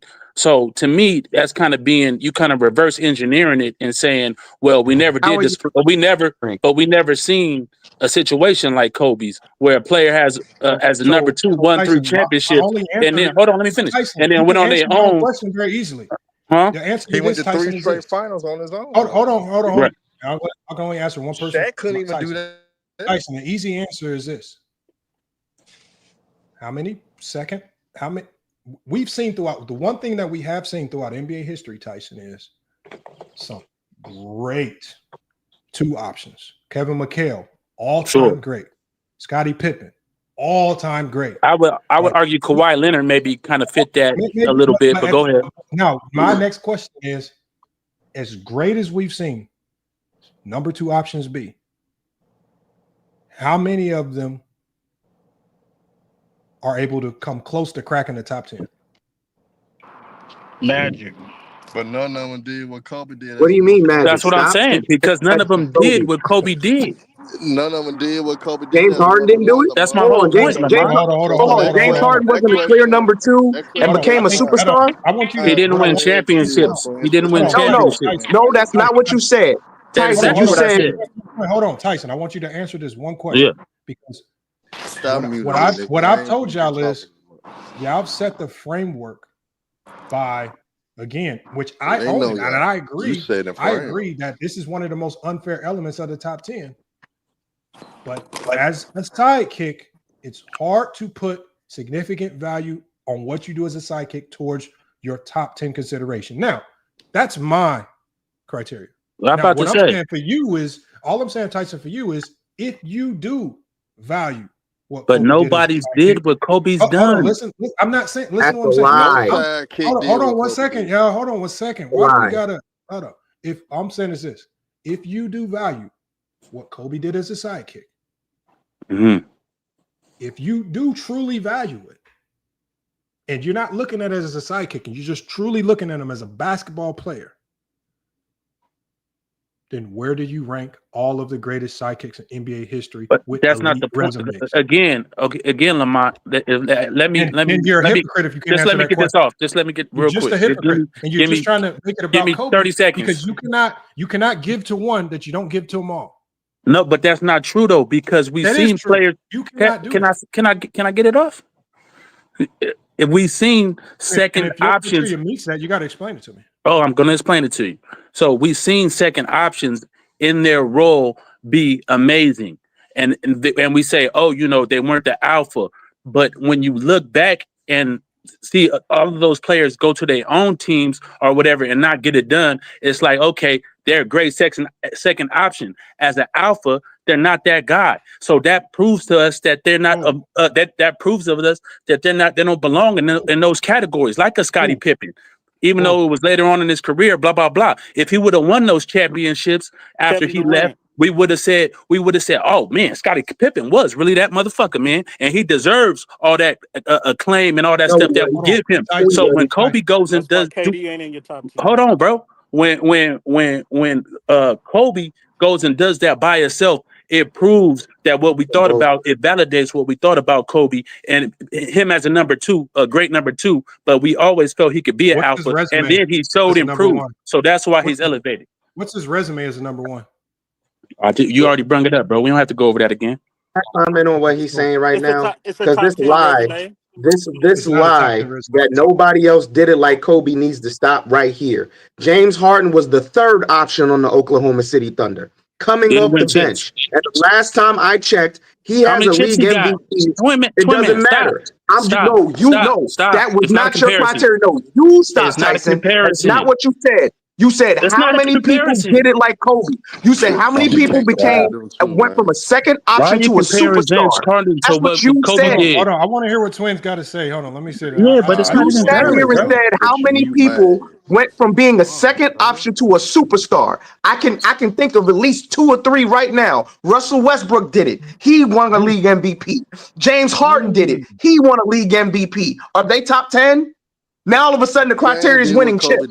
Stop it, bro. Stop it. Again, Kobe does not have a top 10 resume. And like Lamont said, a sidekick has never been able to get in the top 10. Y'all trying to make an exception for Kobe, and it's just stop it. All those players, and my response to that is all those players did is prove they were great talents, but they couldn't win as a number one. And Kobe won as a number one. Kobe won as a number one with a great team. All those players proved that they were great talents. All those players proved that they were great talents, and they couldn't win at the number one. So far, does Russ have a league MVP? Did Russ go from a role player, a number 2, to a superstar in the league? Yes or no? Did Russell answer my question? Did Russell Westbrook go from a second option to a superstar in the league? Did Kawhi Leonard go from a role player to a superstar in the league with a league MVP and chips? Hold on, let Tyson answer. Let Tyson answer. Please let Tyson answer. Of course, and I said that all those players were proved. My answer was that they were great talents, but they couldn't lead a team to a championship. Kawhi got a chip. Who? Kawhi. He did it with the Raptors. And Kawhi, if he remained healthy, it would be considered a top, maybe, and this is hypothetical, but if he stayed healthy, he could be considered a top 10 player. Absolutely not. Even if he stayed healthy, he would have never been a top 10 player, and y'all know it. We agree. Hold on, Tyson. We don't agree. Tyson, hold on. So he did give some 3 really good, you said what other player has went from being a sidekick, the second option, right, to being superstar, and James Harden is. Hold on. Well, Harden, okay. Hold on 1 second, Tyson. Yeah, I'm trying to twist my. Okay, go ahead. No, I'm not. No, hold on. You asked the question. You posed this question, and Twin called it. He said, "You said what other players have done what Kobe's done." Went from being a second option, and when they get that opportunity to be the one option, they evolve into what the superstar status. Russell Westbrook did it. Russell Westbrook did it at a historic level, having a season historically that we had never seen up until Nikola Jokic was able to duplicate it. 100%. James Harden did it to the likes of, we had never seen a guy scoring the ball like he was scoring the ball. The last time we saw somebody scoring the ball like he was scoring it was like Michael Jordan almost. I mean, he was scoring at a historic clip and doing it at a ridiculous rate. And so what you're saying is, when we look at this, hold on, when we look at this, hold on 1 second, y'all. Hold on 1 second. When we look at this right here, what you want to do is, first of all, what you want to do is you want to say they didn't. When you talk about, you want to only hold over their head the fact that they didn't win a championship. Hold on. We can see, hold on 1 second, Tyson. As we can see with Kobe Bryant, he couldn't win either until the right coach and team got into place. This is even Kobe himself. Kobe himself even said on the video that I have, he don't win a championship without Paul Gasol. I agree with 100, but we can only. Hold on 1 second, Tyson. Let me bring my point home. Okay, you got it. What I'm saying is, when you look at the time when Kobe was a number 1 option, they didn't start winning until they got a true number 2 option.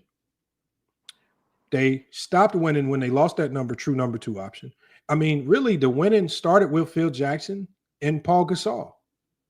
The winning didn't start and end with Kobe. I mean, so like again, and that's the funny part about. Come on, don't do that, man. Oh, okay.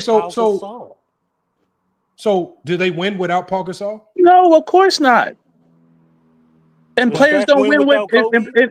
and Jordan don't win without so and so. And no player wins without And whoever. typically, and hold on, this takes me to my point.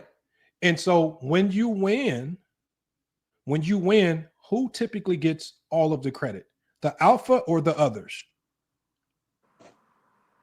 What's that?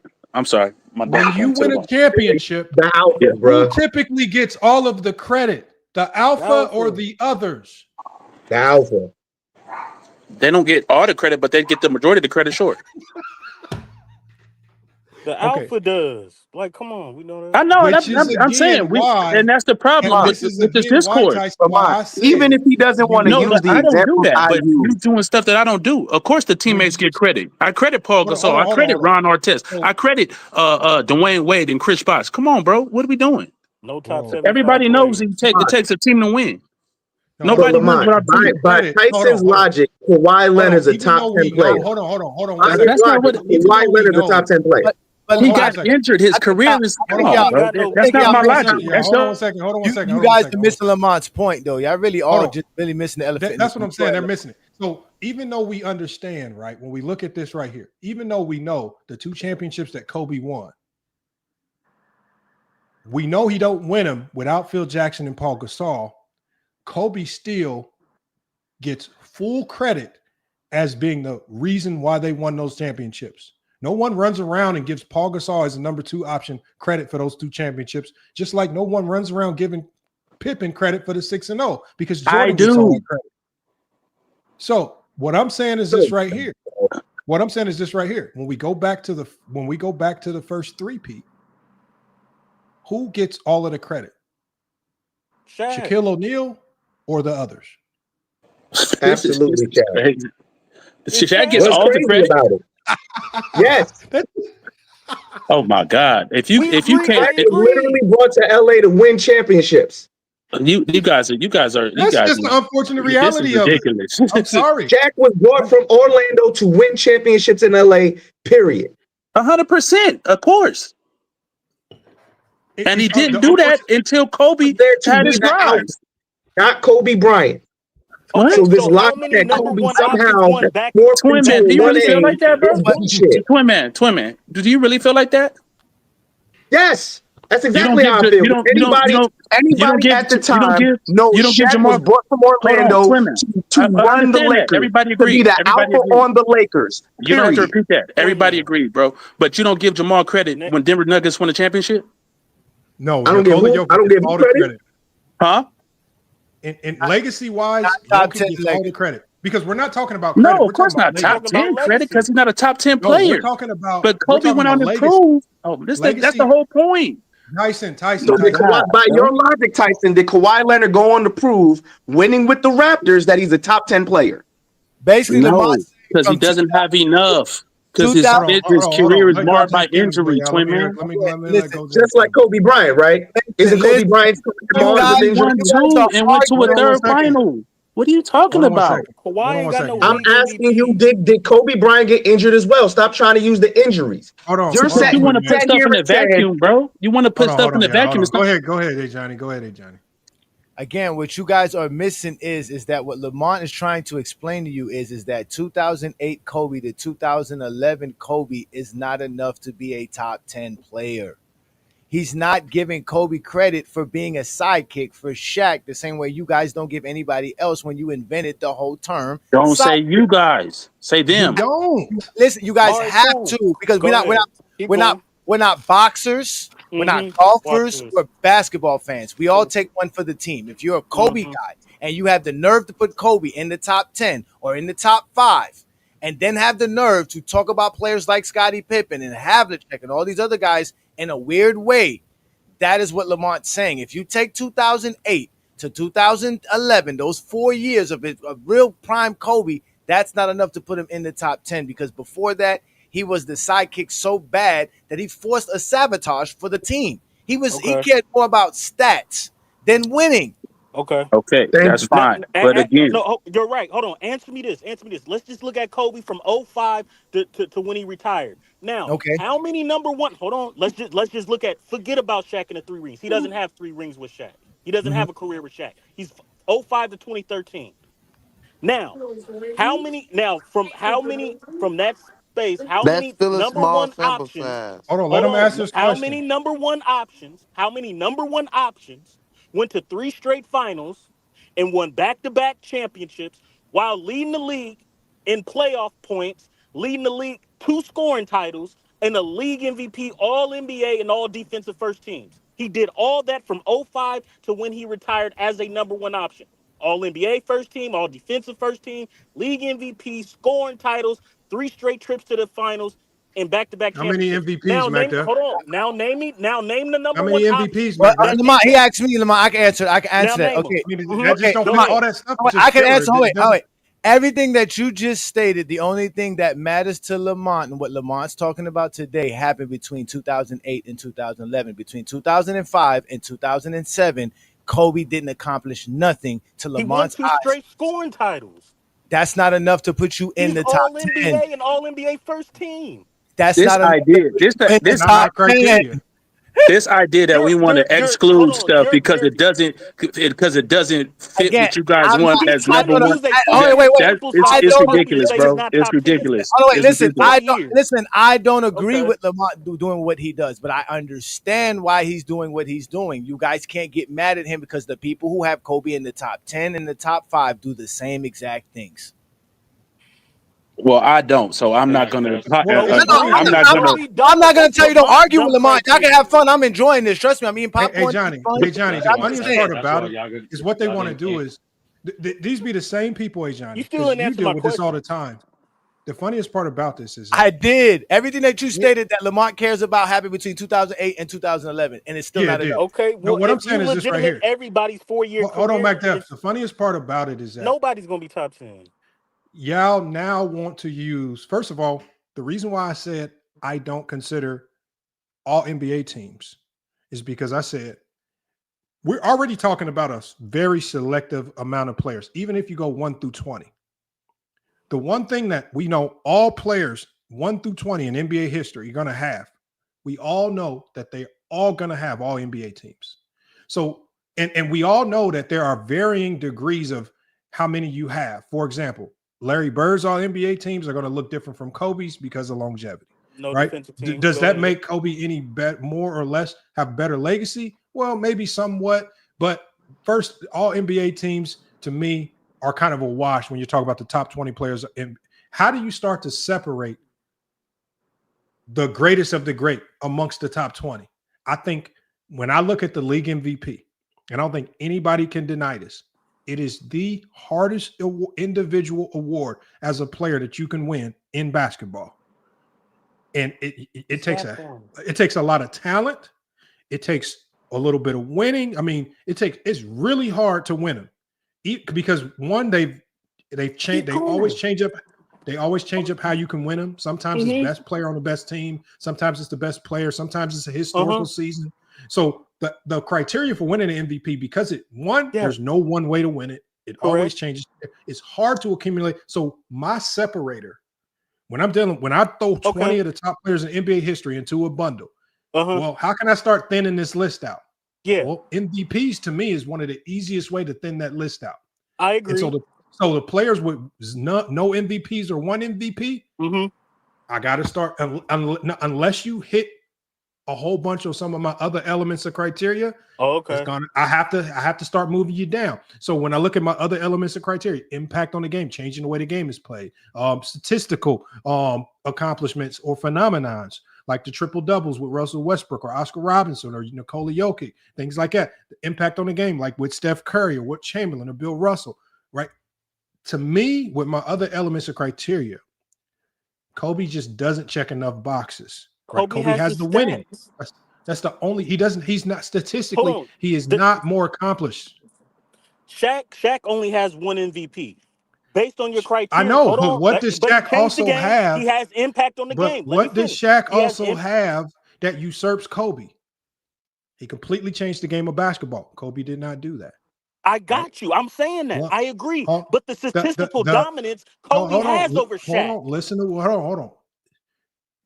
Most dominant player, looked at the most dominant player in NBA history. Kobe don't have that. So he changed the game, most dominant over the course of his period of dominance, right? He was the alpha on his team. How do I start taking this away from Shaq? And for Shaq, I have Shaq towards the bottom. You still got him top 10. He has the him impact over over Kobe, but he doesn't have the statistical. He doesn't have none of the statistical dominance over Kobe Bryant. Shaq does not have that. It's not about beating Kobe out. It's about doing something historically great and it beating out everybody else. McDev. It's his criteria, bro. So if he go, hold on. Let's do this. You know what I'm saying? Like we can argue till you blue in the face. We can argue till you blue in the face. He's lying. Hold on, Kobe ain't do nothing great. He copied somebody. I want to do a test. McDev, what's your criteria? Championships. Okay, hold on. Let's type it in. You can go ahead, type it in. Okay, hold on. The fuck? Always gotta But have what did Kobe do historically? Hold on, y'all. He averaged 35 points per game while being first team. McDev, what's your criteria? Championships and what else? And hold on, and he scored 600 points in three what straight is your playoff criteria, series. McDev? Nobody ever did that. Championships. Peak. Okay, what else? Peak. Okay, you got to define peak a little bit better. 5 year peak. 5 year stretch of great play. 5 year peak. What else? Playoff performance. Okay. Stats and accolades. Mm-hmm. Impact on the game. Okay. And last competition and teammates. Competition. How do you define competition? Who you beat? Okay. Who you beat? The reason why I'm saying this, hold on, McDuff. The only reason why I'm asking this is because there are some 50-win teams that are better than some 60-win teams.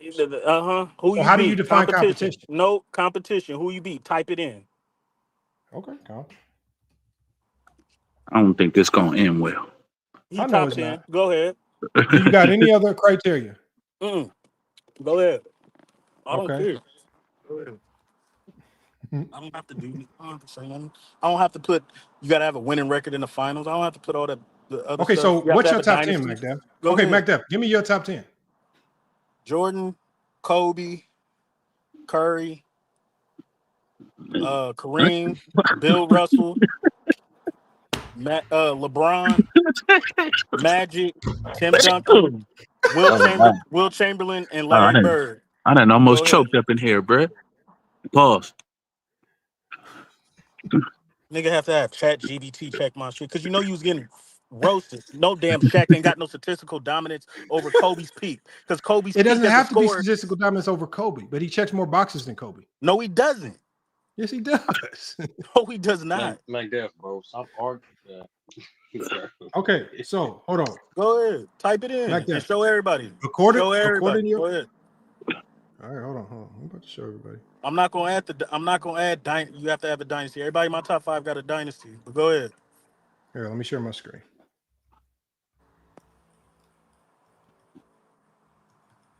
Magic got all these MVP. Nigga had a video saying Magic was never the best player in the league, but all of a sudden now his MVPs count towards his criteria to get Kobe out the top 10. Yeah, but how I McDuff, the easy answer to that is this. Yeah, no matter the top 10 up there. Hold on, McDuff, because it's a very easy answer to that. No matter how I feel personally or emotionally about what a player did in a specific year, what I cannot take away is an accolade that they achieved. So if I, for example, I don't really care for Hakeem Olajuwon, I will never be able to take away his 2 championships, his MVPs, his defensive greatness, or finals MVPs. Argue that put him close to the top 10 or in the top 10. The thing is, just once you attain it, I might be able to cry about it or be upset about it because talking about Magic not being the best player it's just an emotional plea. But at the end of the day, he got the MVPs. And I can't take those away, no matter how I emotionally feel about it. Mm-hmm. So So at award the end that's of the voted. day, what do you want me to than do with I Magic? got You want me to pretend as if the MVPs don't exist? I want you to understand that he was a number one option not until 87. So he only had 5 years of being a number one option. Go ahead. Put the criteria up there so everybody can see. All right. We count all the Magic stuff from his career from 80 to 86. You don't count when he was the Magic number stuff. 2. I got him in my top 10. All right. So MacDef. LeBron. Your number one player of all in my top time. 10. Your number Go ahead. one player of all time. Your number one Yeah. player of all time is LeBron James. LeBron top 10. Go ahead. Keep going. Jordan top 10. Jordan. Keep going. Kareem, I had top 10. Magic, I had top 10. Keep going. Tim Duncan, I had top 10. Yeah, Steph Curry, yeah, had him top 10. Keep going, nigga. Shaquille, had him. No, I don't got Shaquille in the top 10. Kobe, top 10. There you go. Larry Bird and Hakeem. How you gonna have Will Chamberlain and Bill Russell out the top 10? That's wild. That's you. That's you. Championships matter. No, you have him in the top 10. This is just your. Well, that's the only thing. They got Hakeem. That's for ChatGPT. That's ChatGPT. Will Chamberlain and Bill Russell outside the top 10 is crazy. But go ahead. Y'all got it. ChatGPT got it. So no Wilt, no Bill? No Wilt and Bill Russell. And Bill Russell, I said stats. Why don't you stats have Wilt and Bill Russell in your top 10? I don't know. Stats and accolades is number one. Bill Russell got the Well, you said competition. playoff, I think the competition put performance. them out. No, I think competition put them out. Because you said competition. We'll let that Hakeem play better competition. Yeah. But did you say competition? If you say competition, I said competition and who you competition is biased, but that takes out Wilt and Bill. If you want to say that, cool then. I mean, it's true. I mean, that's why I said you got to explain what competition is. You said Will no. beat Bill Russell and Will. But hold on, y'all. Kareem, Didn't I tell him to explain what competition means? No, I'm not tripping off what Chad he's just had. gonna kick your 60s players out. I'm not tripping off what Chad had, but look at what Kobe. Look the play of where Kobe was at. That's what we were talking about. And people that say Steph Curry ain't top 10, yeah, thank you. So I have Curry in my top 10. I don't care. Kobe's top 10, nigga. Kobe is top 10. That's because you're a Kobe fan. Kobe is top 10. Now, ChatGPT said it based on the criteria. Got to give it to him. That's what I'm saying. Let me see what it says. Hold on. Let me see what it says. I mean, if you go with competition, if you use competition, that's going to put them in. Well, that's his criteria. Yeah, right. Great T news. I don't care. I don't care what he talking about. Because it says Kobe. It says Kobe peak. No, it went better than that. 2006 to 2010. Yeah. 1 MVP. It gives him credit for all NBA teams, all defensive teams. Yes, sir. And it says competition. He beat Duncan. Yeah. The big three Celtics, Dwight Howard, CP3, KD, and Russ. That part. I mean, nobody played more competition than Kobe. That part. Mm-hmm. Mm-hmm. But also when you incorporate competition, what you do is by default you bump out Wilt and Bill. Well, based now on you got significant flaws. That's based on ChatGPT. That's cool. Based on competition.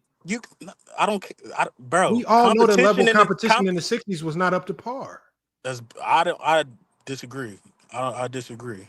You want me to ask it why it didn't put in Wilt or Bill? No, but it had Kobe top 10 and it had Curry top 10. I could care less about why it didn't. Why don't you care? Hold on. Why don't you care about? Hold on. And Will why don't you care about the other stats. people? How come you don't care about the other Because players the main option was to see where Kobe was based on my criteria, nigga. That's why. I could care less about everybody else. It was about Kobe. The stream is about Kobe. Why so Kobe ain't top 10? Why Kobe ain't top 10? Now.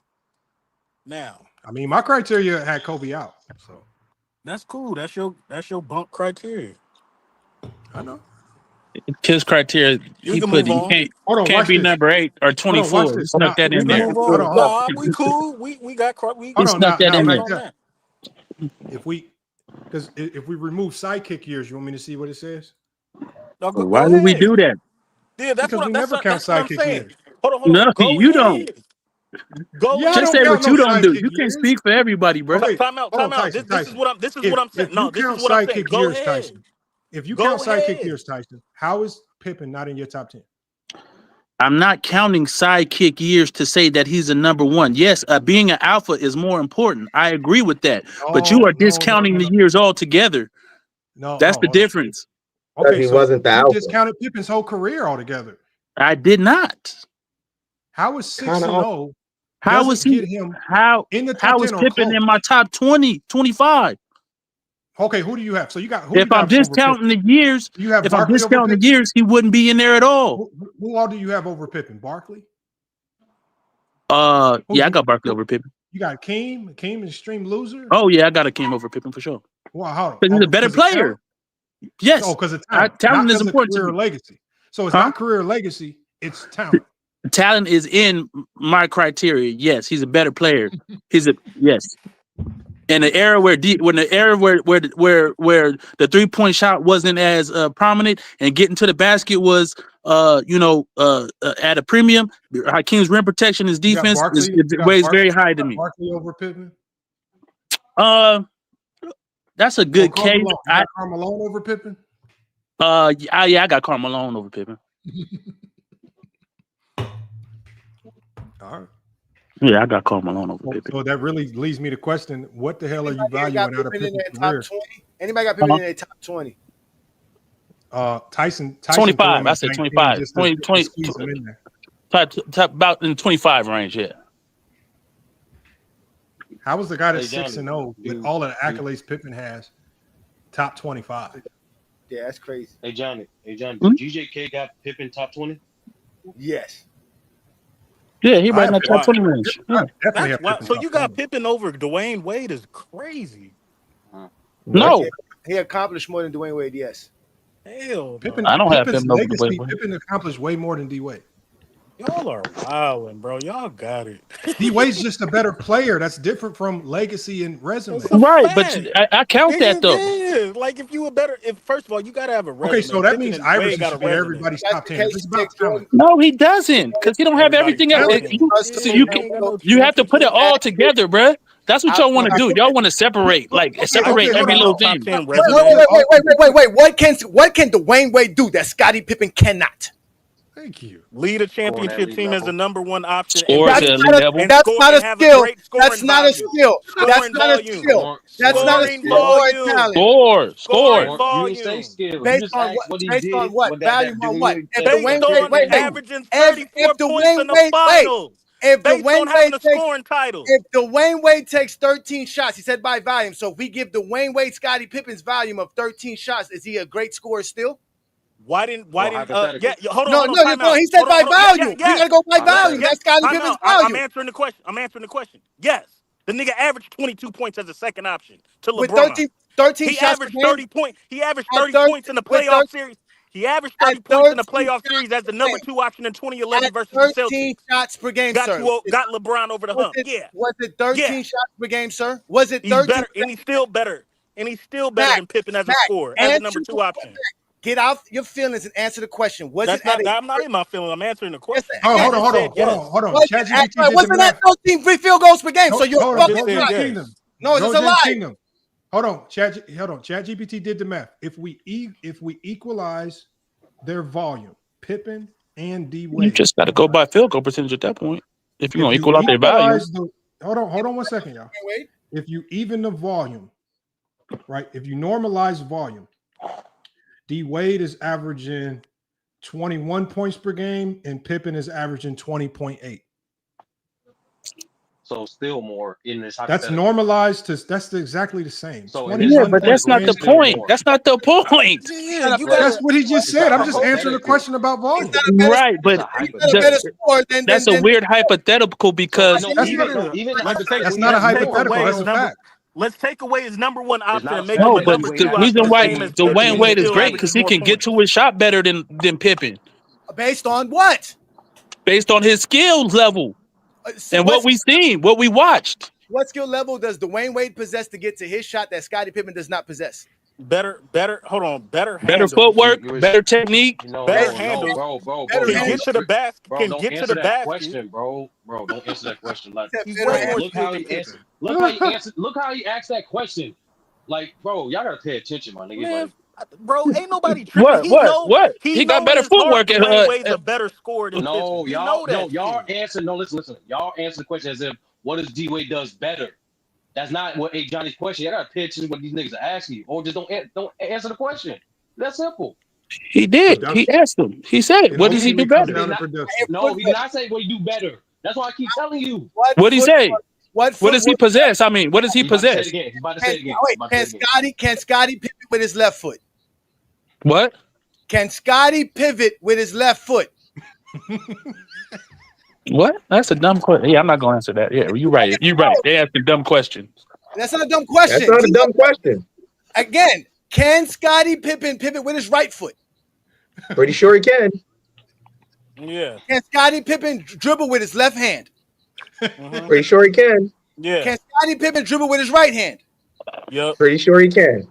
Can Scottie Pippen cross over from right to left? Yeah, he can. Pretty sure he Keep can. going. Keep going. No, watch it. Keep going. Can Scottie Pippen dribble from left to right crossover? Yeah. Yes. Can Scottie Pippen pull up going right? Yeah. Can Scottie Pippen pull up going left? Mm-hmm. Can Scottie post up? Yeah. Yeah.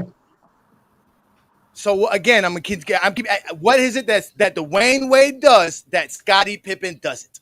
Again, as a scorer, There you go. There you go. Now you can answer that question. And that's not the same question. As a scorer, he has more scoring aggression based on the volume he put in the playoffs and regular What if he season. equalized the volume? Scottie scored more points in the playoffs than Dwayne Wade. Let's continue. Let me Let's finish. continue. Let me finish. I didn't. First of all, I didn't finish. It's not continue if I didn't finish.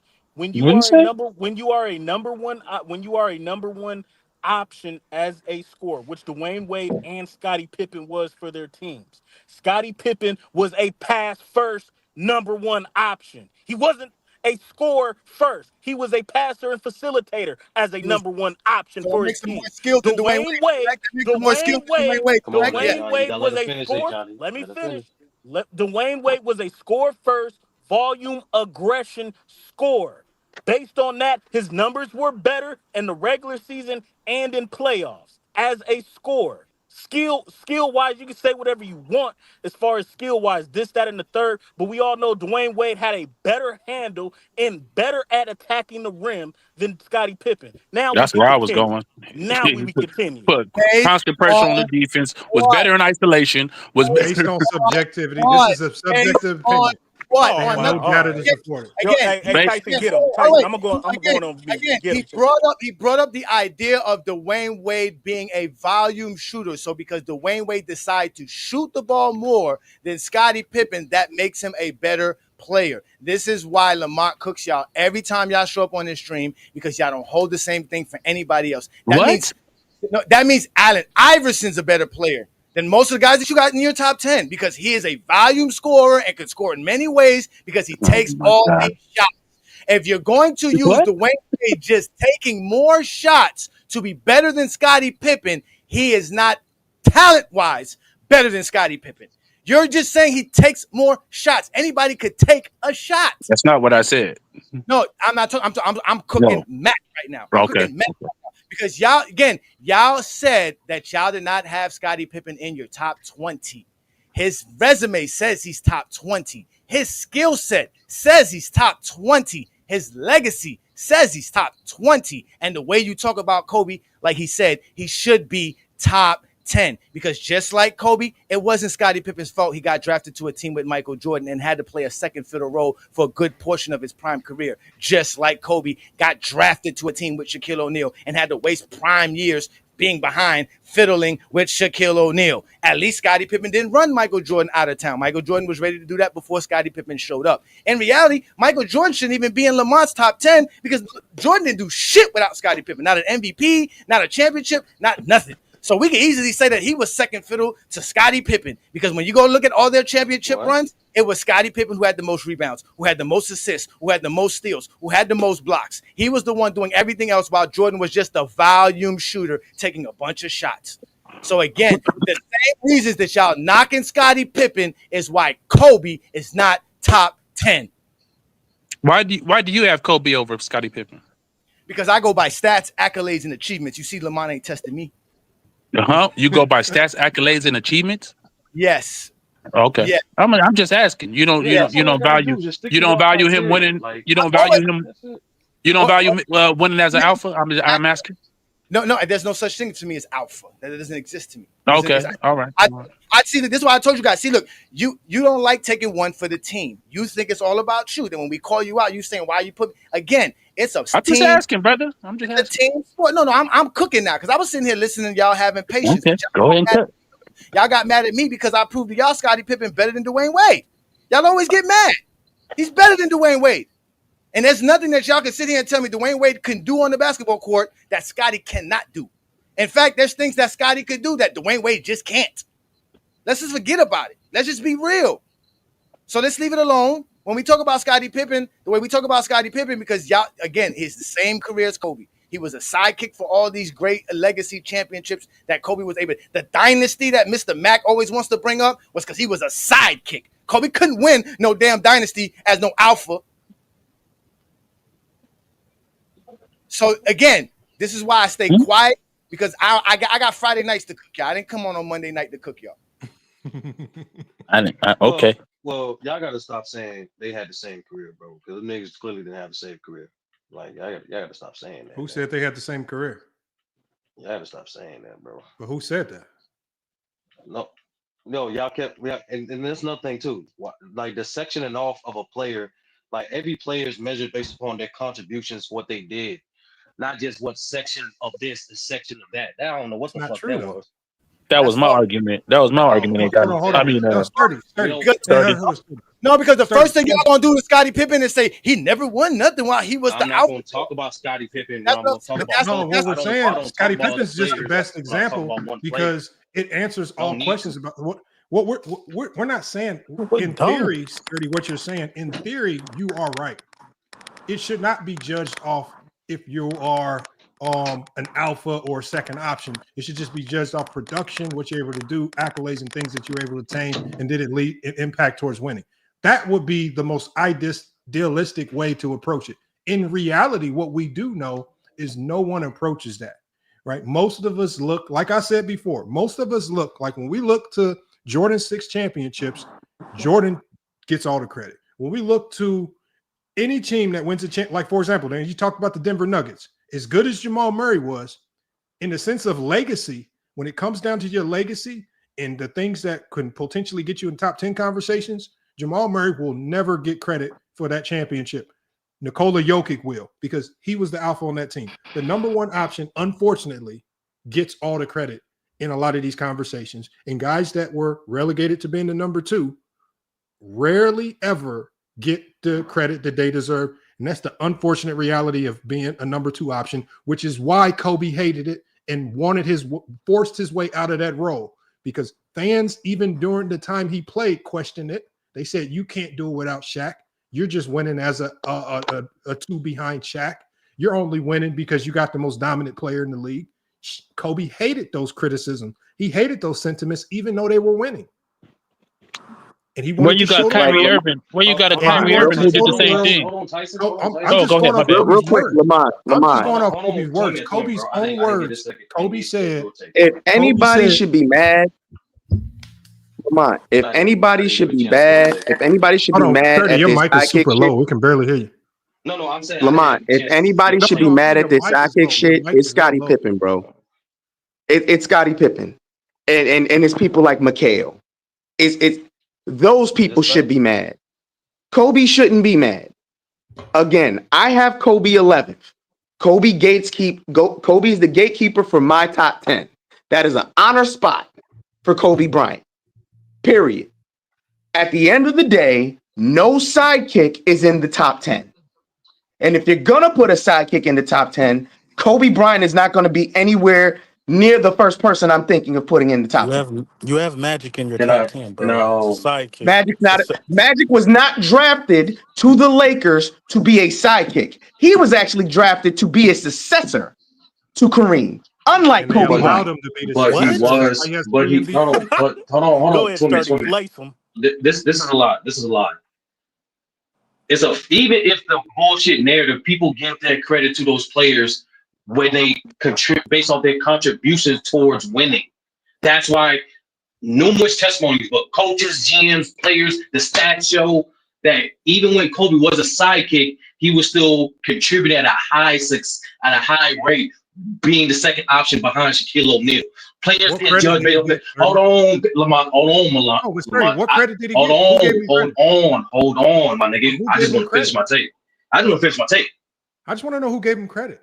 Yeah, I just want to finish my take. Kareem won league MVP, Magic. So players always have to get judged by their contribution. That's how that simplistic ass narrative even gets started in the first place, because the quote unquote alpha contributes the most. So when during that time, when you have players, coaches, GMs, like I said before, regarding Kobe as a top 5 player, the stats showing that Kobe was a top 5 player as a second option to Shaq is because of his contribution. And honestly, I said this on your platform, GJ Clapp platform, and any platform I've been on, that it's not a detriment that Kobe was a second option to Shaq. It's actually a testament to his greatness and an indicator of his versatility as a player. Because the circumstance he was in, he was able to contribute to a championship as the second option and as a first option. And most importantly, it ain't just the championships. It ain't just those 5 years that people restrict him to. It's his overall contribution. That man got 13 years of prime in the NBA. That man, out of his 20 years he played at home, Lamont, out of the 20 seasons he played, he was considered by his peers, coaches, GMs as an elite player for about 15 years of those. It ain't just 5 years. And so in some of those seasons, that 13 years I'm referring to, Lamont, is not wasted years, because that man was still performing at a high clip. Even though his team was not winning, and you even said to your own platform, I don't expect no fucking team to win when they have Kwame Brown as they starting center. So even but despite that, he's still, like most all-time great players that have their top 10, that have seasons where they have all-time great performances and their team don't win. They have seasons where, hold on. No, hold on, bro. I stop you because I'm just trying to figure out why we're doing this for Kobe. We don't do this for nobody else. No. Once again, man, you have. Hold on. I'm just telling you to hold on, because the only reason I got to stop Sturdy is because he's going down a road of things I just did not say. I didn't say you said that. I'm just giving my take. Hold on 1 second. I know you can finish your take. You can finish your take here in a second. When we're talking about the things, the elements that allow players to crack the top 10, I'm not talking about just being good. I'm talking about the things that we know, because I've even said, winning championships, it's kind of a must-have. You kind of got to have them if you want to crack the top 10. Is that fair? Because all players aren't afforded equal opportunity to win championships because of their organizations. It's not fair, but it's just kind of a must-have. I mean, Sturdy, you might be the only person. Lamont, how many times are you going to repeat your criteria, bro? Can I finish? Hold on, Sturdy. You might be the only person you might be the only person in the world that believes Hakeem Olajuwon is still top 10 without his 2 championships. It's not Hakeem.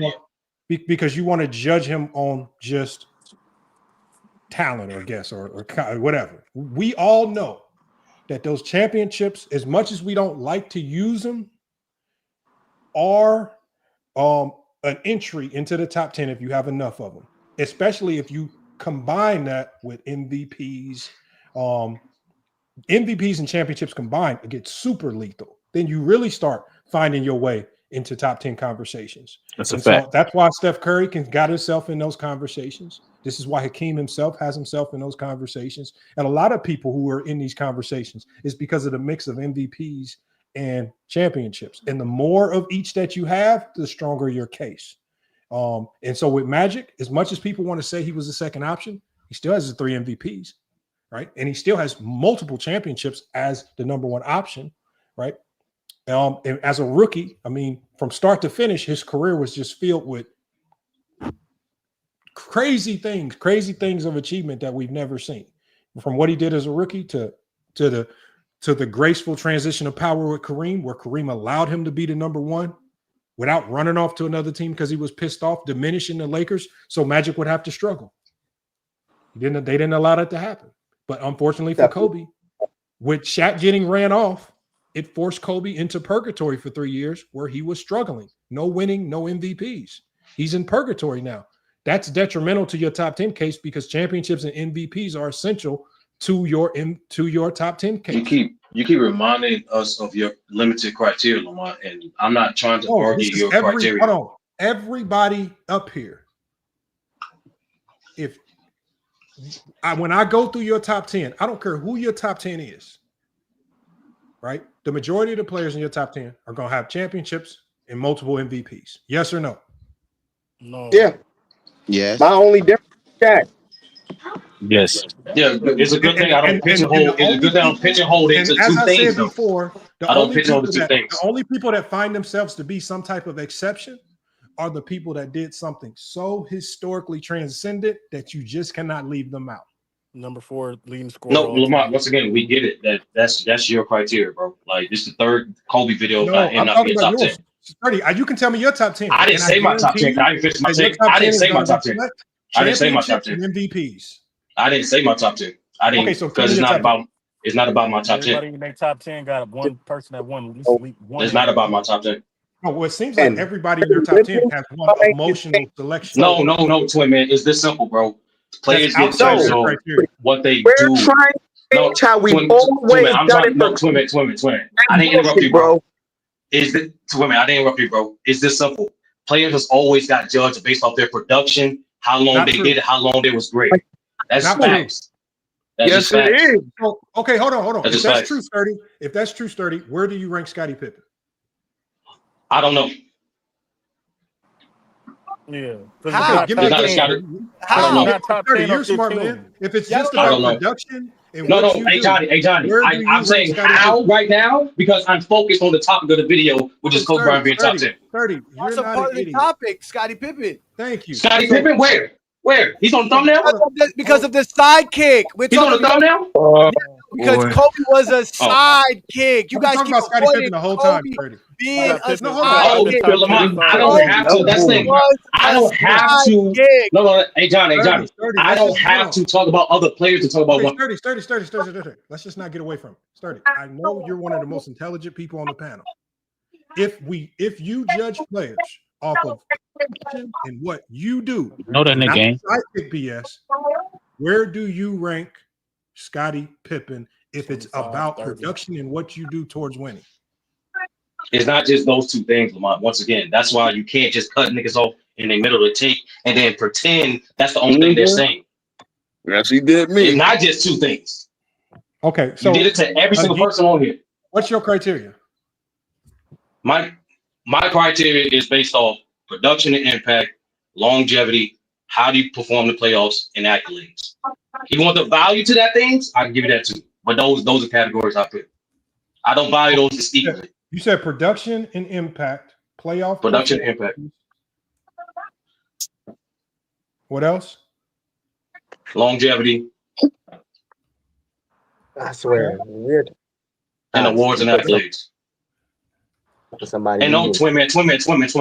Okay, what else? Once again, what else? No. This has to be addressed because he keeps interrupting me. This has to be addressed because he keeps interrupting me. I'm not interrupting. Here's what else. No, you're not. Twin man is. I'm not a Kobe Bryant fan. I like basketball. Okay, what's the rest of your criteria, Sturdy? You don't need no propaganda to give that man credit what he did.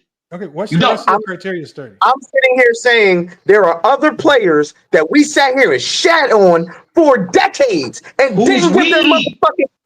I'm not French. Sturdy, can you just give me your criteria? Twin man, you talking? I'm not changing anything up for Kobe Bryant to shove him into the top 10 where he don't fucking belong. I'm not doing it. Don't do it then. Calm down, bro. Yeah, it's basketball. To prove that he's not top 10, all right, hold on, y'all. Please hold on. I'm just trying to get all of Sturdy's criteria. Is there anything? Because this is very general.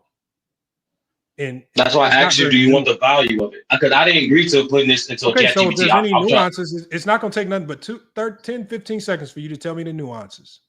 Am I talking to you or ChatGPT? I'm asking. It does matter. One person has a soul, the other person don't. Okay, so tell me the nuances.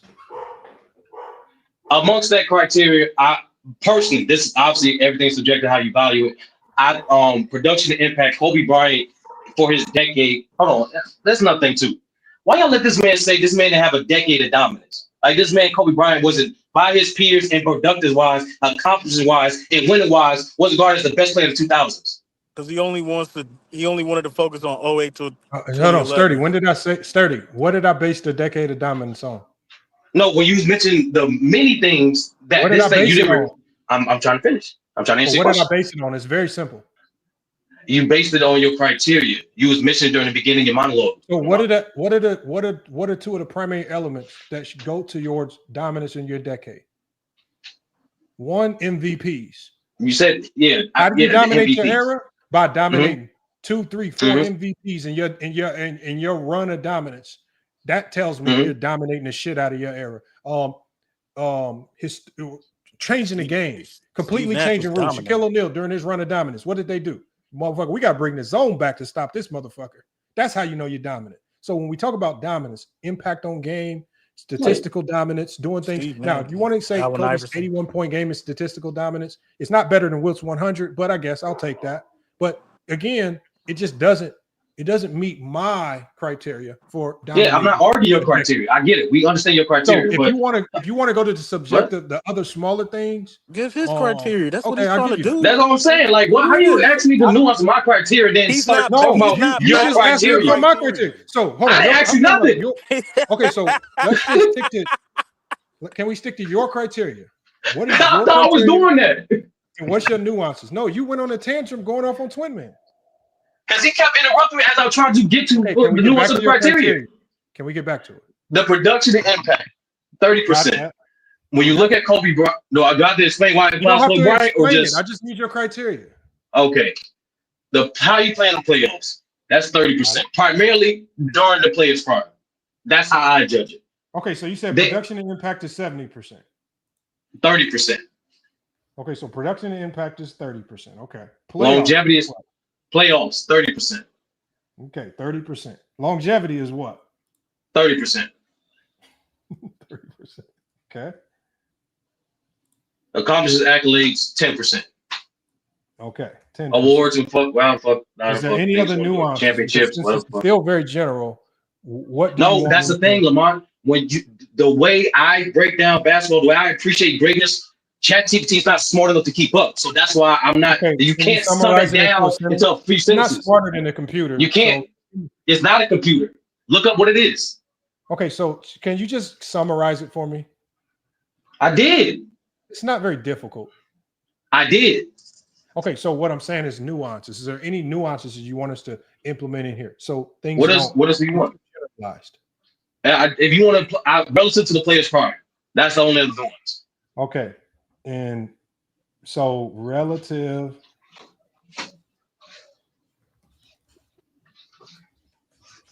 Players prime. That's all you want me to say? Yeah, he said yeah. What?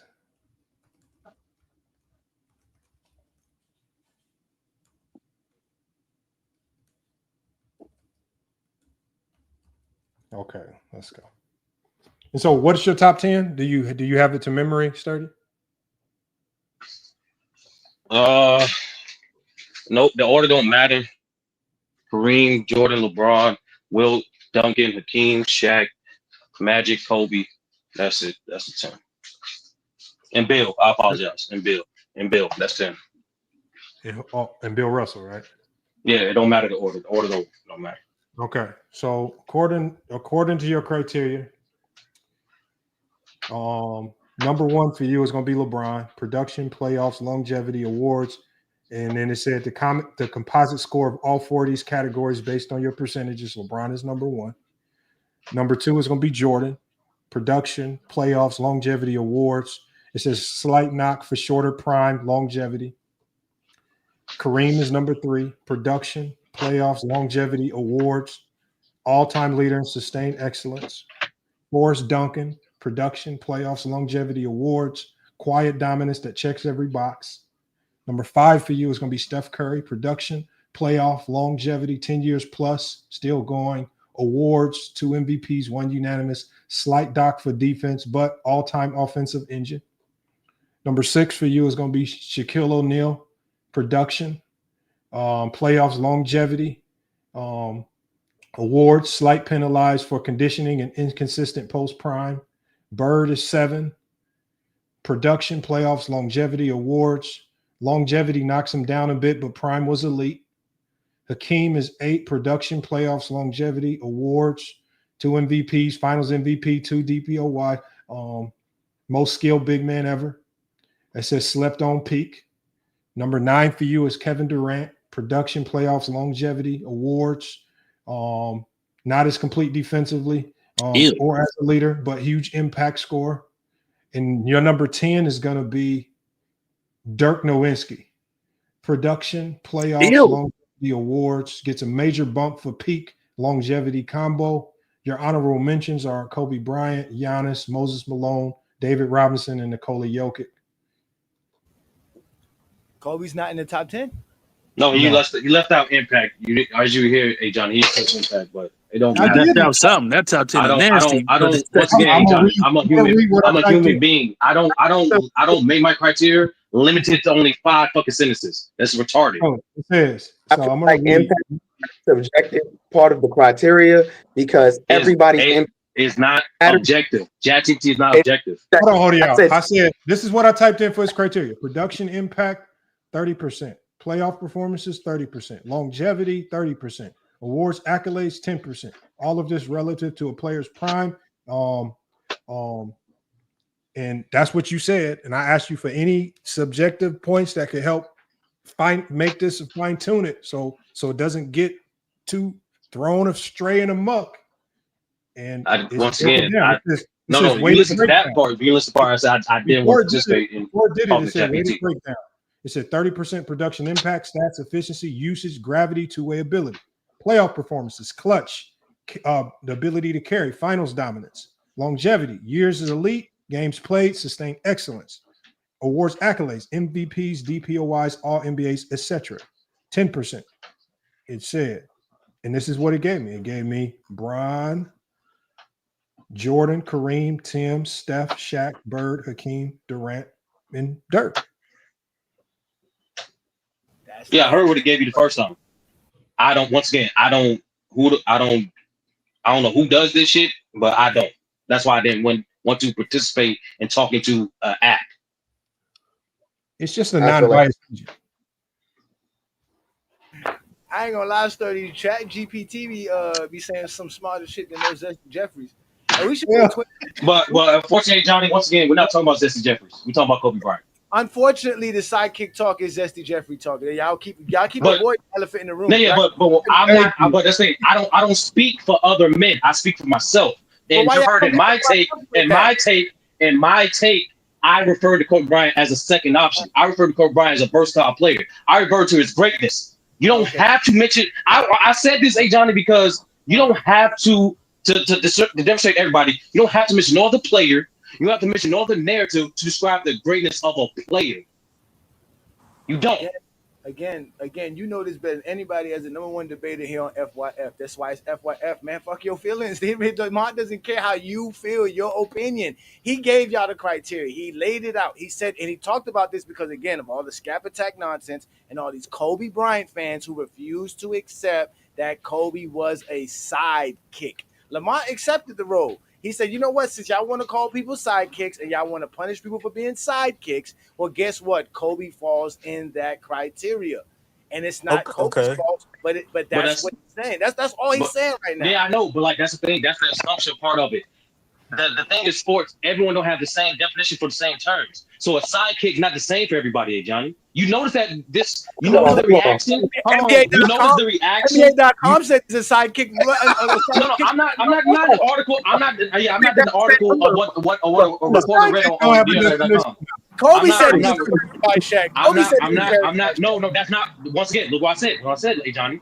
There's terms and definitions of sports that everyone don't have a uniform definition for. And sidekick is one of those things. It is. Okay, Same reason why people don't have the same definition. Same reason why people don't have the same definition for dynasty. Same reason why people they don't. Like, even though we understand our idea of what it is, it don't have the same threshold for everybody. 30. Are you saying we don't know what a sidekick is? Please let me comment on this real quick. Once again. He said it's vague. He's trying to make it seem like it's vague. It's innocuous. Everyone don't have the same definition of it. That's what I'm saying.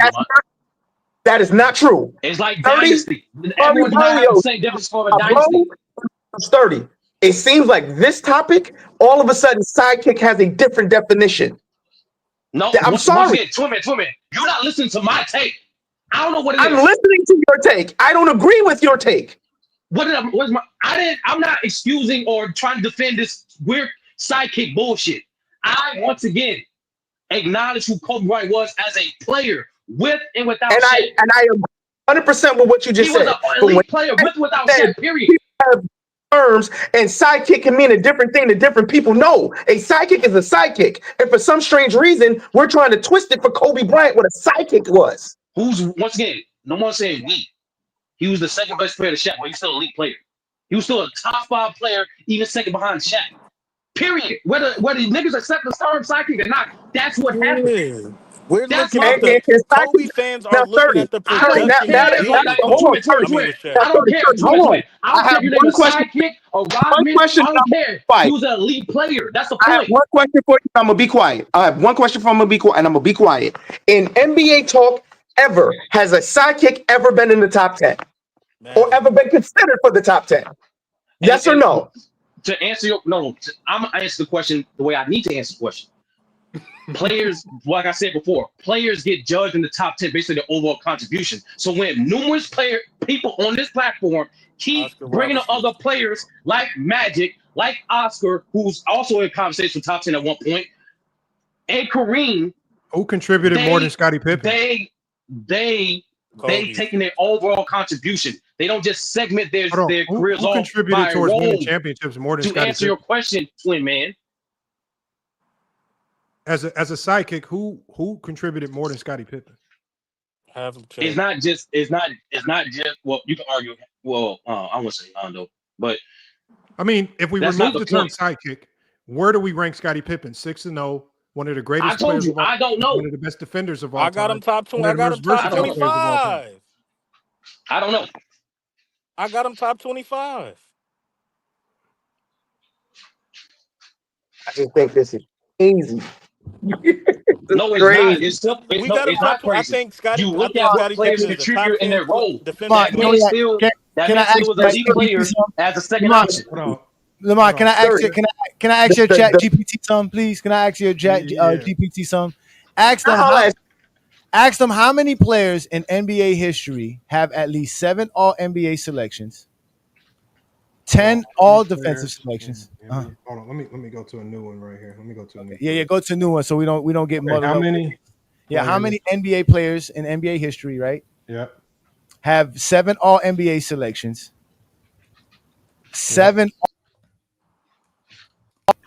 10 All Defensive selections. Hold on, you said 7 All NBA selections. What else? And 7 All-Star selections. Oh, okay. I'm about to read off Scottie Pippen resume and 10 All Defensive selections. LeBron ain't on that list. 6 championships. Mm-hmm. And have at least 3,500 points in the playoffs. Total points in the playoffs. 3,500.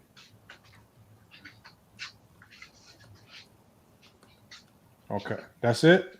That's it. All right, let's see. It says only one player in NBA history. It says that player Scottie Pippen. So basically, Scottie Pippen's resume is one of a kind, unique production in NBA history, and you said he's top. Anybody. No, it's not. Shut up. You can do that. No, you can't. No, you can't.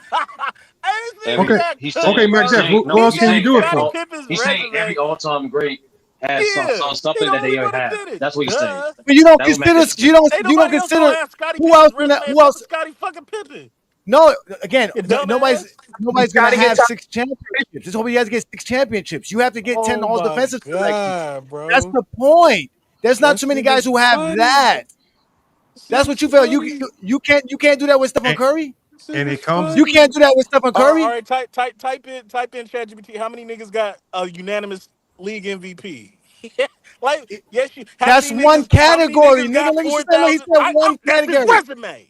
That's one category. That's what he did. That's one category. How many That's niggas it. got 4,000 3-pointers? Nobody. That's on his resume. That's why Steph Curry's You top do that 10. with anybody. But hey, Johnny, But, watch this, bro. but he Like- did it all like- while being an alpha. If Dumbass. Steph Curry was doing everything that he did as a sidekick, he would not be Not considered in the But, top 10. Hey Johnny, He, you can do the same. he got 3 Hey, he Johnny. got 3 years as a sidekick to KD. What are you But hold talking on. about? I thought Hold I on. thought KD was the best player.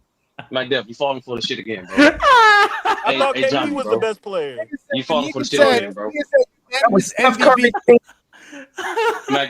No, hey Johnny, is No, this I'm just saying like what I can do people the same say. thing for I know Kobe? I Like feel. if I No. ask Chat, hold on, hey, hold on. If I ask ChatGPT, hey, how many NBA players in NBA history have at least 5 championships, at least 15 All-NBA selections, at least 15 All-Defensive selections, and has at least 3,000 points in the playoffs, some shit like that. It's like you can do that. The point is, Tim it's gonna end up saying Tim Kobe. Tim Duncan and Kobe. Let's continue. Okay. What else did they say? You said that all mid, He all says- okay, bet. Okay. And 19 All-Stars. That's okay. The 18 All-Stars, you got them there. That's it. That would only be Kobe. That's my point, bro. Like you can every all-time great, No, you can cookie cutter it to that point. Again, but No, you said All-Stars. You said Hold All-Stars. on, I didn't. hold on, sturdy. Y'all are comparing Scottie Pippen Hey, to something that Kobe did. That's why y'all fraudulent. Y'all hypocrite. No. Scottie Johnny, Pippen- Listen what I'm saying. Hey, Johnny, what we've listen what I'm gotten away saying. from. Hey, Johnny, listen what I'm saying. Hold on, sturdy. Hold on 1 second. Hold on. What we've gotten away from is this right here. Sturdy, you said that the sidekick is BS, and you don't. I didn't say that. I did not say that. Okay, did you That's not say wild, that sidekick bro. doesn't have a true definition? I said everyone has a different definition of sidekick. That's what I Okay, said. so you basically, when you consider your top 10, you don't look at if the player was a sidekick or not. You just look at production and impact. I look at what you asked to do and how productive and impactful what you were asked to do it. That's what I look at. And so it's that's why I say that leads us into the next question, because if you look at what you are asked to do, which and you love using what coaches love say and support. I mean, Phil Jackson, the coach of that team, always talks about how Scottie Pippen did the most. He said specifically Jordan was only asked to score. Pippen did everything else.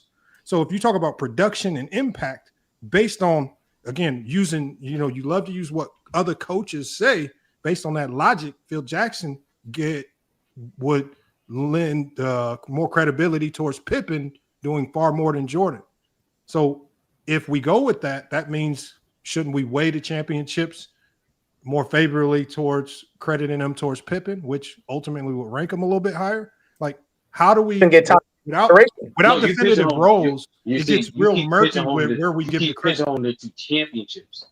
I said your overall contribution to winning. You keep pigeonholing to championships. Okay, so but that's what Phil Jackson was talking about, winning. I ain't saying nothing about Phil Jackson.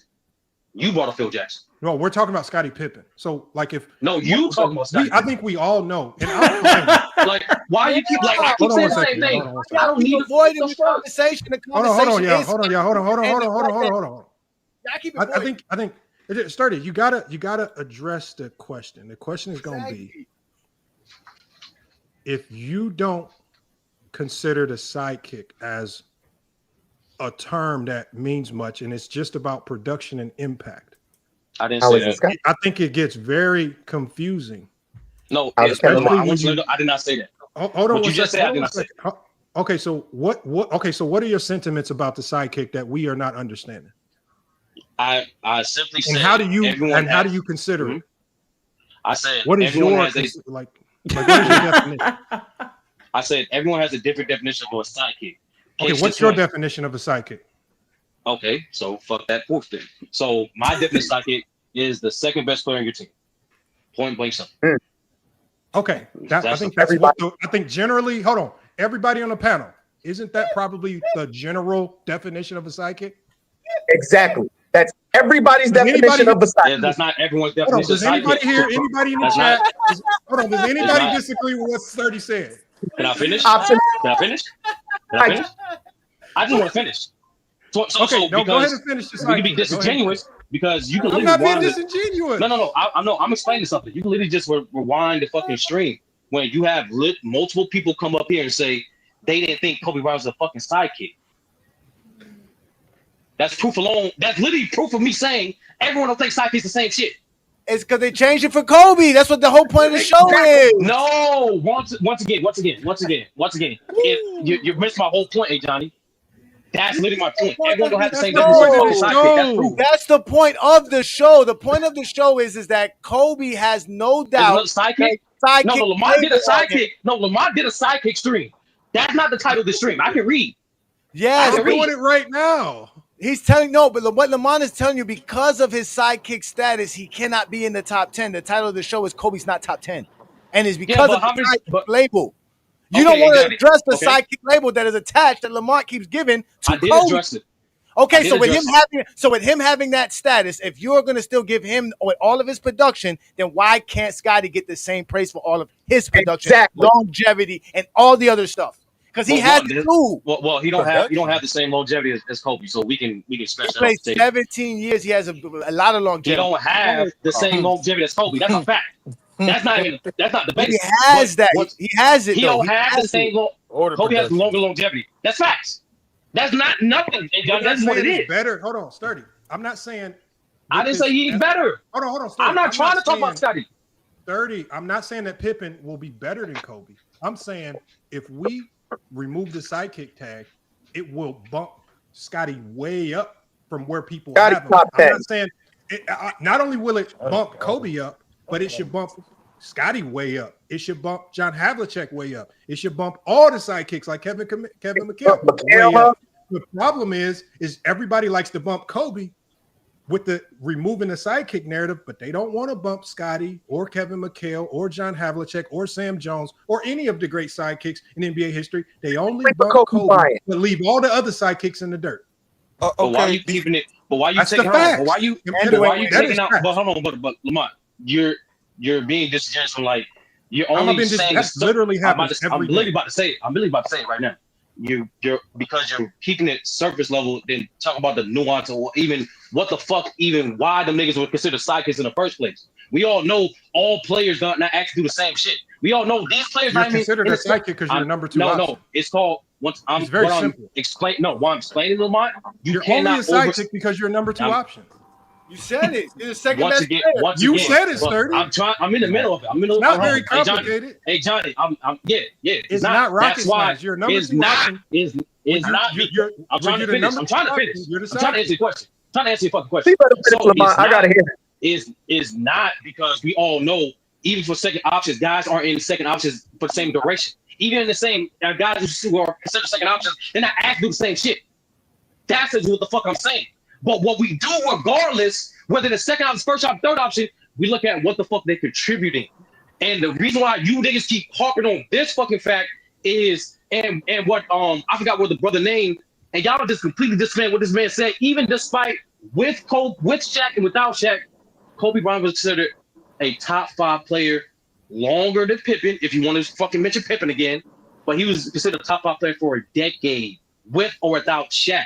That's because of his contribution, whether he was a second or first option. We agree. He was still elite player. We agree there. No. I'm not saying. Scottie was top 5 for the whole 90s. With or without the Bulls. He was top 5 in the 90s. So no, we agree to disagree. I know, but we agree to disagree. It's right here. His power ranking, he never dropped below 7th in the 90s. Once again, Johnny, I don't have to mention below the 7th. I don't have to mention a player to talk about one player, the greatest of one player. I don't. It makes no sense. Compare Pippen and Kobe. You don't want to limit. You don't want to limit conversation. It makes no sense. No. Hey, Johnny, it literally makes no sense to mention a different player from a different decade when I'm talking about a player in his greatness. Makes no sense. I've been using Pippen as the example since you just don't want to admit it, Sturdy. I'm sorry, bro. You did, Lamont. Hold on. You asked me why have Kobe Bryant in the top 10? I'm letting you know I don't have to mention Scottie Pippen at all to explain why Kobe in top 10. That's what we're trying to do. That's what we're trying to do. What I'm saying is, if you're a side, hold on, y'all. Hold on, twin. What I'm saying is this: the things that you want to give to Kobe to explain to us why he's top 10, you have to use the years where he was a sidekick. That's a fact. And look, I'm not opposed to that logic. I love the fact that if you're using what Kobe did as a sidekick to put him into the top 10, I'm 1,000% for that. I'm 1,000% for anyone that's willing to look at what a player does, irregardless of 1 option, 2 option, 3 option, and you're just judging what you do and how you impact towards winning. I'm 1,000% for that. But what I'm saying is, and where I find that people get a little bit hypocritical, is that if you do that with Kobe, you have to do that with everyone else. You cannot just, and that's what I find in this conversation with sidekicks, is that people love to just do it for Kobe. But then conversely, when we talk about the greatest sidekick probably in NBA history, Scottie Pippen, it's never done for Scottie Pippen. And that's where I say it gets a bit hypocritical, because I love that you use everything Kobe did with Shaquille O'Neal as what boosted him into the top 10. But by default, nobody uses what Pippen did alongside Michael Jordan to boost him anywhere close to the top 10. Because if Kobe is, like Shaq said, if Kobe's top 5, because I gotta ignore. I don't know where y'all have Kobe. I don't know where you honestly have Kobe. But if you boost Kobe into the top 10, fucking players, by default, that should give Pippen a boost right behind him. No, it don't, because no, it don't. Hold on, That's all you got to do. MacDev, once again. No, it's not about comparing Kobe and Pippen. Because it's not. No, you don't. Because once again, and you guys keep ignoring it, Kobe Bryant, on top of some of the limited similarities that you show and display during the stream, he has other things above Pippen that makes him greater, like you already acknowledged. So I don't know. I never said Pippen was greater than Pippen. I'm not saying that Pippen's greater than Kobe. No, a guy who, unfortunately, due to circumstance, he was a second option longer than Kobe Bryant. That's why majority of people consider him the greatest sidekick, because his duration was part of it too. I'm not making the argument that Pippen's greater than Kobe. That's what I'm saying. Like, I'm not trying to make an argument for Pippen at all. Kobe a bump up into the top 10 for him for his sidekick years, then by default you have to give Pippen a bump up from wherever you normally have him. Fucking Kobe averaging 28 as a sidekick. Once again, that's why. I look at Hold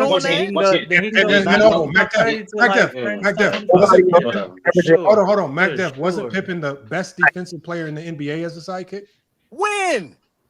In the 90s. Scottie Pippen wasn't one of the best defenders in the 90s? No, he said time out. Hold on. No. He said, was he the best defender in the No. Very specific. Hold on. I'm going to be very specific in my language. He was one of the best. I'm going to be very specific in my language. Hold on, y'all. I'm going to be very specific in my language when I say this, MacDev. Scottie Pippen was the best perimeter defender in the 90s. Period. Was Scottie Pippen the best perimeter defender in the 90s? Yes, I'll give him perimeter defender. Yes. So it was the best perimeter defender in the 90s. You got to leave nuance. I'm going to keep going. Hold on. Let me finish this. And was Kobe, if not the best, one of the best perimeter scorers in the NBA? Yes. Okay, so what you have is you have 2 second options where one is the best on one side of the ball, where the other is the best on the other side of the ball. So are you now Kobe saying is that still top 5? Kobe is I'm not. Hold on. I think what y'all are panicking doing. I think y'all are panicking, trying to think that I'm pushing the argument that Pippen is better than Kobe, and y'all are hitting the panic button. No, we're not. This is not about comparing. This is not about comparing. This is not even about trying to make Pippen better than Kobe. What I'm saying is, by default, if we are going to use the sidekick years of Kobe, which I would appreciate if more people started doing that. If we're going to do that with Kobe, we cannot just do it with Kobe. I want to see more and more people also say, we need to start showing more appreciation to guys like Scottie Pippen, who as a sidekick was just as great as Kobe in their own right. Now, all I'm saying is, did it look different? Yes, because everything that Pippen did great was on my majority was as a playmaker on the defensive side. Everything that Kobe did great was the flashy things that fans love to see, and it mirrored Michael Jordan. You adore it a little bit more. No, and you intrinsically end up valuing it. How is it crazy? And you end up trying to hold on, Macduff. Let him finish. I'll answer it next. And you end up valuing what Kobe did more because it's scoring, and we know that. We know how fans feel about scoring. Okay. We know that fans need don't. scoring. The Lakers didn't need scoring. Keep So going. all I'm saying is, Mm-hmm. we're talking about two players who one was the best defensive perimeter player, one was arguably, if not the best perimeter scorer in the league as second options. But what we see differently is they get weighted differently, because what Pippen did great doesn't get weighed as valuable as what Kobe was doing great, because y'all think scoring is much better than a great defender, right? Even though Pippen in his own right was a decent scorer, was a great scorer, especially when you look at how low scoring the games were in the 90s and the points per game he was able to put up based on the pace of play. So I think averaging close to 20 points per game with a lower pace of play and being the best player. When you look at his impact and productivity, like Sturdy said, it's hard to deny that his impact and productivity towards winning those championships wasn't more or equally as great as what Kobe contributed in the three-peat. I'm gonna tell you why. As Scottie Pippen, hold on. Scottie, that shit don't count, man. Go ahead, twin man. Go ahead. What kind of briefcase he got? No, not because it's bothering me because y'all are literally trying to overlook what they're saying. If you're gonna sit here and try to give Kobe Bryant and try to literally twist this shit to fit some bullshit narrative, how isn't Scottie Pippen, who in my opinion made fucking Jordan's legacy? Jordan wasn't doing shit until Scottie Pippen fucking got there, losing in the playoffs, losing in the regular season. That's not 100% true either. Let me get him. Hold on. We got a new person. Your opinions. Nobody opinion. Nobody cares about your opinion. Stop coming here and talking about my opinion. Stop saying that shit. Just because I don't really let me go to casual, and I'm coming right back to you, man. There's only one question I got. Let me finish what I was. My literally question is, hey, on every sidekick in NBA, man, you gotta hold on. You gotta No, hold on. Don't do that. Don't do that. No. I literally want to know, Twin Man, is this the starter pack briefcase that you brought to the stream today, or like, is it like plastic? Do you got like a backpack? Like, what you bringing?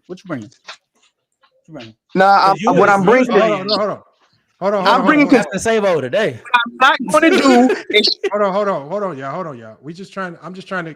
I'm trying to get the joke. What's the joke? Every single time that you making a statement, because people he agree. doesn't even believe. No, it's not about agree. It's not even about agreement. It's not. What's your take? Do you have a take? Oh, my take is this whole stream is bullshit. But that's just me. Yeah, that's my. Okay, so what's your take on the bullshit topic? Kobe Bryant very clearly has a case to be top 10. He even has a case to be top 5, and to literally just hang your hat on the criteria that puts him top 5. Impact. How long were you able to play at a high level? Longevity. What did that look like? How long were you able to sustain that level of excellence? Were you able to transfer that level of excellence into the postseason? Not skill, but how impactful you were at the game of basketball. And it's also relative to your era. So what's your top 5? My top 10 is LeBron James, Michael Jordan, Tim Duncan, Kareem Abdul-Jabbar, Hakeem, Kobe Bryant, Shaquille O'Neal, Magic Johnson, Stephen Curry, Bill Russell. And so you don't consider accolades significantly, I'm assuming? No, I don't give a shit about that's fine then. Like I said, again, if you don't consider resume and accolades, of course, you can easily throw Kobe in there. And I said that at the beginning of the stream. So no, I'm just talking about the title. Yeah, I'm talking about the title. I'm saying because from what I've seen, when you look at most top 10 lists, whether it's on websites or what most people incorporate your resume accolades. And if of course, I said at the beginning of the stream, if we remove accolades, there is no question that Kobe's top 5 because talent alone. So again, if your criteria removes accolades, I'm not going to argue with you if you got Kobe top 5. But if you do include accolades, then you're going to get a little bit dicey because the accolades is what kind of really told Kobe a little bit. It can get dicey. And it's not Kobe's fault. It's due to timing. It's due to the Colorado. It's due to a lot of stuff he couldn't control. But that's the unfairness of the top 10 sometimes. I don't think he don't have a. I'd say I don't think he has a case for top 5 if we include accolades and achievements and all that stuff, because I think that that's very clearly top 5 players: LeBron, Michael Jordan, Tim Duncan, Kareem Abdul-Jabbar, Magic, Shaquille O'Neal, Hakeem. Take your pick. He's not making top 5. I just think if you take away accolades, I think you introduce a lot of players in there who have talent. Like who? Like who? Well, I think if you're just going off talent alone, I mean, I love using Allen Iverson. Like pound for pound, it's hard to find a player that's more talented than him walking in the door. All right. I mean, if you talk about talent, Kevin Durant arguably might be one of the most talented players in NBA history all time walking in the door. I mean, just you know what? You know, in terms of talent, though, a person like Stephen Curry gets knocked out of the door, though. In terms of talent, and we're talking about like overall talent. Curry gets knocked out? What talent? I think Curry. I think Curry's a top 15 talent. So you think what? You think Curry? You think Curry is going to Curry is going to make the top 10 over Kevin Garnett? No, Curry is one of the talented players in NBA history. No, he's not even top 15 talent. Are you crazy? So casual. So casual. I'm guessing you don't have a sidekick label for players, correct? No. Okay, so where's Scottie Pippen at in your rankings? Scottie Pippen is number 26.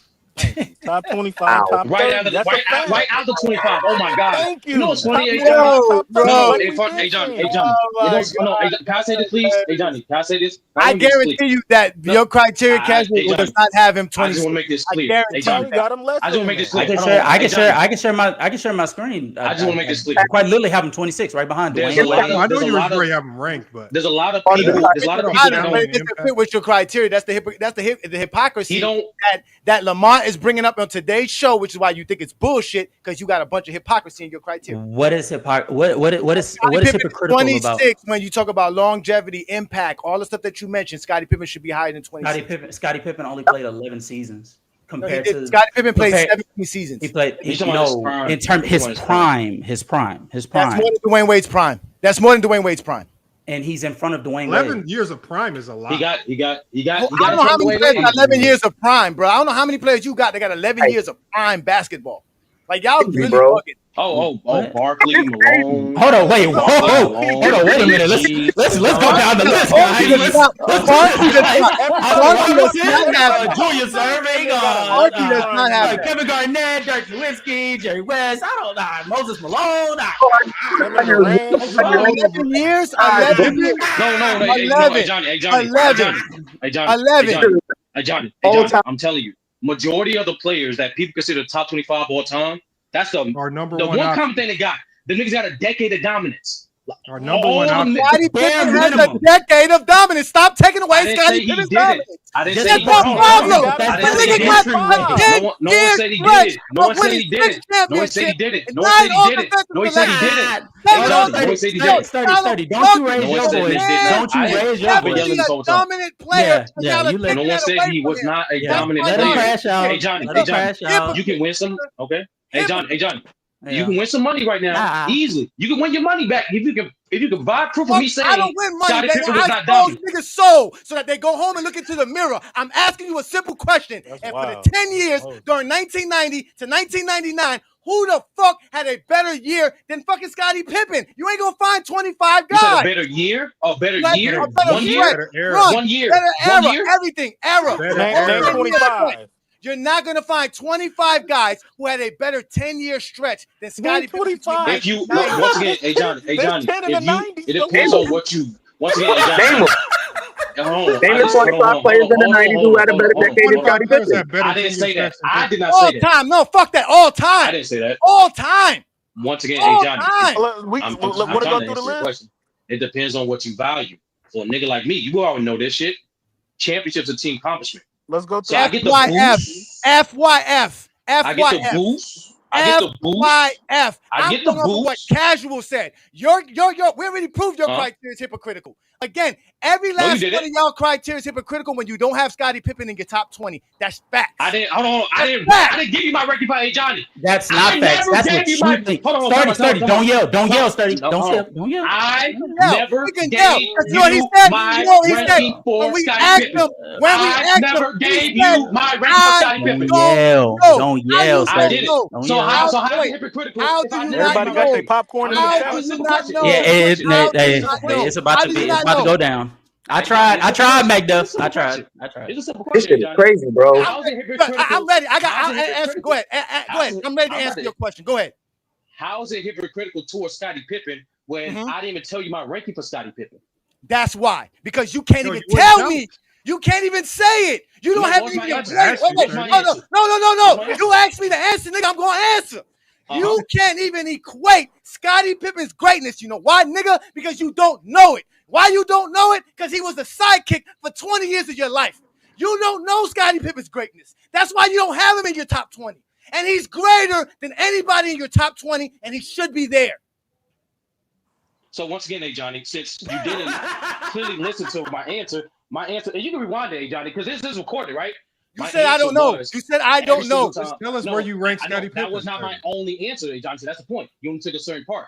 That's the problem with you niggas. Okay, I so said where do you rank Pippen? And I'm not, and I don't need to mention Scottie Pippen to talk about the greatness of Kobe Bryant. But where do you rank That's Scottie a Pippen? fact, Joe. David Robinson was better than Pippen. That's correct. That's my full answer. So with that being said, Sturdy, you should sit back and learn and stop inserting your takes, your feelings, your opinions. Because Lamont wants to address people who want to talk about Scottie Pippen. If you don't want to talk about Scottie Pippen, you don't want to be a part of today's stream. No. I literally said I don't want to talk about Scottie Pippen. He kept You gotta tell me twice. It's recorded. It's recorded, Johnny. What are you talking about? You niggas love to be in your own space and control the narrative. It's Lamont's show. He told you niggas talk about Scottie. You don't want to do that. I don't understand why y'all are pressing this shit. Once again, Johnny, because you was listening, right? You said you was listening. You was here. No, you said you was here. You said you was listening because you heard the whole time. I didn't say nothing. So as I told Twin Man, as I told other people that tried to cut me off, at least let me answer, because it's courtesy to at least answer the fucking topic of the video before you get to anything else. That's what I tried to do. All right, we'll put you on the big screen, Sturdy. That's what I tried to do. But Sturdy, that's the topic. Okay, so Sturdy, what have you not been able to say today that you want to say? That's not what I said, Lamont. I'm talking to Johnny. I'm responding to Johnny, which was I simply said. said. No, I'm just saying, if you feel like you haven't been able to say something. I didn't say no. I'm reiterating what happened. What happened was, as I was trying to get my first take to try to answer why is Kobe Bryant a top 10 player, you kept trying to veer me towards Scottie Pippen. And I kept beating me saying, I don't need to mention Scottie Pippen to try to finish the greatness of Kobe Bryant. No, hold on. The reason why I say that, Sturdy, so this way you can probably answer it a little bit better now. I feel like Kobe and Scottie Pippen are tied to a string. And for any particular reason that you might bump Kobe higher, it's directly connected to his sidekick years. And in using sidekick years to bump Kobe, I think with Pippen, like imagine Kobe is up here and Pippen's hanging from a string. And for every time you come up with a reason, especially reasons during those sidekick years to bump Kobe up another ladder, then automatically Pippen's getting carried up with him higher. Maybe. I'm not saying that Pippen did anything to pass Kobe up. He did not do anything to pass Kobe up. But what I'm saying is they are connected on a string. And for anybody that's wanting to put Kobe anywhere close or in the top 10, Pippen needs to not be too far behind because his career as a sidekick is second to none. And perfect in the finals, best defensive perimeter player in his era, never was ranked below as worse than the 7th player for an entire decade. I'm talking about this man has his career outdoes most number 1 options ever in NBA history. But because he's been relegated to a number 2, so again, I love the fact, Sturdy, that you removed the sidekick label and you're willing to open up Kobe's entire career as why you want to put him in the top 10. He's still, whether you like it or not, connected on a string to Scottie Pippen because they were both elite sidekicks. This is why in 2016, when the NBA.com did the Mount Rushmore of sidekicks, who were the 2 biggest faces on there? Pippen and Kobe. So again, like, we cannot pretend that they're not connected in a certain way. All I'm saying is if you bump Kobe up higher, Scottie Pippen needs to be going right up the same trajectory with him. And we cannot, like you said, his production and impact toward winning, you will not find any players with more production and impact towards winning 6 championships than a Scottie Pippen. The man was literally asked to do everything for the Chicago Bulls. Score, rebound, defend, pass, everything on the back. Most great players aren't asked to do as much as a Scottie Pippen. Steph wasn't asked to do as much. Jordan wasn't asked to do as much. Pippen was asked to do literally everything on the basketball. No, I'm saying that's the multiple disconnect. And so all I'm saying is, by your own criteria, this is why we're curious, where is Scottie ranked?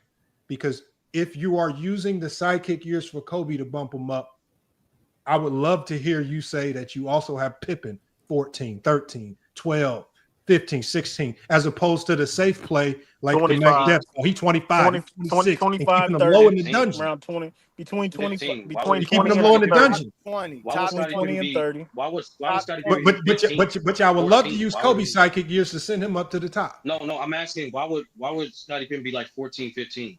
I don't understand it. Crazy. Other great players. He was one of the best players of the decade. Championships, It 6 has nothing to championships. do. Because Scottie so when Pippen. you, Here's what y'all missing. hold on. They're just greater players than Scottie So, Pippen. so That's depending why. on, I don't know Like, what it's your just that simple. criteria is, Just but your greater criteria is players. 30. Like, I don't Like there's just better, just like there's greater players than Kobe Bryant. So hold on, Yeah, Sturdy. yeah, According but to your that's- criteria, I Sturdy. don't- y'all keep- Hold on, Sturdy. they're According not to your connected. I criteria, don't you said understand. 30%. You said, I'm gonna give you your own criteria. You said 30% production impact. Is this ChatGPT again, bro? I'm not doing it. No, I'm just going off. No, I'm not even looking at ChatGPT. I'm Yeah, just I going can't off your open my criteria, mind and we're gonna apply it to Scottie Pippen manually. If we go production impact, you said 30% production and impact. Now we're just gonna use our brains and think about Scottie Pippen's production and impact towards winning, not winning championships, but just winning in general. We can think about his production and impact with the Blazers and how he almost single-handedly helped that team get somewhere where they hadn't been in years. We can think about his production and impact with the Chicago Bulls, who the Chicago Bulls were without him, and then when they got him, and then what he did in his prime. Even we think about his production and impact when Jordan retired unceremoniously, and they didn't even have a viable replacement for him. What was he able to do? We can think about all of that. So you said production and impact. Then your second criteria after production Relative and to a impact, player's prime. you said Relative to a playoff player's performances. When we look at Scottie Pippen in playoff performances, where Johnny has done a beautiful job of showing us some of Scottie Pippen's greatest playoff performances. When Jordan got 3 of 18, how Pippen was able to show up time and time again. We all know the story about how Pippen, when Jordan was getting barbecued by Magic Johnson, how Pippen's defense in moments was able to stifle Magic, even though the Lakers were hurt. But we saw how they had to put him on Mark Jackson of the Indiana Pacers to disrupt that Pacer offense. So we know his defensive and offensive impact in the playoffs is second to none. We have a multitude of examples as a testament to his playoff impact. I forgot what your other criteria was, but I'm sure it's all synonymous with Scottie Pippen because your criteria is almost directly synonymous with everything Scottie Pippen did great. It's one of the reasons why we want to know where you rank Scottie Pippen. No, that's the thing. I don't understand with the standpoint of like, he's an all-time great player. He's going to have the longevity. He's going to have the playoff success. He's going to have some of the production accolades. He's an all-time great player. But when we rank, it's not a discussion if he's an all-time great player. When we rank players, we compare them to those categories that he's in. That's why I said, for me, relative to prime, to me, championship is a team accomplishment. To me, when I talk about impact towards winning, I'm not just referring to, I mean, when I'm not impact towards winning, what are the good things that you do to help your team win? And what are the bad things that hurt your team from winning during your prime? Scottie Pippen. I feel like impact on winning. I didn't say, once again, my statement that I just said, Lamont, is not me that makes saying it Scottie worse. Pippen did not do it. That gives Scottie Pippen even more bullets. No, once again, I did not say he did not have these things. You keep responding as if I said that. I don't know why. No. I'm saying the way you're describing it now just gives Pippen even more ammo to fight with. No, if you think that's top 15 to you, that's to you. But no, I can't ignore niggas that's greater than him despite not having as many championships, like a KG, like a Malone, none of that shit. Because some of the other categories, they have more than him. That's why I'm confused when y'all keep trying to push. So production and impact towards winning. Like, Hold on. Your production and impact towards winning. How was Karl Malone better than Scottie Pippen? Thank you. How was KG better? Player? How KG? I'm not. Bro. Impact towards better winning. offensive player. Impact towards winning. Impact towards winning. Impact towards winning. Impact towards winning. I'm not answering that question. I'm not talking talent. I'm talking impact towards winning. I got Pippen over Karl Malone and Barkley though. That's me. Pippen over Karl Malone and Barkley. This is why people don't want to debate you with Lamont, because they can't answer simple questions. But I mean, it's a simple question that any basketball fan should answer. I'm going by what you just said, bro. Hey, You ain't being interrogated, Sturdy. You're not being interrogated. It's very simple. Scottie Pippen's career, from your metrics, it's an all-time from max metrics, from casuals metrics, everything that y'all said from y'all criteria. Impact towards winning is greater than Malone. I gave you 6 sentences. Do you I don't have Malone in my top 20. Do you agree? Again, your criteria was all messed up, so we already know that. Listen, Kobe's top 10. Agree, that's what happened. Do you agree that with your criteria, Sturdy, that Scottie Pippen is a top 20 player? He might be. I don't know. I'll be honest No, with you, I'm telling you with what you just explained to us and what Lamont has been describing with your criteria, you're describing Scottie Pippen's career as a top 20 player all time, my friend. Once again, Johnny, the reason I said I do not know because I have to one, I didn't get that far in my top 20 greatest of all time. I have to extend it. Number 2, I have to still compare my criteria to the other players that's as great as all-time great players. Once again, I'm not saying you don't have these things. I keep saying that you guys don't address it. Some other players have more than those things than him. They don't. Like who? Championships. Pippen got like over who? Dr. J. He ain't better than no Dr. J. That's why I don't get why this shit is connected. Like Kobe Bryant. Despite them but when you say specific things, I'm not answering questions. Try to answer your question. Despite this, because they say that he's on the string. Despite Kobe Bryant and Scottie Pippen spent a good chunk of their years as second best player on their team, Kobe still has more longevity than him. And no, Johnny, my fault, Lamont. It wasn't just because he looked like Michael Jordan. No, it's because he was an elite scorer. I think either second or best playmaker on that team with Shaq and the best perimeter defender on that team. So we got to stop pretending like Kobe and Jordan are just some one-way gunners. They're versatile players as well. That's what I said in the beginning. So no, I don't think they're on the string because most importantly, Twin Man, the way I rate you, the way I interpret greatness, majority of the bulk of these greatness, they're done in their prime. Majority of it. I'm not saying all of it, majority of it. And so simply put, Kobe probably prime was longer. And so during the duration of his prime, he was a number 2 on the Lakers for about what? 6 years? 6, 7 years? Not his rookie year. What? 6 years? Man, just say 8 years. And then Pippen was what? 10? Pippen was what? 10 years with Jordan. 10 years? So why the hell why say they're on the string, but they even have the same duration? And Kobe did more as a number 2 option than Kobe. The only thing they have in common as players, nobody's saying Pippen's better. No, you said they're on connected to a string, Lamont, and I'm simply reiterating how they're not, simply because 1, their duration as second options was not even the same. Number 2, even in the triangle, they was not asked to do the same shit. So why don't you guys say hold on. What I'm saying, Sturdy, is this so you can understand it better. What I'm saying is they would have been asked to do the same shit. For Kobe Bryant, 7 to 8 years is a huge chunk of your NBA career. And Kobe spent that chunk as a sidekick. Pippen spent a huge chunk of his career in his prime as a sidekick. And so I believe that 1, it's unfair to Kobe. It's definitely unfair, but the sidekick narrative hurts Kobe. If you choose to use that narrative, you said you don't. No, we don't. So what I'm saying is, because a huge chunk of what made them great as individual players came as a sidekick, you've already agreed that it's unfair to eliminate that aspect of their career just because they're a sidekick. So by removing the sidekick tag and just considering them as players for what they were able to do as an impact towards winning. For example, with the Robert Ory's, his impact towards winning, even though he won 7 championships, isn't the impact that a Scottie Pippen had. So what we do is we can find ways to eliminate people that don't belong, even though they have a lot of winning, because Scottie Pippen's impact is also shown in a lot of tangible ways. His defense, a lot of these things we can see, accolades, impact over the course of a 10-year period, even NBA player power rankings. He was never ranked lower than the 7th best player in the NBA from 1990 to 98.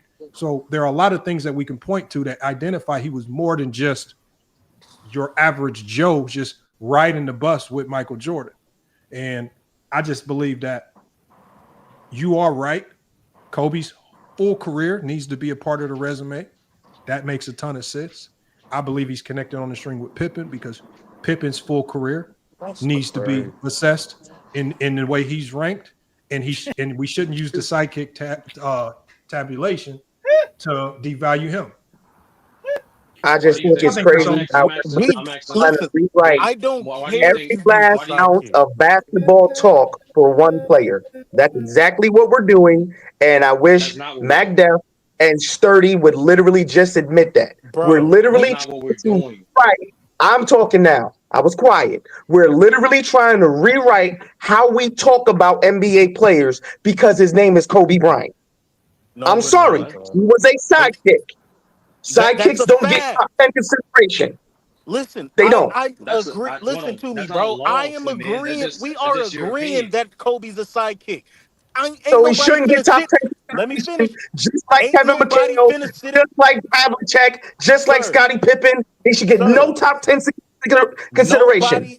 Nobody's finna sit here. Nobody's finna sit here and say Kobe was better than Shaq when he was on the Lakers. Nobody. Everybody agrees. Let me finish. That's a lie. I can't tell you how many times we've heard people come up here and say Kobe Bryant. Kobe Bryant was better than Shaq.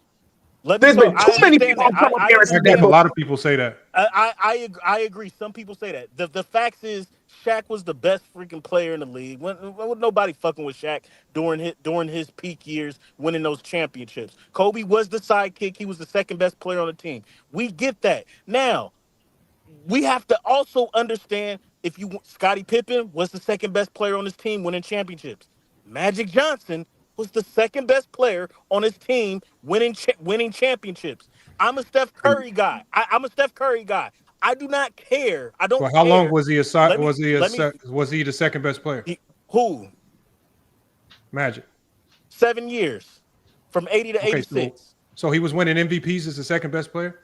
He didn't win the league MVP. He didn't. Hold on. He won Finals MVP. He didn't win no league MVP as the second best player. 87. His first MVP. Yes, when he was the number one option as a number two option from 80 to 86. He didn't win no league MVP. So he won 3 MVPs, correct? Yeah, 87.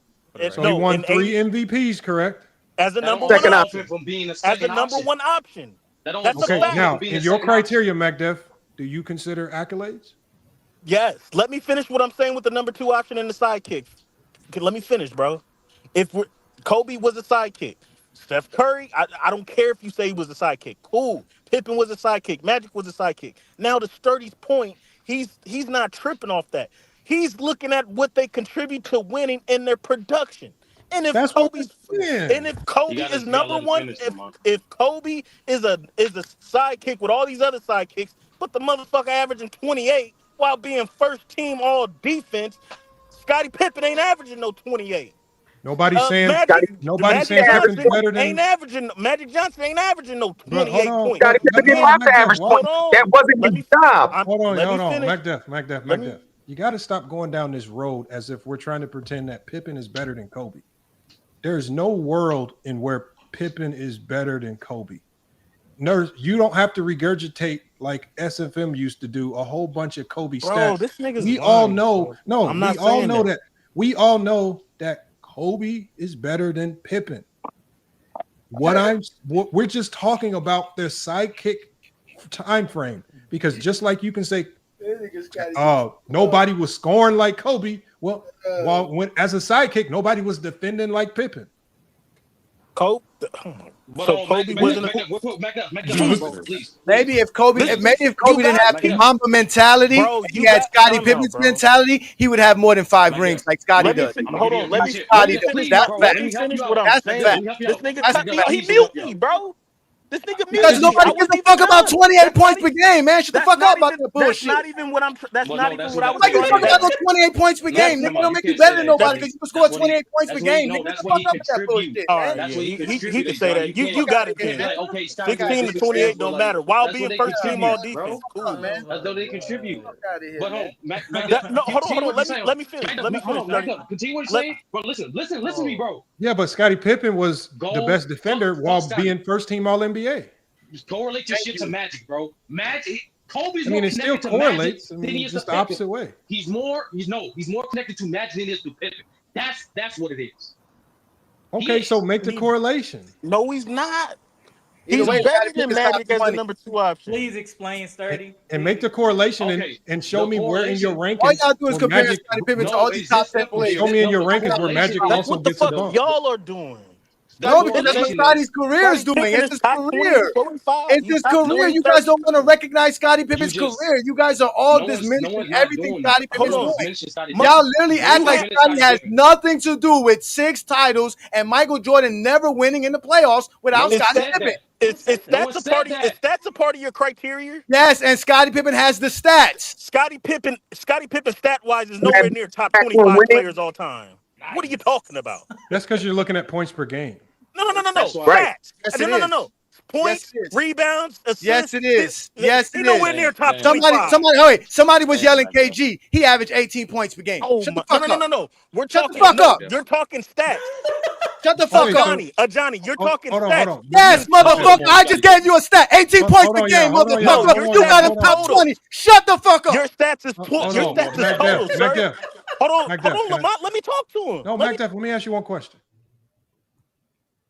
How do you encompass being the best perimeter defender into a stat? Because it's easy to say stats for Kobe because points per game are encompassed in a stat that we all love. Everybody wants to score. It's the flashiest statistical category. The guys that score get the most credit, clout, however you want to look at it. Are we penalizing Scottie Pippen because what he did great?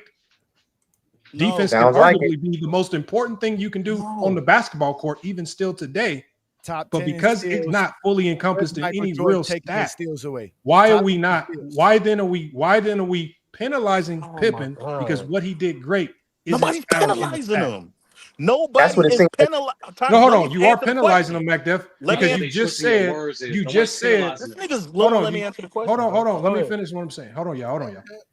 What you're penalizing Pippen because you just said his stats don't match Kobe's, but what Pippen did great can't necessarily be found in any particular stat unless you really dive into some messy analytics work and even get tricky there because defense isn't measured in stat. Like We don't when you have look his at whole how box of steals in when you him. look at how impactful he was I defensively. love how long this question is. Hold Go ahead. on. Matt Def, I'm asking you this in honesty because you ran to stats.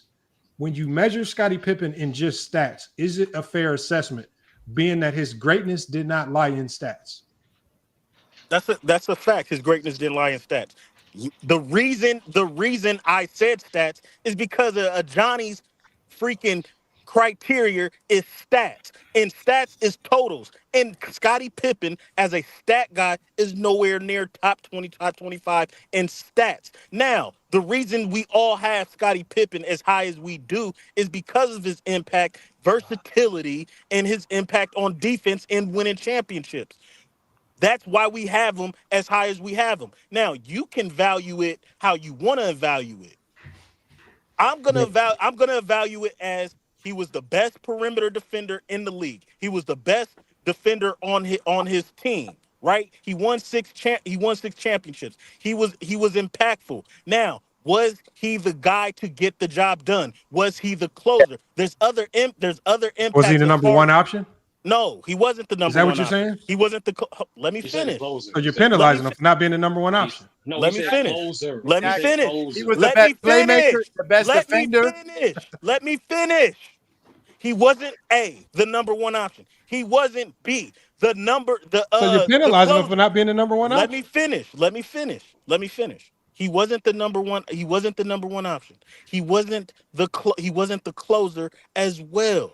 Those are factors that determine who, because there's no stats that determine that. Either you're the closer and the guy who takes the last shot and the team depends on, or you're not. Either you're the number one option and you put up points, or you're not. Scottie Pippen was not those things while playing with the Chicago Bulls. Kobe as a number two option was the closer for his team. Hold on. Oh, That's a MacDuff, hold on. fact. By that logic, MacDuff, was Bill Russell a number two option then, since he wasn't the closer or the best scorer? Bill Russell as a number. First of all, he was a number one option a couple of years. And he was a number two. He was not the best scorer on that team. Yeah, by your Bill, metric.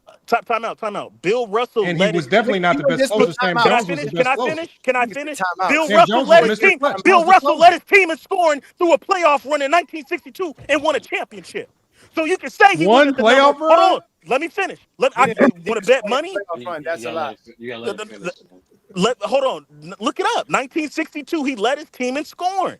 In the playoffs or the regular season? In the playoffs. Dude. No, I'm not picking up the briefcase. My fault. I'm not picking it up. Don't do it. Don't do it. Bill Russell that's what I'm saying. No. You can say Bill Russell wasn't a number one option, number two. That's cool. He wasn't the best scorer, but he still led his team in scoring throughout a playoff run. Scottie Pippen. Hold on, MacDuff. Let's just stick with what you just said, because we want to go off your words. Yeah. Hold on one second, MacDuff. First you just said if you weren't the team's leading scorer, or if you weren't the guy that's closing games, taking the last shot, right? You said Pippen wasn't that guy because of that. Throughout the duration of Bill Russell's career, Bill Russell was not taking the last shot, nor, generally speaking, throughout his tenure with the Celtics, was he looked at as his team's best scorer. Sam Jones was the best closer. Other guys like Havlicek, Heinsohn, there were plenty of other guys who were looked at as the best scorers. So my question, I don't know how he got dropped out. Let me put him back in. My question is, Bill Russell, I mean, if you're just trying to use one playoff run to say he meets your criteria, I don't know if that's enough, because we're talking about doing something good enough to get you into the top 10. Bill Russell was not looked at as the number one option on that team because of scoring. He was looked at as the alpha on that team because everything ran through him. He was the engine of the offense. He was the engine of the defense. And he didn't have to do all the scoring. MacDuff, don't harp on Bill Russell, bro. Just don't harp on Bill Russell. Please don't. No, I'm not going to harp on Bill Russell as a scorer, but what I said is a fact, and Scottie Pippen ain't never done that. So neither did Bill Russell. My point is, bro, as a number two option, just between Kobe and Pippen. Right, just as a number two, option. Defending Scottie Pippen was a top 5 defender, number 1 perimeter defender. Kobe defending top 5 perimeter defender, a top 10 defender in the league. But we all agree Kobe was better. Let me finish. This is not about comparing Kobe and Pippen as players. He's comparing their responsibilities and their impact as number 2s. That's what he's doing right now. Kobe did not have the responsibility to score for the Lakers. That's what he wanted to do. Let's move on. Let's go. Continue. That's not true at all. That is true, because they told Kobe, you're fucking up the team. This is true, and I'm gonna show you why that's true. Can I finish? That was one season. Can I finish? Like, what the fuck? No. Can I finish? Hold on. Phil Jackson. Hold on, y'all. Because I didn't get to show y'all this. It got so bad. Like there was a point in time where Phil Jackson literally had to go to Kobe and say, look, we know that you're on this 40-point per game streak, but it's taken away from the essence of what we do best. They did a whole article on this. This was back. And they talked about this, how Phil Jackson had to go to Kobe and say, look, we love your scoring, but that's not what we need. Mm-hmm. And so what A. Johnny is saying, in a sense, is kind of true there, because Phil Jackson has multiple, even in his book, he talked about this, how, and even Jerry Buss talked about this.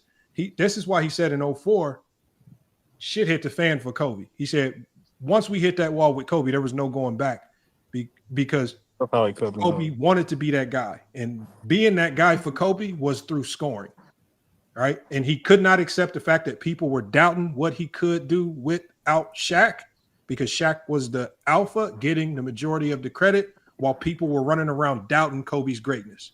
This is where the doubts came from. Like, at this time, nobody was doubting if Shaq could win without Kobe. because Shaq was the alpha. Just like when Jordan was the alpha, nobody was doubting if Jordan could win without Pippen. They were just always doubting Scottie Pippen. No one doubts the alpha. They always doubt the and hold on, wait, and when Phil Jackson told when Phil Jackson told Kobe this, you know what Kobe's response was? How can I be considered the greatest player of all time if I don't score? That's a fact. Okay, so with that being a fact, stop sitting here saying Kobe's responsibility, obligations, or whatever he had to carry for the Lakers was scoring, because they didn't want that from him. They wanted him to be the second option. Again, I didn't say nothing about carry. I did say carry. Listen, he was a second option. You said responsibility and scoring. Kobe's responsibility wasn't to score. They didn't need Kobe to score 25, 30 points per game to win. That is true. That is what I was going to say. They had to handcuff him. They had to handcuff him. Hold on. Because they didn't need him to do bad shots and shoot the ball because he's trying to score 25 points. I've been sitting back chilling. Lamont just proved it to do that. They handcuffed him. Listen, this was the beef. Kobe was handcuffed from the beginning, and he got tired of being told, move the ball. That's what we just said. The ball. That's what I just said, man. Okay, move hold the on, ball. Wait. Let me Stop finish my sentence, motherfucker. Hold on, bro. Finish. All you doing is lying. We just said that. Yo, chill the fuck out and let somebody complete a sentence, bro. You've been chilling and talking Let him for a finish. minute. Let him finish it, Johnny. All you doing is proving Hey, my Johnny, point. let him I gotta finish. yell Let for him you to finish. hear Let me him the finish. second time. The first time you should have heard me. I have to say the second. Okay, man. Stop being so fucking pregnant, man, and shut the fuck up long enough to hear somebody complete a sentence. You bitch ass niggas. You gonna start calling me Shut your emotional ass up, bro. Listen to what I said. Kobe was not responsible to take shots. You just said that he had to pass. Stupid motherfucker. You got a goddamn vocabulary problem. Shut the fuck up and listen. Brother. Don't yell. Don't you yell. Don't you yell, then shut the fuck up, bro. God damn. Go ahead, bro. Motherfuckers don't Damn. Hold on. Hey, Johnny, let's go. You got a fucking big brain to fucking listen. Yo, you the one that can't listen, bro. You the one too busy talking. You can't hear shit. If I was talking, why are you talking then? If I was LeBron talking, fans get emotional over Kobe. I ain't gonna lie. God damn, this motherfucker's gonna have a fucking. You about to have triplets, bro, over this shit, bro. Okay, Slim, go ahead with your take. Listen, Slim. All right. Hold on. Go ahead, Slim. They already cut me off, Slim. Go ahead. They're gonna cut everybody off because they're too emotional to have a real conversation. Okay, they Slim, don't know how to can shut you just the get to fuck your up. talking point? Come on, let's All go. right. This is the point, bro. Kobe, the reason the beef started, bro, is because they were trying to suppress him. Okay, so he was when you mentioned that 40-point streak, Lamont, Shaq was injured during that whole streak, bro. For like 8 of those 9 games, he was injured and out. And the reason Kobe went off is because Shaq wasn't there swallowing up the ball. So Kobe, when Shaq came back, that's when Phil came and said, "Hey, we're losing the big fella, man. We need you to rein it back." And Kobe was 1 game away from breaking Mike's record for 40-point streak.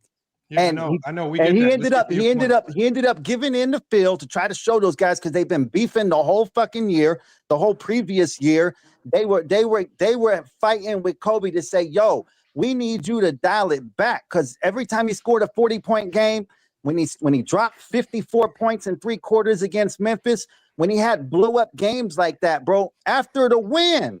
They talk about Kobe needs to learn how to share the ball. Kobe needs to learn how to pass the ball. Stop taking over games. That's verbally on record by Phil Jackson, bro, in the press conference after a blowout win. That just goes. Hold on, Slim. Hold on. I got you right there. But I think you're more in agreement with A. Johnny, because A. Johnny is literally saying the same thing. No, but I'm not using it to diminish Slim. his Let me finish, bro. Slim. I'm gonna let you go, Slim. A. Johnny is just saying that Laker team with Shaq as the number 1 option, they needed Kobe to do less scoring and other things. For example, according to Tex Winters, this is a quote from Tex Winters. Tex Winters said, and I quote, "We don't need 30 or 40 from Kobe. We need 20 and 8 assists in defense. The triangle collapses when there's no movement. And when he breaks from it, everything stalls." Also, another quote from Tex Winters. He says, "When Kobe plays within the triangle, he's brilliant. But when he goes solo mode, trying to score 30, it hurts Shaq and the system. Also, we have quotes from Phil Jackson. Phil Jackson says, when he tries to do too much scoring, this is a quote from Phil Jackson. He says, when he tries to do too much scoring, it disrupts our rhythm. The offense becomes predictable. Shaq needs touches. The system needs spacings. That's not how we win championships. That's Phil Jackson on Kobe in 2002 scoring bench. Also, he said, Phil Jackson stated, Kobe has to understand that the game is not won by one-on-one play and always scoring. The triangle is about balance, timing, and trust. When he lets the game come to him and plays as a team, we win. And then the last quote from Phil Jackson, he said, Kobe's biggest strength is also his biggest flaw. He believes he can win every game scoring the ball by himself. But this team was built around ball movement and Shaquille O'Neal. Kobe is supposed to finish the game, not dominate it from tip-off. So when we look at what coaches were saying, bro, hold on, Slim, and hold on. And I know you want to say something, MacDuff. When we look at what the head coach and the assistant coach were both saying, and I think Slim, I don't know why you even arguing with Johnny, because y'all agree on the same thing.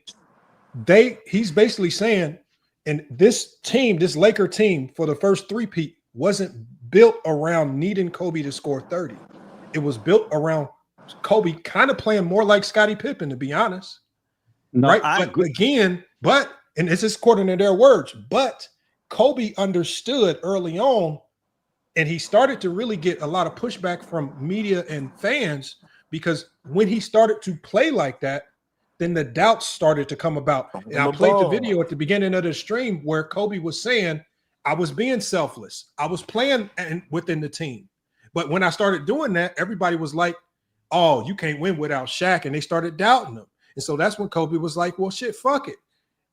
If y'all don't think I can win without Shaq, he said, all right, I'm going to show you I can win without Shaq. And then we have 2004, obviously Shaq out, the 3 years of struggle, and then they start to get better when they get Paul Gasol. And he proved that he could win without Shaq. All right, so can I speak now? So what I'm saying is, if you saying that the offense was designed around Kobe having to score 30 and they needed that 30. Nobody said that. Nobody said that. Hold on. Hold on, Slim. Then why are you arguing with Johnny? Because I'm going to show you something. Okay, can I speak now? Can I speak now, Lamont? Because I step back and let you make the whole point. I just gave you quotes. I'm going to answer you, but can I speak? Talking about the overall point and not talking about. Hold on, I'm going to point it out right now. Everything you just said. What's the point that you're trying to make? The point that I'm trying to make is you guys are taking everything you're saying completely out of context and you're manipulating the information. What's the point that you're trying to make? Let me give you an example. When you say that all of this was happening, all of those quotes. For 5 minutes. Yeah, I just want 35, 40 seconds, bro. Can y'all please stop beating around the bush and just get to y'all point? We can get our point out. Can we have a real conversation, or can you get to your point? All right. Just got done talking for 5 I just want permission at this point because you keep interrupting every 3 seconds. Oh my God, I just want permission. That's all. Slim, can you bro? Everything you just said, you act like it was all done in that 1 year. That's not all those quotes are not from that. This is from 1999 to 2004. That's what I'm trying to say to you. But the year that you highlighted when it came, bro, I'm just using that 1 year as an example. I'm not using that as the overarching thing. I'm saying from 1999 to 2004, there are multiple quotes from this team saying, Kobe, we don't need you to drop 30. So when we talk about what they needed Kobe to do, they did not need him to do 30. Kobe, like Johnny was saying, was doing that on his own, going rogue. You agree with him. Move on to another point. Y'all actually agree. Lamont, you're manipulating information, bro. Can I respond? What the? Can I respond? Yes or no? This is bad. Without telling us what we're manipulating, no. No, I'm not going to say. I don't need to list off everything you're manipulating because you already know. I don't have to tell you. I don't know what respond. I don't know what's manipulated. Is a person allowed to respond, or y'all just don't want a conversation? Okay, hold on. I'm sorry. Are y'all afraid of conversation? Hold on, my bad. Slim, I'm put you on the big stage. What you want, bro? Slim, go ahead, Slim. I don't know what the hell you talking about. All right, so when you say, let me give you an example, Lamont, of just based on what you just said. You said from 99 to 2003, these were all the quotes. 2004. These were all the quotes. And what you're doing is you're taking some of those quotes from when the kid was on the bench playing the last 2 minutes of a game for the first 2 years of his career. Okay, you're quoting some of those. You're quoting some of those quotes from the first 2 years of his career when he wasn't even. What about the quotes from 2004? Hold on, I'm explaining. I tried to explain that before what we about went. The quotes from 2003? Hold on, I'm trying to explain. What about the quotes from 2001 and 2002? 03, by the time he got to 03, they were going for their what? Fourth championship at that point, and Kobe started emerging because for those first 3 titles, he was being limited in his ability to really just show the fullness of his game. And they needed him to do that, like you guys pointed out. They needed him to do that in order to win championships. But Kobe, after 6 years or however long it had been at that point, was like, no, I'm not holding my game back no more because Shaq's coming in out of shape. Shaq ain't taking shit serious. Shaq ain't taking his injury serious. And Kobe's like, I show up to work every fucking day, bro. And you're not going to handcuff my game anymore because I put in too much work. He said, I put my work in and I don't cheat the game, bro. And you're not going to handcuff me. I'm not going to hold my game back no more. That's what that season was about, bro. Slim, nobody disagrees with that. Okay, so when you say that, when you go to say that he was a second option, no, Kobe, they wanted him to be a second option, but he was like, hell no, I'm not nobody's second option. And that's what we've been saying the whole show. Hold on, bro. I know. Let me finalize the point, though, bro. Let me finalize the point. Lamont, he's trying to make it seem like he's trying to praise it. That's what he's trying to do. No, Lamont, let me just say. That was a 3-year battle. That's what led up to their split. Because in his free agency, what battle? You said he accepted it. What battle? He accepted it. What battle? He didn't accept that shit. He wasn't cool with that. Well, you just said he did for the. That's what you just said. No, I said that's what they told him that they needed from him. Okay, so that means that means Mac lied when they tried to give him the responsibilities of being a 28-point game scorer. That's not what they needed. No, they didn't give him. Hold on, Slim. Hold on 1 second, Slim. You go back and watch the video I played at the beginning of the stream. Kobe agreed to it. Kobe said in the beginning, I said, cool, I'll be selfless. Kobe was rocking with it, and it was winning. Kobe himself in the video, and I'll play the video again if you want to see it for yourself. Kobe said the issues came when, this is why I said, you guys, y'all crazy ass fans who not just cool with winning, y'all started doubting Kobe. And Kobe said, then sentiments start coming out saying, oh, Kobe can't win without Shaq.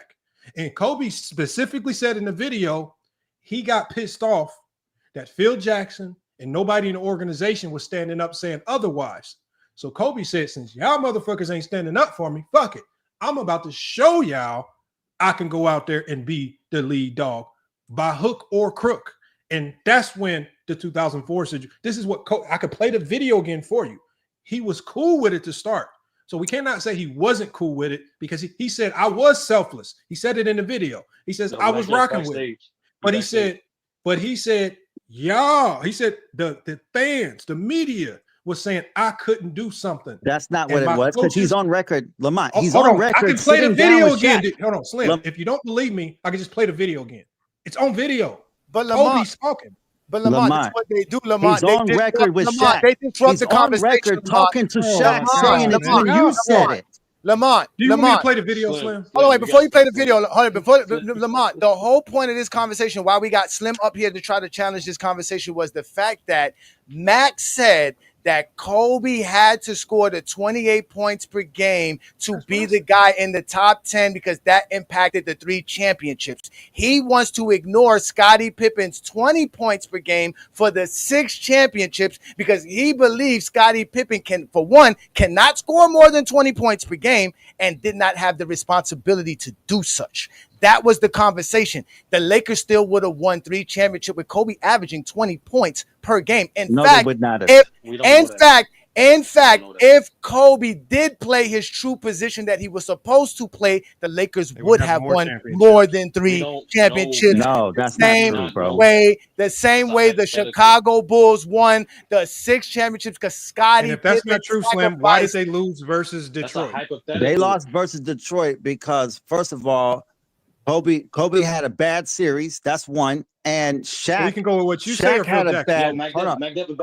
Kobe had a bad series on the perimeter. Shaq had a bad series in the paint. And when your two dogs both go down like that, compared to where they were playing at the previous championship runs, you can't win like that, bro. Because both of them had a bad series. Both of them. Really, the whole team. But when your team loses like Kobe that, it's on your two main players. Have a bad series. You said Shaq had a bad series? Yeah, as far as the impact. We're not talking about stats. We're talking about what Shaq was averaging 27 and 10 on 60% shooting. Yeah, but that's not compared to what he was doing. That's why I said compared to what he was doing. How can he in do the previous... same thing when Kobe is taking up a ton of exactly? shots? Kobe's taking up a bunch of shots. God damn, guys, y'all can't let nobody get a sentence out, man. Okay, hold on, Slim. Because we don't want to miss your lives. No, Slim, you're asking a question and then you're interrupting the answer. Okay, Slim, this is just basic math, right?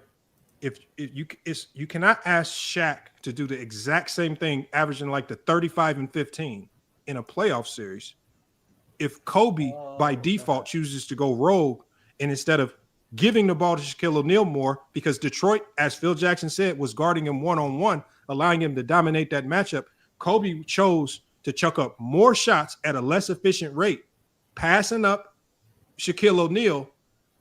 How is Shaq supposed to do the same exact thing when the person that's supposed to be facilitating to him is not doing his job? Nobody's saying that Kobe wasn't at fault. I didn't say Kobe wasn't at fault.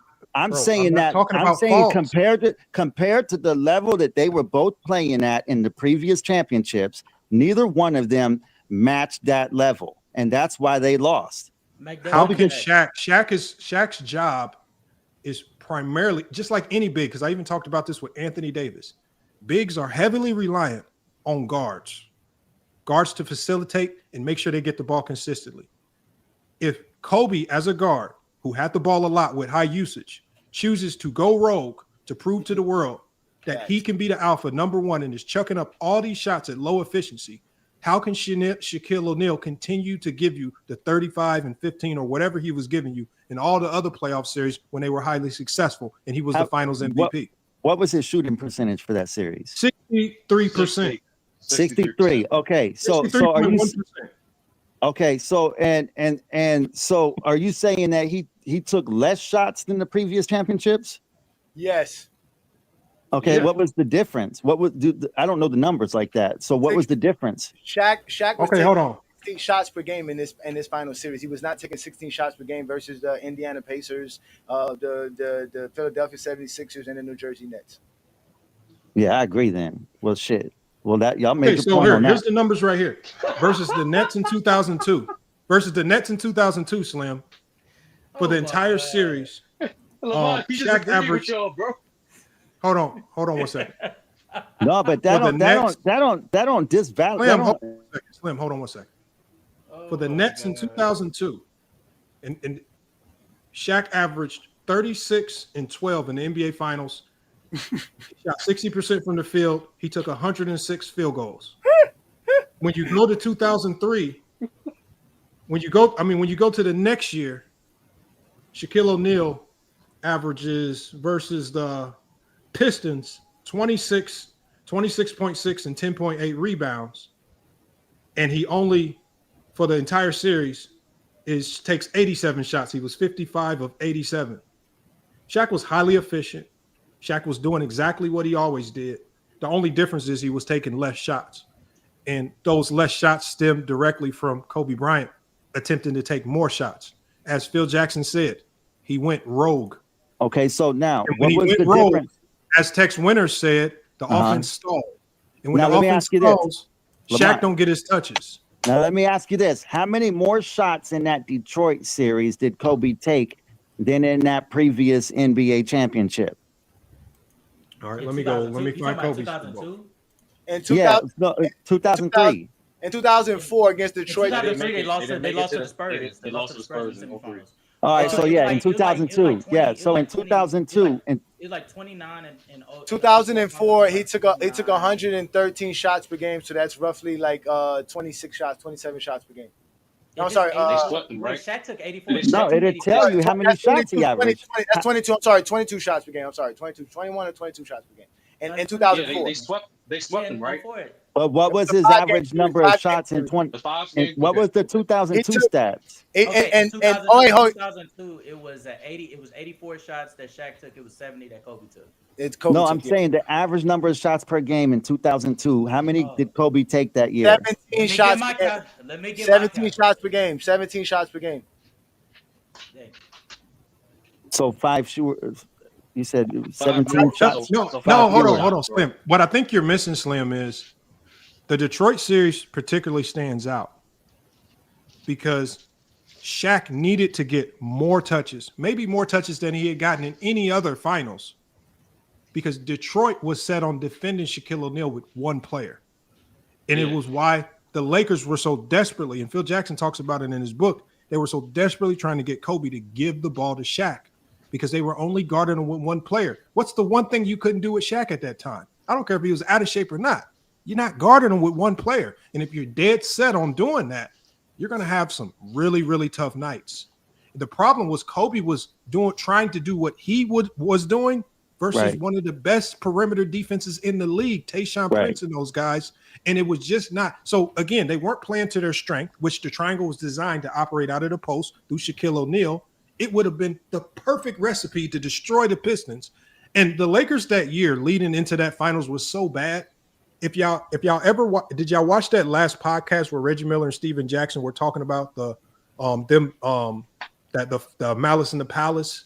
And Reggie said that he was so pissed about that whole issue. He talked about how he says we knew whoever came out the East was going to beat the Lakers because Kobe was so erratic and dysfunctional. He had went rogue so much that teams in the East, he said both of them knew that whoever got to the finals that year was going to win. That's how dysfunctional Kobe had made that team. I want y'all to go look that up. And that was crazy that Reggie Miller even said that. But that's what Reggie Miller just recently said that on the podcast as well. So let me ask you this. So Lamont, let me just say this real quick. I promise. 10 seconds. Go ahead. Bro, I can admit that if those were the discrepancies of the numbers, yeah, that could be a direct impact from Kobe shooting more than previous titles. But also, you got to admit, when you look back at that finals, that they targeted Shaq on the defensive end because they knew he was out of shape that year. And there was plenty of pick and rolls. There was plenty of targeting on him between Chauncey Billups and the other perimeter players because they attacked him on that defensive end, and he gave up a lot of points in the paint in that series as well. So that's what I mean, where it's not just one person's fault that it's not either one of their faults completely. It's just that one of them was a liability on the defensive end in that particular series, right, which was Shaq, and the other one was hurting the offense. And when you got both of those things working together, bro. Slim, can I ask you one question? Yeah. Where'd you get that information from that they were targeting Shaq? So you don't think Chauncey Billups and Rip Hamilton had a big impact on that series? I'm just asking you. I'm basing that on what I saw. I'm not basing that on those stats. I'm basing that. I was watching the games, bro. You gonna bring up Mac again, Lamont? You gonna leave Mac Deaf in the background, or you gonna? Oh, my bad. I didn't skip back there. My bad. I got so many things. My bad. Hold on. The only reason why I said Chauncey wasn't eating him up on the pick and roll. Hey, look, I apologize to you, Mac. You were right. Bill Russell did lead in the 62 playoffs. You were right. Slim. The only reason why I question that is because when I hear facts that I'm not 100% on, I always go look it up. Okay, well, go look up how many pick and rolls. Hold on, Slim. Let me just tell you the results of the research. All right. It says, no, the Pistons did not target Shaq defensively in the 2004 finals. It says they actively avoided him, forced the ball away from him offensively, and neutralized him by limiting his touches, not exposing him. Further breakdown of this, it says they fronted, at least offensively, as far as neutralizing him, they fronted the post, doubled after the catch, not before, denied post-entry passes, right? But then when they talk about on the offensive end for the Pistons, it specifically says that they use ball movement, weak side cuts, screen actions away from Shaquille O'Neal with unselfish ball movement to beat the Lakers. It says they literally actively avoided Shaquille O'Neal, not targeting him. That's why I asked you, where did you get that information from? I'm just trying to get more information. That's all. Well, I'm just what I just spoke was just based on what I remember from watching the game, bro. That's what stood out to me was that you had Chauncey Billups and Rip Hamilton pick and roll, pick and roll, pick and roll, pick and roll throughout that whole series, bro. And I'm not basing that on I don't just Google stats because I actually watched the games, bro. I actually watched the fucking TV. So, and that's what stood out on the defensive end to me. Now, I could be wrong statistically, but that's what stood out on the screen.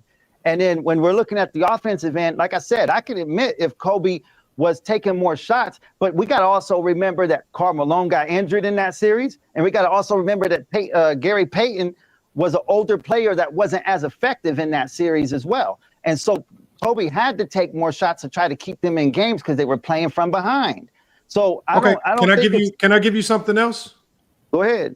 So I specifically looked into that as well. And it says the pick and roll was a problem for Shaquille O'Neal, but it says not in the finals. Okay. It talks about specifically the Detroit Pistons. It says they did not use pick and roll to beat Shaquille O'Neal. It says Detroit's offense was mid-post isos, rip-off curls, sheet in the mid-range, pin downs in motion, ball movement in open threes, where if they were contested, they would facilitate to the mid-range. It says Shaq wasn't the target. Gary Payton was the target. Do you remember wrong? Do I remember what? It says, it furthermore says Detroit's success came from ball reversals that confused LA's defense, high IQ reads, not spamming pick and rolls versus Shaquille O'Neal. All right. Well, I ain't gonna argue if you're reading. I don't know what you're reading from, but all I know is I know when I watched the game. It says they were targeting Gary Payton. Well, that could have been the game plan. That could have been the game plan. But all I'm going to say is you can't look at that series and say that anybody on that Lakers team was dominating on any level. So Slim, the game plan, because Chauncey Billups said this, the game plan was in order for you to slow down the Lakers offense, they had to, they wanted to control the tempo. Control the tempo, but also they wanted to simply move the post ups, like delay the post actions, basically, right? By fronting them, by pressing the guards. That way, they were targeting GP, they were targeting not Derek Fisher, they were targeting Kobe. They were literally goading Kobe and those guys to making bad decisions to delay the Lakers from getting to that action. That's why I'm trying to find this clip. There's a clip where like Rasheed Wallace and Chauncey Billups was talking about it, how the game plan was to basically try to get Shaq. In order to get Shaq to move up in the post, essentially, you got to get into reposition. And the only way to get into reposition is not to push him, he's too fucking big, but you delay the action. You press the guards from the top. You delay the action to a point where now Shaq has no choice but to reposition, and that takes more time off the clock. That was the whole game plan. Okay. And to the Reggie Miller point, that was the whole league knew. That's why Chauncey said that was literally the game plan. We knew how they felt about each other. So we wanted to play Shaq one-on-one to go Kobe into we knew that would go Kobe even more. To bait him. Yeah, to bait him in. I don't want to say go. To bait him even more. No. But no way, Johnny. The reason why hold on. But we can't gloss over that. Sturdy, we can't gloss over that. No, but this is a very I still don't know and understand why this is justifying him being out of the top 10. You missed it, Lamont. He agreed with y'all. Like the second you saw the attempts and Kobe took 5 more attempts, I told him that he agreed with us. I told him that. But like he didn't realize until he saw the differential. Like, oh shit, he did take more shots. Okay. Yeah, but like I said, it's not that. I mean, I know how to agree when the point is made, but I know also how to understand that it's bigger than just a blanket statement. So, like I said, when Gary Payton's not effective, when 2 of your 5 players in the starting 5 is either not on the floor or ineffective, then one of those guys are going to have to pick up the slack, and that's what Kobe always did. When the rest of the team struggled, he picked up the slack. Where you have your star player going rogue, like it's like when Kobe goes rogue, it's going to be hard for anybody, especially rogue guys, or even Shaquille O'Neal, who needs the ball in the post to be consistent or effective. May I address the manipulation comment? And Mike, this is not my stream. This is the Mon stream. He drops the link. I'm trying to drop the link. Can Can I address the manipulation conversation? Because again, my whole statement was, again, Kobe was not needed to do what y'all claim he had to do for the Lakers to win. He did not have to average over 25 points per game. They did not want him to do that. The Lakers won in spite of Kobe Bryant's selfishness, the same way the Bulls won in spite of Michael Jordan's selfishness. And hold on, wait. And if Lamont allows you, Lamont, can I play a 50-second video? Yeah, go ahead and play it, man. Go ahead. We wanted as a group to kind of address Kobe being selfish on the court. Something wasn't right. Something wasn't right. I mean, I go to practice and I feel a little uncomfortable.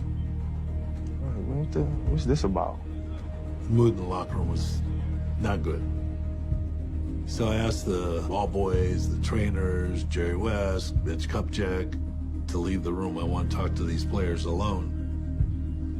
And then I started out on what's going on out there, what's going on with you guys.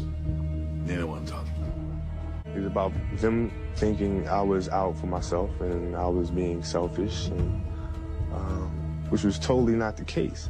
I talked to Jerry West about it at the time and said, you know, Kobe doesn't really want to win if he wants it to be about him. You know, maybe it'd be best to move him on.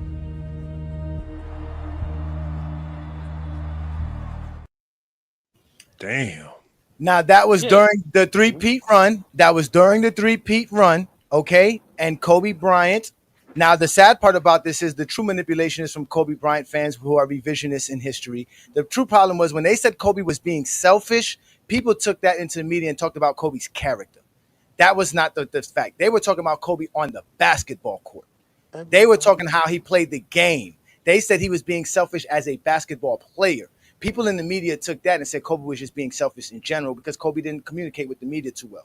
So that was why you get the manipulation of Kobe Bryant, and that y'all trying to use and say that me and Lamont are manipulating. We know the facts. As far as basketball-wise, within the white lines, Kobe Bryant was not only the second option on the Lakers during that span, he refused to play the second option role, and he actually was able to win championships despite it. So with the argument, again, it's not that Kobe's not top 10. What Lamont is saying is that if you're going to use sidekick roles for players like a Scottie Pippen and not acknowledge his impact, production, and everything that he did to win the 6 championships, you have to do the same thing for Kobe and the 3 championships. If you do remove the sidekick label from players, that means you can put Kobe in your top 10, and that means Scottie should be bumped up. Out of everybody here, I'm the only one who has Kobe in the top 10 and Scottie Pippen in the top 20. A lot of y'all got Kobe in the top 10, and Kobe's not even in your top 20. I mean, Scottie Pippen's not in your top 25. I got Pippen top 20. Hell no. You got Pippen top 20? I got Pippen top 20. Pippen's easily top 20, bro. So Slim, you have officially exposed the exposer. You good, sir? Enjoy. But here's the thing, hey Johnny, like a few things with that. One, like we keep saying it, we said it for hours. It's not just like what the fuck they did as the second option. It's what you did relative to you. So unfortunately Kobe didn't stop being elite for like 10 years or 11, however fucking many years you think Scottie Pippen was. He just did it longer. That's one of the many reasons why they're not connected. That's why I said earlier, Magic Johnson and Kobe Bryant are more so connected than Scottie Pippen and fucking Kobe. And primarily because both guys were drafted with a purpose of not only supplementing the dominant big that they got, what they already had the team on, but also to be the successor. The difference is Magic and Kareem were way more mature than Shaq and Kobe. That's the main difference. And Yeah, that's why that's I a disagree, fact. Johnny, that's why I disagree. They actually needed Kobe to actually score more than 20 points because of two things. One, there was either during playoff series where because Shaq gets all defensive attention, like against the Spurs, like against the Portland Trail Blazers, Kobe Bryant had the lesser matchup, had to up his scoring to take advantage of the matchup. Hold on. Let me get to 30. You switch topics. I want to get to that first topic before you go back to the Kobe thing, because I don't want to get too far from it, and I forget my question. You said we can compare Magic and Kobe; they're more comparable. If that is the case, are you saying that if, let's say, for example, in 1984, Kareem Abdul-Jabbar had enough of Magic Johnson and basically said, y'all trying to make this dude to number one. I won't out. Get me the hell up out of here. And he leaves, and they have to get rid of him, and they have to take lesser parts because they have to get rid of him on the fly. And from 84, 85, 86, and however many years it takes for you to bounce back and recover due to the loss of Kareem, are you saying that that would not impact Magic's legacy? Well, in this hypothetical, since I have to fill in the fucking blanks for this weird ass shit, in my opinion, because of Magic Johnson's skill set, he actually might enhance his fucking career because he might be they the would have first player won since more. it might no. I'm talking about as an individual player. He might because Kareem's not there in this hypothetical because he has the skill set. He might be the first player since Oscar Robertson to average triple double. Will that actually enhance his fucking legacy? So I don't know. So can I ask you a question? So that means, how did the 3 years after Shaq left enhance Kobe's legacy? Because during one of those years that you say is purgatory, which we all know, you did a stream on how he had trash ass teammates like a Kwame Brown. Yeah. He was floor raising the niggas. That's why. When you look at that roster and what he was doing in one of those years that you said it was purgatory in 06, he displayed an all-time great season. That's the thing. That's the thing, Lamont. Greatness is That's not an all-time great season? 1,000%. That's an all-time great season. Dwayne Wade, Karan Butler, and Lamar Odom made the play. Why did they make it with that guy? Lamar Odom he didn't make playoffs in 06. He didn't make playoffs. Not in 05. Not in 05. That's what I'm saying. 05. They didn't make the playoffs. He missed 22 games. That's why I said, Johnny. I'm focused on the year that LeBron considered purgatory because that's one of the 3 years he's talking about. I'm trying to get to a point in we all know LeBron missed 19 games in 19. Hold on. They didn't make the playoffs neither. We all know all-time great players aren't just associated with their best performance from their team aspect. If they're associated by them. No. For example, when majority of people will in their top 10, what most famous fucking season is when he averaged 50, he didn't make the playoffs. But you still credit that Will's greatness because he still displayed that. Same thing with Kobe. He didn't make the playoffs? When he's the only player, when Kobe Bryant's the only player, 50. He averaged 40, they make playoffs. When he averaged 50, they didn't. When in 62, he made the playoffs. He didn't make the playoffs in 63 when he averaged 48 or 47, something like that. He made the playoffs. I'll double check that. But Will's stats is crazy. My point is, even when teams not having high success and they do some historical, they get the recognition for it. That's what Kobe Bryant definitely had. No, but I'm not saying 30. I think what you're Scotty complaining that's why all night I've been hearing Scotty ain't getting no recognition for 6 championships. That's all I can hear. What I'm saying is this right here. It's not about Scotty. Hold on, Sturdy. Wait, so y'all comparing Scotty? Show is about Scotty. Hold on. We're not comparing them. If that's what you're getting from the show, then you haven't been listening. Sturdy, what I'm saying is this right here. What I'm saying is, when I say these 3 years are purgatory, you said it only time, bro. They were not winning. It's because during those 3 years, 2 of the most important elements of potential criteria that I feel put you in the top 10, he could not accomplish. During those 3 years, it would be impossible for him to win the MVP, and it would be impossible for him to win a championship. Because of that purgatory, because at least when he was a sidekick behind Shaq, he was winning championships, and he can get credit for championships, which ultimately you can potentially put on to your legacy conversation. These 3 years right here, when these 3 years from 04 to 07, there is nothing that he did other than, if you want to put glaze on 35 points per game, that absolutely amounted to nothing. But he did nothing that we haven't seen a great player do before. Hold on. You said it was one of the greatest seasons of all time. Actually, he did, Lamont. It is one of the greatest. It is one of the greatest individual seasons. Okay, hold on. So is it greater than James Harden's season in 2018, 2019? I said one of the greatest. No. Okay, hold on. It's one of the greatest. Hold on, sturdy. Hold on. Is it better than Jordan 86, 87? No. It's one of the greatest. Is it better than Elgin Baylor in 61, 62? It's one of the greatest. It was. Yes, it was, Lamont.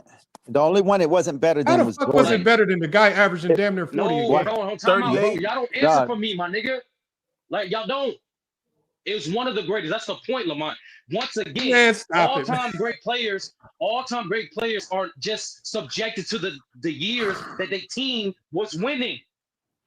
And most importantly, even for your criteria, since when MVP votes don't fucking matter, like don't count.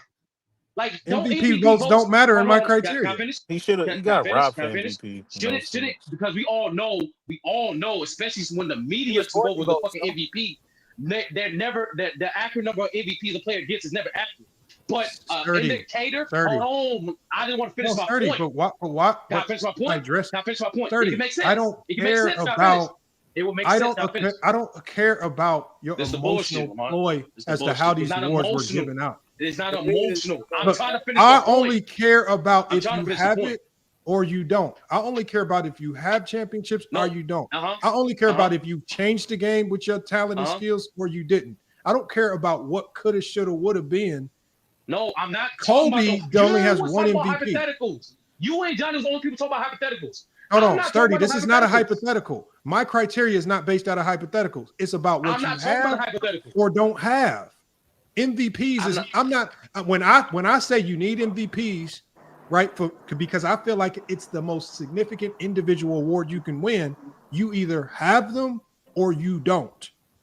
Mm-hmm. I'm not looking to say, oh, they were voting this particular way, but because they were voting this way, I need to now give Kobe grace and say, that's not what I'm saying. Let's hypothetically give him 3 MVPs because he should have 3 MVPs if they would have voted for hypothetical. I didn't do no hypothetical last time. That is a hypothetical. I didn't do no hypothetical. You just did. No, I did not. It's a fact. He finished top 5 for that fucking decade. How many MVPs does he have? He has 1, but that's all a fact. know that's a fact. 2 things. And that's all I'm using. You said this is a fact. I'm not denying that. I'm not arguing that. 30. What does the trophy look like? I'm not arguing what does the trophy look like for getting top 5 in MVP criteria? No, what I am saying is MVP votes is an indicator, is another indicator of players' greatness. That's what I am saying. Yeah, but it's another player in players' greatness. I ain't saying it should matter to you. But I'm just MVPs is an indicator, especially when you have multiple MVPs, is an indicator that you could potentially be top 10 all time.